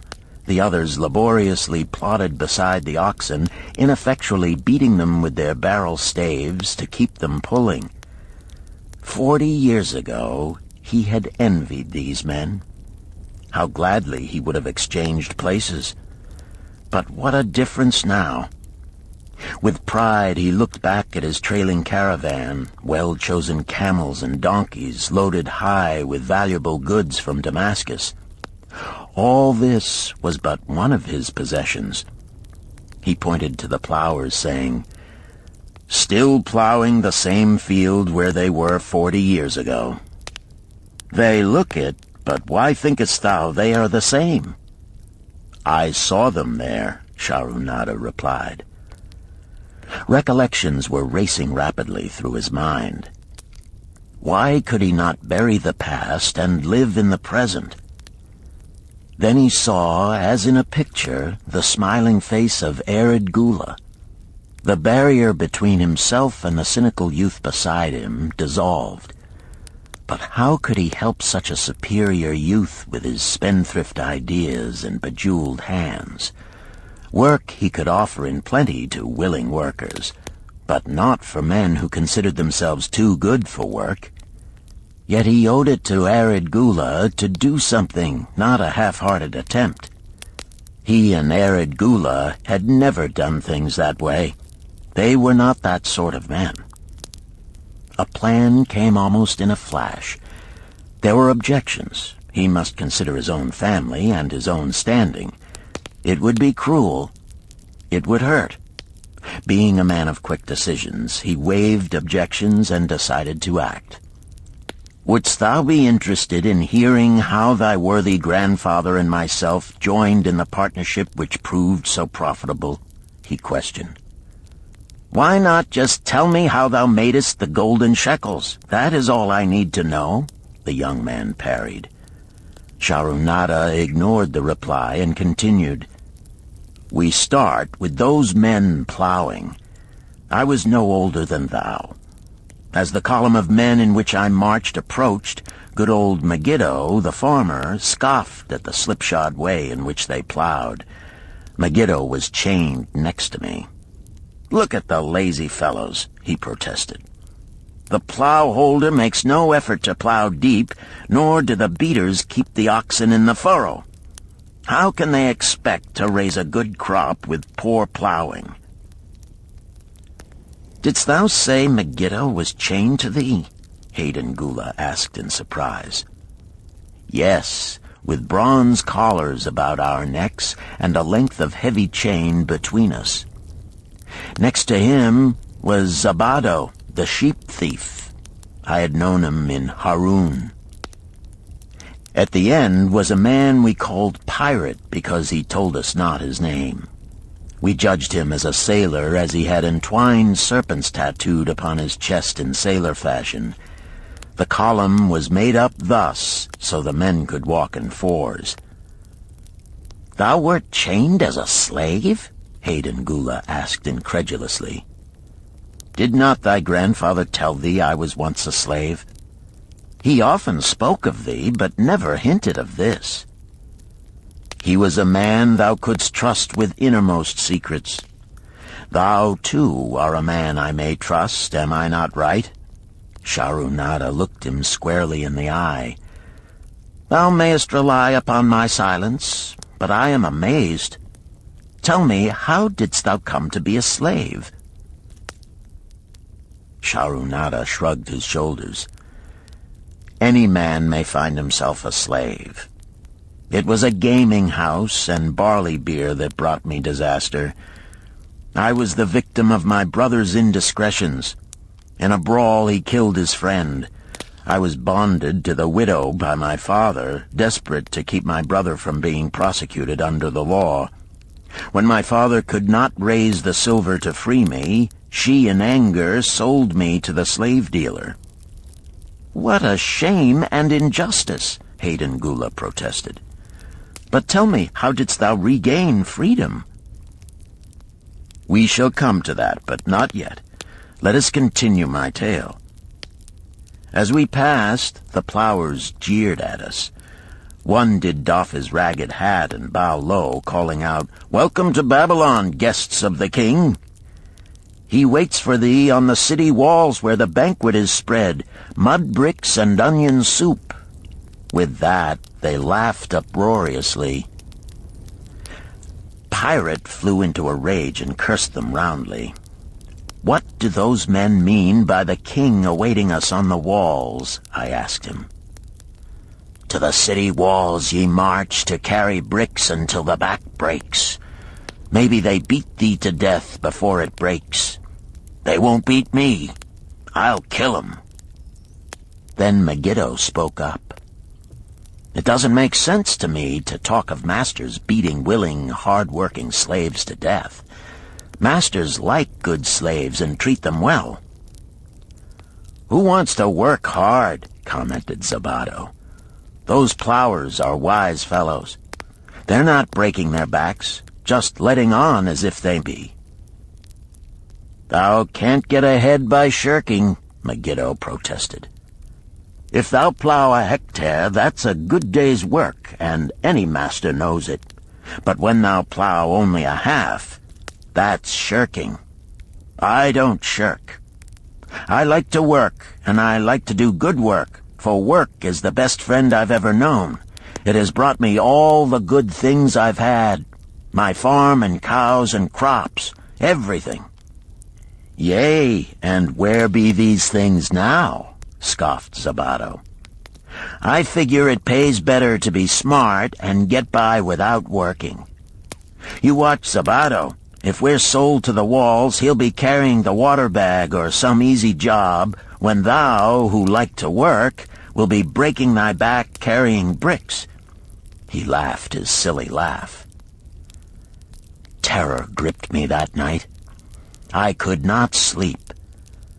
I crowded close to the guard rope, and when the others slept, I attracted the attention of Godoso, who was doing the first guard watch.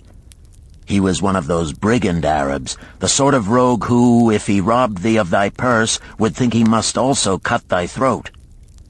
"Tell me, Godoso," I whispered, "when we get to Babylon, will we be sold to the walls?"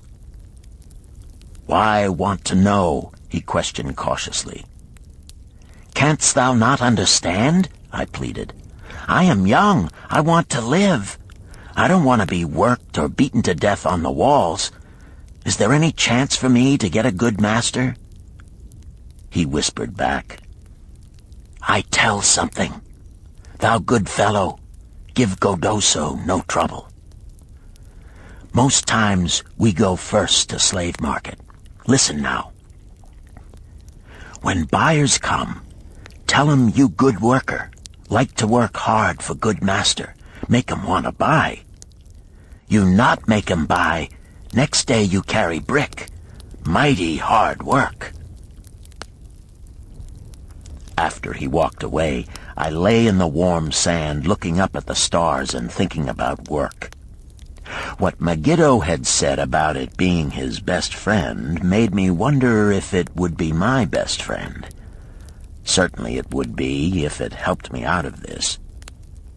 When Megiddo awoke, I whispered my good news to him. It was our one ray of hope as we marched toward Babylon. Late in the afternoon, we approached the walls and could see the lines of men, like black ants, climbing up and down the steep diagonal paths. As we drew closer, we were amazed at the thousands of men working. Some were digging in the moat, others mixed the dirt into mud bricks. The greatest number were carrying the bricks in large baskets up those steep trails to the masons. Overseers cursed the laggards and cracked bullock whips over the backs of those who failed to keep in line.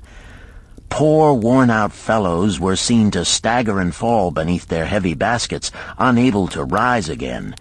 If the lash failed to bring them to their feet, they were pushed to the side of the paths and left writhing in agony. Soon they would be dragged down to join other craven bodies beside the roadway to await unsanctified graves. As I beheld the ghastly sight, I shuddered. So this was what awaited my father's son if he failed at the slave market. Godoso had been right. We were taken through the gates of the city to the slave prison, and next morning marched to the pens in the market. Here the rest of the men huddled in fear, and only the whips of our guard could keep them moving so the buyers could examine them. Megiddo and myself eagerly talked to every man who permitted us to address him. The slave dealer brought soldiers from the king's guard who shackled Pirate and brutally beat him when he protested. As they led him away, I felt sorry for him. Megiddo felt that we would soon part. When no buyers were near, he talked to me earnestly to impress upon me how valuable work would be to me in the future. Some men hate it. They make it their enemy. Better to treat it like a friend. Make thyself like it. Don't mind because it is hard. If thou thinkest about what a good house thou build, then who cares if the beams are heavy and it is far from the well to carry the water for the plaster? Promise me, boy, if thou get a master, work for him as hard as thou canst. If he does not appreciate all thou do, never mind. Remember, work well done does good to the man who does it. It makes him a better man. He stopped as a burly farmer came to the enclosure and looked at us critically. Megiddo asked about his farm and crops, soon convincing him that he would be a valuable man. After violent bargaining with the slave dealer, the farmer drew a fat purse from beneath his robe, and soon Megiddo had followed his new master out of sight. A few other men were sold during the morning. At noon, Godoso confided to me that the dealer was disgusted and would not stay over another night, but would take all who remained at sundown to the king's buyer. I was becoming desperate when a fat, good-natured man walked up to the wall and inquired if there was a baker among us. I approached him, saying, "Why should a good baker like thyself seek another baker of inferior ways? Would it not be easier to teach a willing man like myself thy skilled ways? Look at me. I am young, strong, and like to work. Give me a chance, and I will do my best to earn gold and silver for thy purse." He was impressed by my willingness, and began bargaining with the dealer, who had never noticed me since he had bought me, but now waxed eloquent on my abilities, good health, and good disposition. I felt like a fat ox being sold to a butcher. At last, much to my joy, the deal was closed. I followed my new master away, thinking I was the luckiest man in Babylon. My new home was much to my liking. Nananeid, my master, taught me how to grind the barley in the stone bowl that stood in the courtyard, how to build the fire in the oven, and then how to grind very fine the sesame flour for the honey cakes. I had a couch in the shed where his grain was stored. The old slave housekeeper, Swasti, fed me well and was pleased at the way I helped her with the heavy tasks. Here was the chance I had longed for to make myself valuable to my master, and, I hoped, to find a way to earn my freedom. I asked Nananeid to show me how to knead the bread and to bake. This he did, much pleased at my willingness. Later, when I could do this well, I asked him to show me how to make the honey cakes, and soon I was doing all the baking. My master was glad to be idle, but Swasti shook her head in disapproval. "No work to do is bad for any man," she declared. I felt it was time for me to think of a way by which I might start to earn coins to buy my freedom. As the baking was finished at noon, I thought Nananeid would approve if I found profitable employment for the afternoons and might share my earnings with me. Then the thought came to me, why not bake more of the honey cakes and peddle them to hungry men upon the streets of the city? I presented my plan to Nananeid this way. "If I can use my afternoons after the baking is finished to earn for thee coins, would it be only fair for thee to share my earnings with me, that I might have money of my own to spend for those things which every man desires and needs?" Fair enough," he admitted. When I told him of my plan to peddle our honey cakes, he was well pleased. "Here is what we will do," he suggested. "Thou sellest them at 2 for a penny, then half of the pennies will be mine to pay for the flour and the honey and the wood to bake them. Of the rest I shall take half, and thou shalt keep half." I was much pleased by this generous offer that I might keep for myself 1/4 of my sales. That night I worked late to make a tray upon which to display them. Nananeid gave me one of his worn robes that I might look well, and Swasti helped me patch it and wash it clean. The next day I baked an extra supply of honey cakes. They looked brown and tempting upon the tray as I went along the street, loudly calling my wares. At first no one seemed interested, and I became discouraged. I kept on, and later in the afternoon, as men became hungry, the cakes began to sell, and soon my tray was empty. Nananeid was well pleased with my success and gladly paid me my share. I was delighted to own pennies. Megiddo had been right when he said a master appreciated good work from his slaves. That night I was so excited over my success I could hardly sleep, and tried to figure how much I could earn in a year and how many years would be required to buy my freedom. As I went forth with my tray of cakes every day, I soon found regular customers. One of these was none other than thy grandfather, Arid Gula. He was a rug merchant and sold to the housewives, going from one end of the city to the other, accompanied by a donkey loaded high with rugs and a black slave to tend it.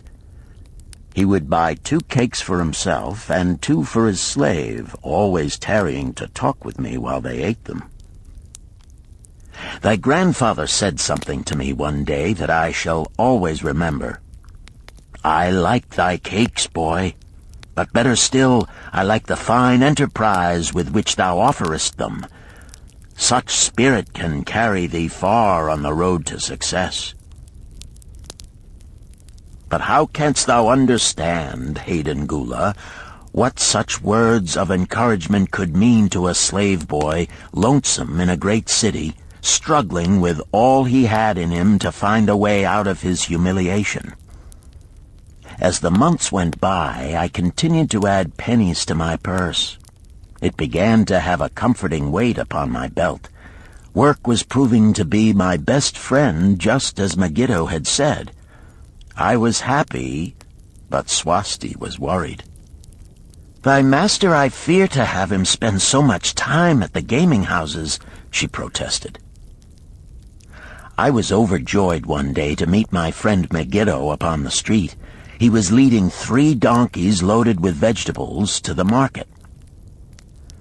"I am doing mighty well," he said. "My master does appreciate my good work, for now I am a foreman. See, he does trust the marketing to me. And also, he is sending for my family. Work is helping me to recover from my great trouble. Someday it will help me to buy my freedom and once more own a farm of my own." Time went on, and Nananead became more and more anxious for me to return from selling. He would be waiting when I returned, and would eagerly count and divide our money. He would also urge me to seek further markets and increase my sales. Often I went outside the city gates to solicit the overseers of the slaves building the walls. I hated to return to the disagreeable sights, but found the overseers liberal buyers. One day I was surprised to see Zabado waiting in line to fill his basket with bricks. He was gaunt and bent, and his back was covered with welts and sores from the whips of the overseers. I was sorry for him, and handed him a cake which he crushed into his mouth like a hungry animal. Seeing the greedy look in his eyes, I ran before he could grab my tray. "Why dost thou work so hard?" Arid Gula said to me one day. "Almost the same question thou asked of me today, dost thou remember?" I told him what Megiddo had said about work and how it was proving to be my best friend. I showed him with pride my wallet of pennies and explained how I was saving them to buy my freedom. "When thou art free, what wilt thou do?" he inquired. "Then," I answered, "I intend to become a merchant." At that he confided in me, something I had never suspected. "Thou knowest not that I also am a slave. I am in partnership with my master." "Stop," demanded Hayden Gula. "I will not listen to lies defaming my grandfather. He was no slave." His eyes blazed in anger. Sharunada remained calm. "I honor him for rising above his misfortune and becoming a leading citizen of Damascus. Art thou his grandson, cast of the same mold? Art thou man enough to face true facts, or dost thou prefer to live under false illusions?"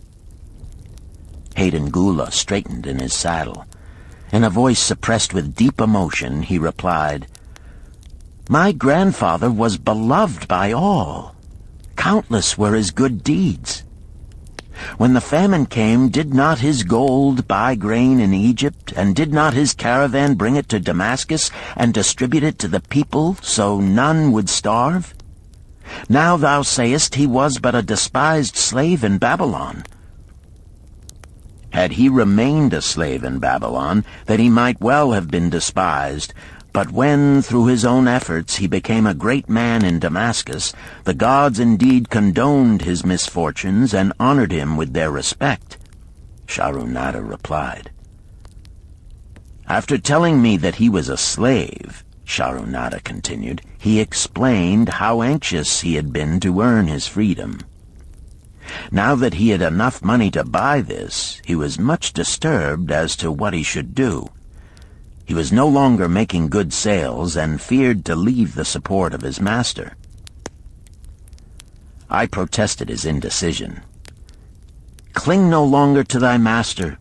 Get once again the feeling of being a free man. Act like a free man and succeed like one. Decide what thou desirest to accomplish, and then work will aid thee to achieve it.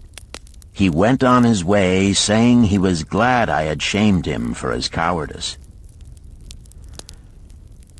One day I went outside the gates again, and was surprised to find a great crowd gathering there. When I asked a man for an explanation, he replied, "Hast thou not heard? An escaped slave who murdered one of the king's guards has been brought to justice and will this day be flogged to death for his crime. Even the king himself is to be here." So dense was the crowd about the flogging post, I feared to go near lest my tray of honey cakes be upset. Therefore I climbed up the unfinished wall to see over the heads of the people. I was fortunate in having a view of Nebuchadnezzar himself as he rode by in his golden chariot. Never had I beheld such grandeur, such robes and hangings of gold cloth and velvet. I could not see the flogging, though I could hear the shrieks of the poor slave. I wondered how one so noble as our handsome king could endure to see such suffering, yet when I saw he was laughing and joking with his nobles, I knew he was cruel and understood why such inhuman tasks were demanded of the slaves building the walls. After the slave was dead, his body was hung upon a pole by a rope attached to his leg so all might see. As the crowd began to thin, I went close. On the hairy chest, I saw tattooed 2 entwined serpents. It was Pirate. The next time I met Arid Gula, he was a changed man. Full of enthusiasm, he greeted me. "Behold, the slave thou knewest is now a free man. There was magic in thy words. Already my sales and my profits are increasing. My wife is overjoyed. She was a free woman, the niece of my master. She much desires that we move to a strange city where no man shall know I was once a slave. Thus our children shall be above reproach for their father's misfortune. Work has become my best helper. It has enabled me to recapture my confidence and my skill to sell." I was overjoyed that I had been able, even in a small way, to repay him for the encouragement he had given me. One evening Swasti came to me in deep distress. "Thy master is in trouble. I fear for him. Some months ago he lost much at the gaming tables. He pays not the farmer for his grain, nor his honey. He pays not the moneylender. They are angry and threaten him." "Why should we worry over his folly? We are not his keepers," I replied thoughtlessly. "Foolish youth, thou understandest not. To the moneylender didst he give thy title to secure a loan? Under the law he can claim thee and sell thee. I know not what to do. He is a good master. Why, oh, why should such trouble come upon him?" Not were Swasti's fears groundless. While I was doing the baking next morning, the moneylender returned with a man he called Sasi. This man looked me over and said I would do. The moneylender waited not for my master to return, but told Swasti to tell him he had taken me. With only the robe on my back and the purse of pennies hanging safely from my belt, I was hurried away from the unfinished baking. I was whirled away from my dearest hopes as the hurricane snatches the tree from the forest and casts it into the surging sea. Again, a gaming house and barley beer had caused me disaster. Sasi was a blunt, gruff man. As he led me across the city, I told him of the good work I had been doing for Nananeid, and said I hoped to do good work for him. His reply offered no encouragement. "I like not this work. My master likes it not. The king has told him to send me to build a section of the Grand Canal. Master tells Sasi to buy more slaves, work hard, and finish quick. Bah! How can any man finish a big job quick?" Picture a desert with not a tree, just low shrubs and a sun burning with such fury the water in our barrels became so hot we could scarcely drink it. Then picture rows of men going down into the deep excavation and lugging heavy baskets of dirt up soft, dusty trails from daylight until dark. Picture food served in open troughs from which we helped ourselves like swine. We had no tents, no straw for beds. That was the situation in which I found myself. I buried my wallet in a marked spot, wondering if I would ever dig it up again. At first I worked with good will, but as the months dragged on I felt my spirit breaking. Then the heat fever took hold of my weary body. I lost my appetite and could scarcely eat the mutton and vegetables. At night I would toss in unhappy wakefulness. In my misery I wondered if Zabado had not the best plan, to shirk and keep his back from being broken in work. Then I recalled my last sight of him and knew his plan was not good. I thought of Pirate with his bitterness and wondered if it might be just as well to fight and kill. The memory of his bleeding body reminded me that his plan was also useless. Then I remembered my last sight of Megiddo. His hands were deeply calloused from hard work, but his heart was light and there was happiness on his face. His was the best plan. Yet I was just as willing to work as Megiddo. He could not have worked harder than I. Why did not my work bring me happiness and success? Was it work that brought Megiddo happiness, or was happiness and success merely in the laps of the gods? Was I to work the rest of my life without gaining my desires, without happiness and success? All of these questions were jumbled in my mind, and I had not an answer. Indeed, I was sorely confused. Several days later, when it seemed that I was at the end of my endurance and my questions still unanswered, Sasi sent for me. A messenger had come from my master to take me back to Babylon. I dug up my precious wallet, wrapped myself in the tattered remnants of my robe, and was on my way. As we rode, the same thoughts of a hurricane whirling me hither and thither kept racing through my feverish brain. I seemed to be living the weird words of a chant from my native town of Harun. Besetting a man like a whirlwind, driving him like a storm, whose course no one can follow, whose destiny no one can foretell. Was I destined to be ever thus punished for I knew not what? What new miseries and disappointments awaited me?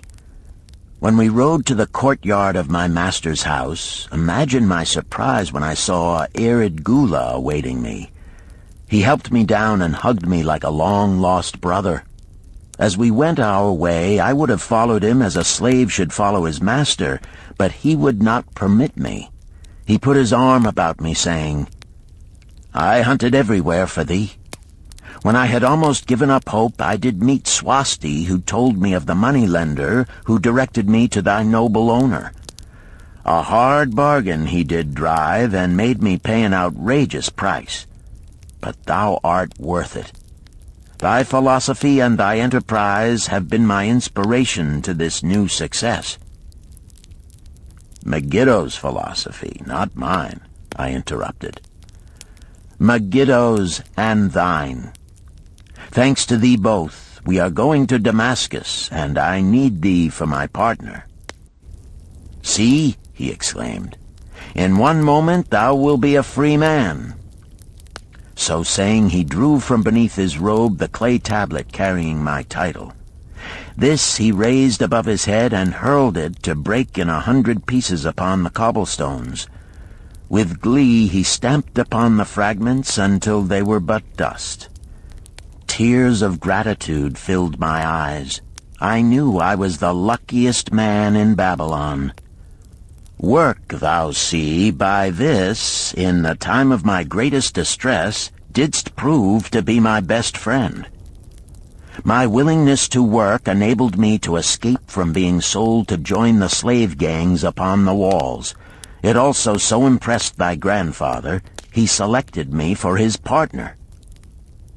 Then Hayden Gula questioned, was work my grandfather's secret key to the golden shekels? It was the only key he had when I first knew him, Sharunada replied. Thy grandfather enjoyed working.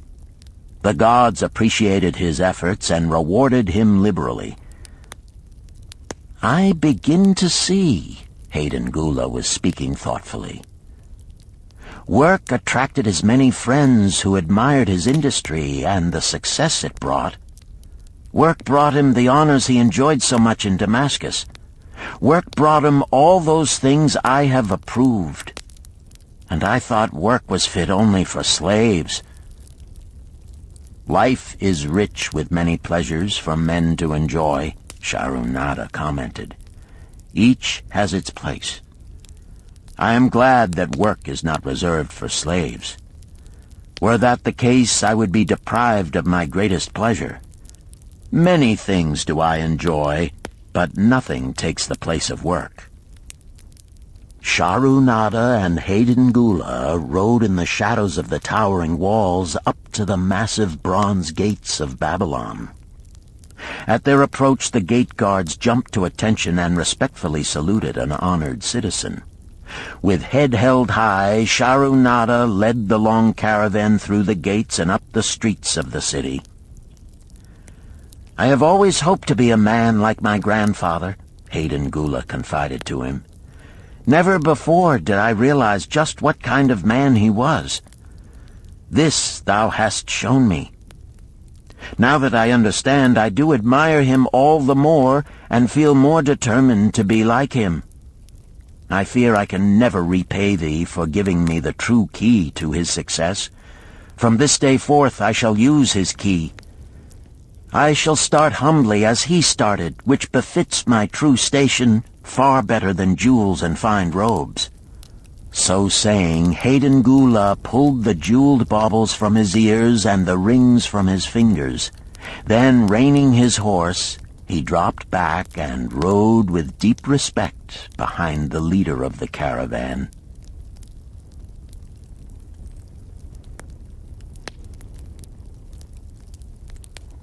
Chapter 11. An Historical Sketch of Babylon. In the pages of history there lives no city more glamorous than Babylon. Its very name conjures visions of wealth and splendor. Its treasures of gold and jewels were fabulous. One naturally pictures such a wealthy city as located in a suitable setting of tropical luxury, surrounded by rich natural resources of forests and mines. Such was not the case. It was located beside the Euphrates River in a flat, arid valley. It had no forests, no mines, not even stone for building. It was not even located upon a natural trade route. The rainfall was insufficient to raise crops. Babylon is an outstanding example of man's ability to achieve great objectives using whatever means are at his disposal. All of the resources supporting this large city were man-developed. All of its riches were man-made. Babylon possessed just two natural resources: a fertile soil and water in the river. With one of the greatest engineering accomplishments of this or any other day, Babylonian engineers diverted the waters from the river by means of dams and immense irrigation canals. Far out across that arid valley went these canals to pour the life-giving waters over the fertile soil. This ranks among the first engineering feats known to history. Such abundant crops as were the reward of this irrigation system the world had never seen before. Fortunately, during its long existence, Babylon was ruled by successive lines of kings to whom conquest and plunder were but incidental. While it engaged in many wars, most of these were local or defensive against ambitious conquerors from other countries who coveted the fabulous treasures of Babylon. The outstanding rulers of Babylon live in history because of their wisdom, enterprise, and justice. Babylon produced no strutting monarchs who sought to conquer the known world that all nations might pay homage to their egotism. As a city, Babylon exists no more. When those energizing human forces that built and maintained the city for thousands of years were withdrawn, it soon became a deserted ruin. The site of the city is in Asia, about 600 miles east of the Suez Canal, just north of the Persian Gulf. The latitude is about 30 degrees above the equator, practically the same as that of Yuma, Arizona. It possessed a climate similar to that of this American city, hot and dry. Today, this valley of the Euphrates, once a populous irrigated farming district, is again a windswept arid waste. Scant grass and desert shrubs strive for existence against the wind-blown sands. Gone are the fertile fields, the mammoth cities, and the long caravans of rich merchandise. Nomadic bands of Arabs, securing a scant living by tending small herds, are the only inhabitants. Such it has been since about the beginning of the Christian era. Dotting this valley are earthen hills. For centuries they were considered by travelers to be nothing else. The attention of archaeologists were finally attracted to them because of broken pieces of pottery and brick washed down by the occasional rainstorms. Expeditions, financed by European and American museums, were sent here to excavate and see what could be found. Picks and shovels soon proved these hills to be ancient cities. City graves, they might well be called. Babylon was one of these. Over it for something like 20 centuries, the winds had scattered the desert dust. Built originally of brick, all exposed walls had disintegrated and gone back to earth once more. Such is Babylon, the wealthy city, today. A heap of dirt, so long abandoned that no living person even knew its name until it was discovered by carefully removing the refuse of centuries from the streets and the fallen wreckage of its noble temples and palaces. Many scientists considered the civilization of Babylon and other cities in this valley to be the oldest of which there is a definite record. Positive dates have been proved reaching back 8,000 years. An interesting fact in this connection is the means used to determine these dates. Uncovered in the ruins of Babylon were descriptions of an eclipse of the sun. Modern astronomers readily computed the time when such an eclipse, visible in Babylon, occurred, and thus established a known relationship between their calendar and our own. In this way, we have proved that 8,000 years ago, the Sumerites, who inhabited Babylonia, were living in walled cities. One can only conjecture for how many centuries previous such cities had existed. Their inhabitants were not mere barbarians living within protecting walls. They were an educated and enlightened people. So far as written history goes, they were the first engineers, the first astronomers, the first mathematicians, the first financiers, and the first people to have a written language. Mention has already been made of the irrigation systems which transformed the arid valley into an agricultural paradise. The remains of these canals can still be traced, although they are mostly filled with accumulated sand.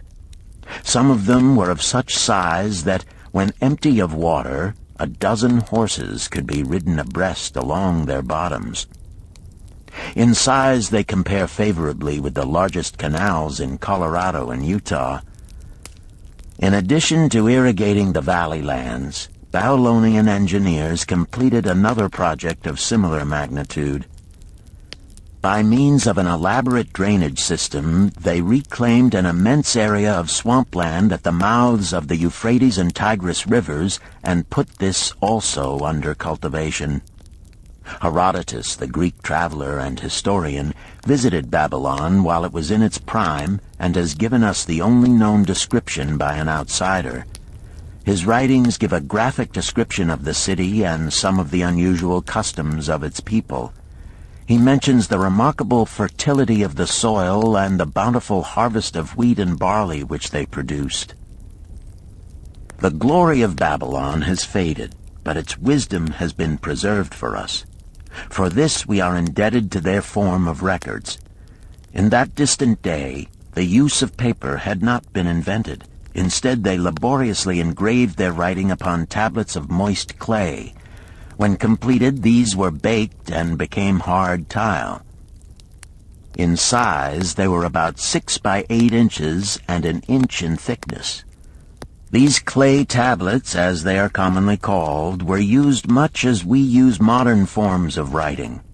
Upon them were engraved legends, poetry, history, transcriptions of royal decrees, the laws of the land, titles to property, promissory notes, and even letters which were dispatched by messengers to distant cities.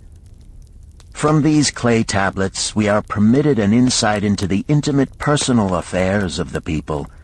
For example, one tablet, evidently from the records of a country storekeeper, relates that upon the given date, a certain named customer brought in a cow and exchanged it for 7 sacks of wheat, 3 being delivered at the time, and the other 4 to await the customer's pleasure. Safely buried in the wrecked cities, archaeologists have recovered entire libraries of these tablets, hundreds of thousands of them. One of the outstanding wonders of Babylon was the immense walls surrounding the city. The ancients ranked them with the Great Pyramid of Egypt as belonging to the 7 wonders of the world. Queen Semiramis is credited with having erected the first walls during the early history of the city. Modern excavators have been unable to find any trace of the original walls, nor is their exact height known. From mention made by early writers, it is estimated they were about 50 to 60 feet high, faced on the outer side with burnt brick, and further protected by a deep moat of water. The later and more famous walls were started about 600 years before the time of Christ by King Nabopolassar. Upon such a gigantic scale did he plan the rebuilding, he did not live to see the work finished. This was left to his son Nebuchadnezzar, whose name is familiar in biblical history. The height and length of these later walls staggers belief. They are reported upon reliable authority to have been about 160 feet high, the equivalent of the height of a modern 15-story office building. The total length is estimated as between 9 and 11 miles. So wide was the top that a 6-horse chariot could be driven around them. Of this tremendous structure, little now remains except portions of the foundations and the moat. In addition to the ravages of the elements, the Arabs completed the destruction by quarrying the brick for building purposes elsewhere. Against the walls of Babylon marched, in turn, the victorious armies of almost every conqueror of that age of wars of conquest. A host of kings laid siege to Babylon, but always in vain. Invading armies of that day were not to be considered lightly. Historians speak of such units as 10,000 horsemen, 25,000 chariots, 1,200 regiments of foot soldiers with 1,000 men to the regiment. Often 2 or 3 years of preparation would be required to assemble war materials and depots of food along the proposed line of march. The city of Babylon was organized much like a modern city. There were streets and shops. Peddlers offered their wares through residential districts. Priests officiated in magnificent temples. Within the city was an inner enclosure for the royal palaces. The walls about this were said to have been higher than those about the city. The Babylonians were skilled in the arts. These included sculpture, painting, weaving, gold working, and the manufacture of metal weapons and agricultural implements. Their jewelers created most artistic jewelry. Many samples have been recovered from the graves of its wealthy citizens and are now on exhibition in the leading museums of the world. At a very early period, when the rest of the world was still hacking at trees with stone-headed axes, or hunting and fighting with flint-pointed spears and arrows, the Babylonians were using axes, spears, and arrows with metal heads. The Babylonians were clever financiers and traders. So far as we know, they were the original inventors of money as a means of exchange, of promissory notes, and written titles to property. Babylon was never entered by hostile armies until about 540 years before the birth of Christ. Even then, the walls were not captured. The story of the fall of Babylon is most unusual. Cyrus, one of the great conquerors of that period, intended to attack the city and hoped to take its impregnable walls. Advisors of Nabonidus, the king of Babylon, persuaded him to go forth to meet Cyrus and give him battle without waiting for the city to be besieged. In the succeeding defeat to the Babylonian army, it fled away from the city. Cyrus thereupon entered the open gates and took possession without resistance. Thereafter, the power and prestige of the city gradually waned until, in the course of a few hundred years, it was eventually abandoned, deserted, left for the winds and storms to level once again to that desert earth from which its grandeur had originally been built. Babylon had fallen, never to rise again, but to it civilization owes much. The eons of time have crumbled to dust the proud walls of its temples, but the wisdom of Babylon endures. The End.